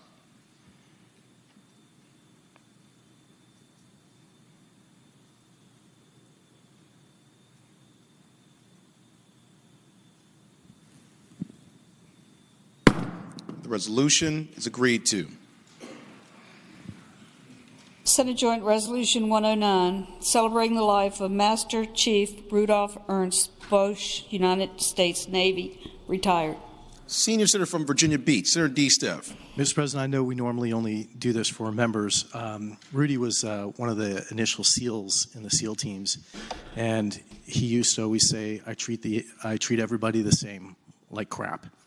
And Mr. President, he was on Survivor, and even on Survivor, he lived up to his word on that. But he was, his wife passed about a year to the day before him, but he was a fantastic man. And with that, I move the resolution. Thank the Senator. Do any other senators wish to be heard regarding Senate Joint Resolution 109? Seeing none, the resolution will be agreed to in the usual manner. All those agreeing to the memorial resolution will please rise.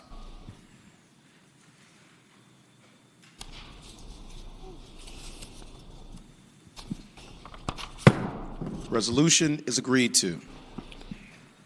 Senate Joint Resolution 159, celebrating the life of Dr. James I. Robertson, Jr.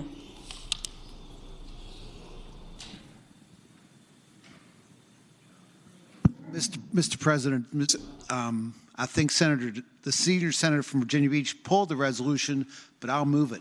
This is Bud Robertson, the preeminent Civil War historian from Virginia Tech, and anyone who ever listened to NPR in the mornings heard his Friday morning lectures, which were memorable and quite educational.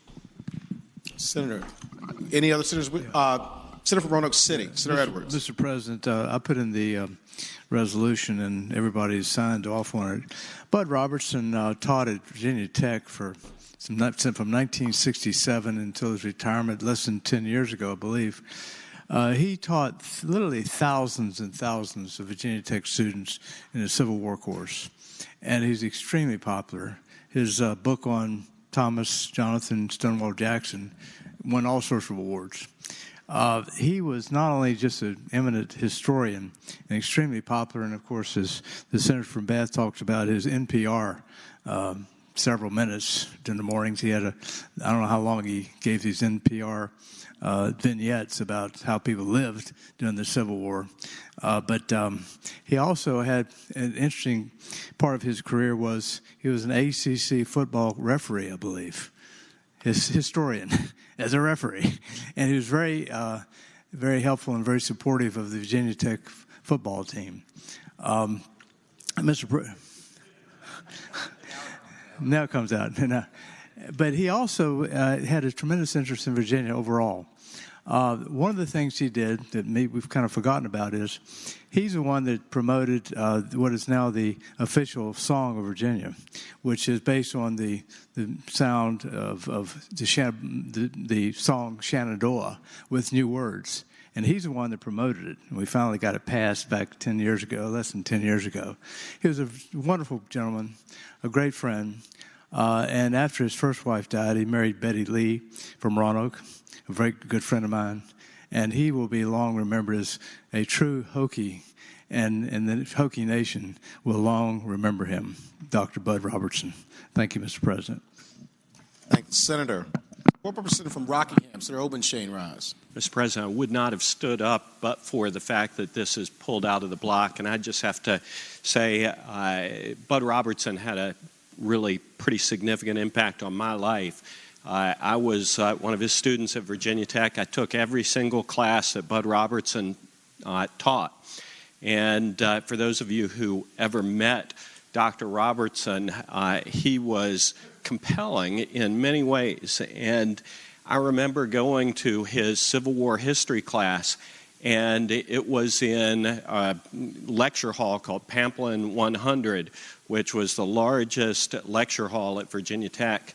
And routinely, every single class, every seat in the auditorium was filled, and students were sitting on the steps up and down the aisles to listen to Dr. Robertson. He was a masterful storyteller. People attended his class who were not enrolled in his class. He believed deeply in the teaching of history and its importance in our culture and our lives as Virginians and Americans. And we had some interesting debates in here over the past, 10 years. Senator Miller from Newport News and I had some animated discussions about the importance of teaching history, and Dr. Robertson routinely involved himself in that and believed that it was important for us to talk about Virginia history, and it's important for us, for all of us, to understand our complicated history. And Senator Deeds and Senator Edwards are right that he had this charming effect. He had this mild speech defect. It was a charming attribute of his that kind of sucked people in, and his talks on NPR are actually still available as podcasts, and I actually have gone and gotten those just to listen to them again, and some of them are just marvelous discussions about about Civil War history, and he talks about the lives of Virginians, whether they fought for the North or the South, or they were people of color.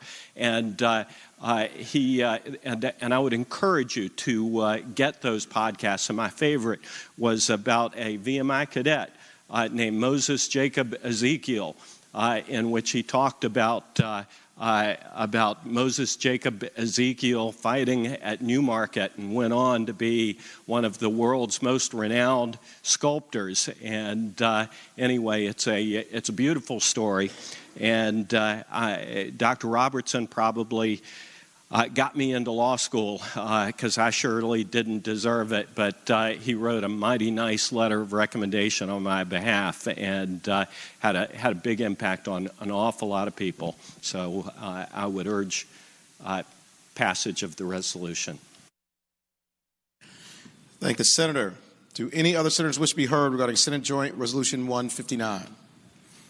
Seeing none, the resolution will be agreed to in the usual manner. All those agreeing to the memorial resolution will please rise.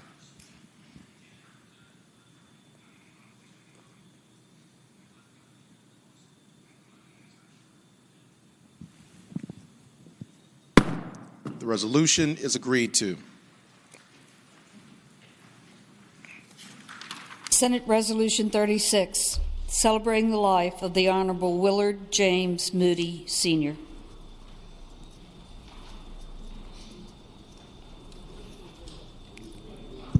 Senator from Bath, Senator Deeds.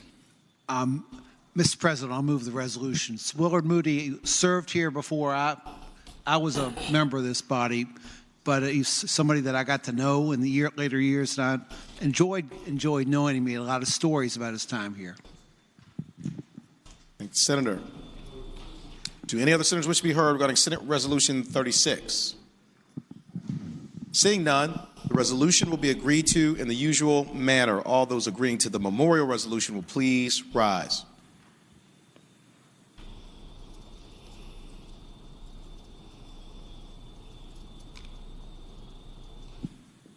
The resolution is agreed to. Commending resolutions. Senior Senator from Fairfax, Senator Saslaw. Mr. President, I move that the commending resolutions on pages 88 through 95, HJR 177 through SR 38 be considered in the block by voice vote, waiving the reading of the resolutions with the understanding that any senator desiring to remove a resolution from the block do so after the clerk has read the number of the resolution. Thank you, Senator. The question is, shall the commending resolutions on pages 88 through 95, House Joint Resolution 177 through Senate Resolution 38, be considered in the block by voice vote, waiving the reading of the resolutions with the understanding that any senator desiring a resolution be removed from the block will do so after the clerk has read the number of the resolution. All in favor of the motion will say aye. Those opposed, no. The ayes have it. The motion is agreed to. The resolutions are before us in the block. Clerk will read the numbers of the resolutions. House Joint Resolutions 177, 233, 234, 235, 237, 238, 239, 240, 241, 242, 243, 244, 250, 251, 252, 253, 255, 256, 257, 260, 261, 262, 263, 264, 268, 269, 270, 271, 273, 275, 276, 277, 278, 287, 288, 289, Senate Joint Resolutions 134, 137, 138, 139, 141, 142, 144, 145, 146, 147, 148, 149, 150, 151, 152, 153, 154, 155, 156, 157, 158, 161, 163, 164, Senate Resolutions 31, 32, 37, 38. Question is, shall the resolutions be agreed to? All in favor of agreeing to the resolutions will say aye. Those opposed, no. The ayes have it. The resolutions are agreed to. Senior Senator from Fairfax, Senator Saslaw.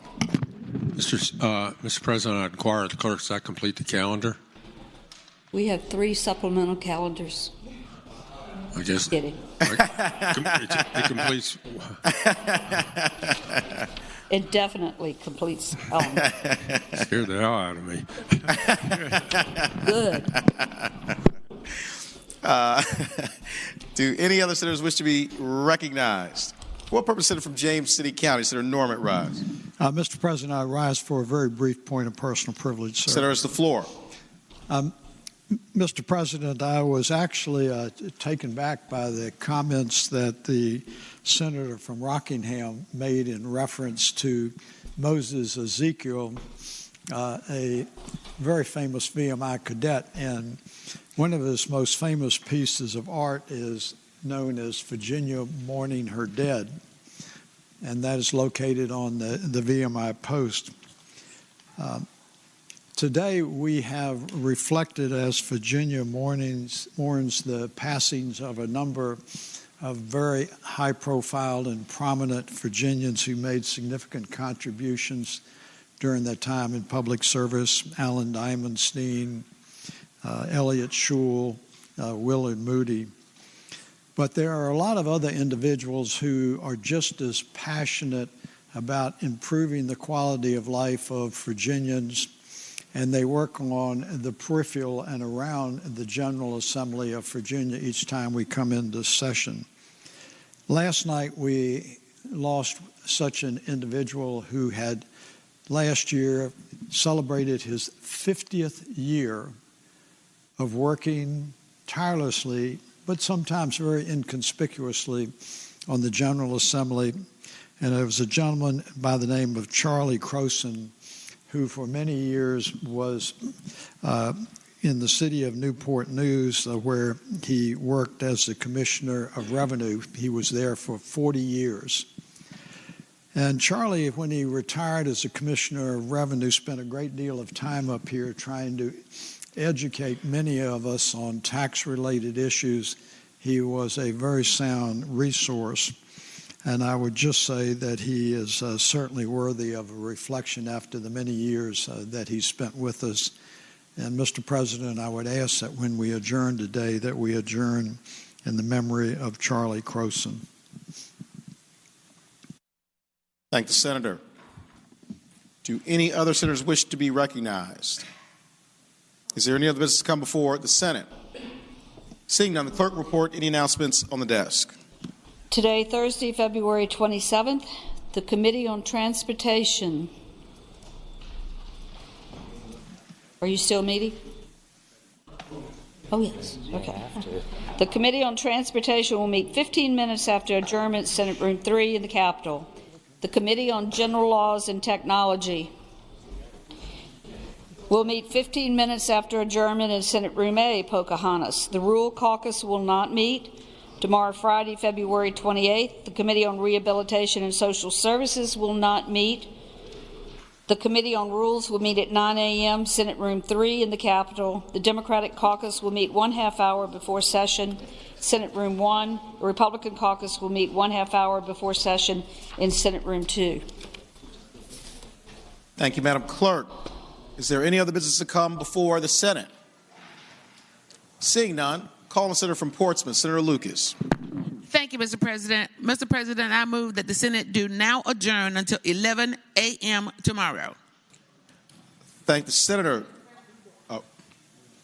Mr. President, and in so doing, I move that we adjourn in honor and memory of Charlie Croson. Thank the Senator. The question is, shall the Senate stand adjourned until 11 a.m. tomorrow, and that when we so adjourn, we do so in the honor and memory of Charlie Croson. All in favor of the motion will say aye. Aye. Those opposed, no. The ayes have it. The Senate stands adjourned until 11 a.m. tomorrow in the honor and memory of Charlie Croson.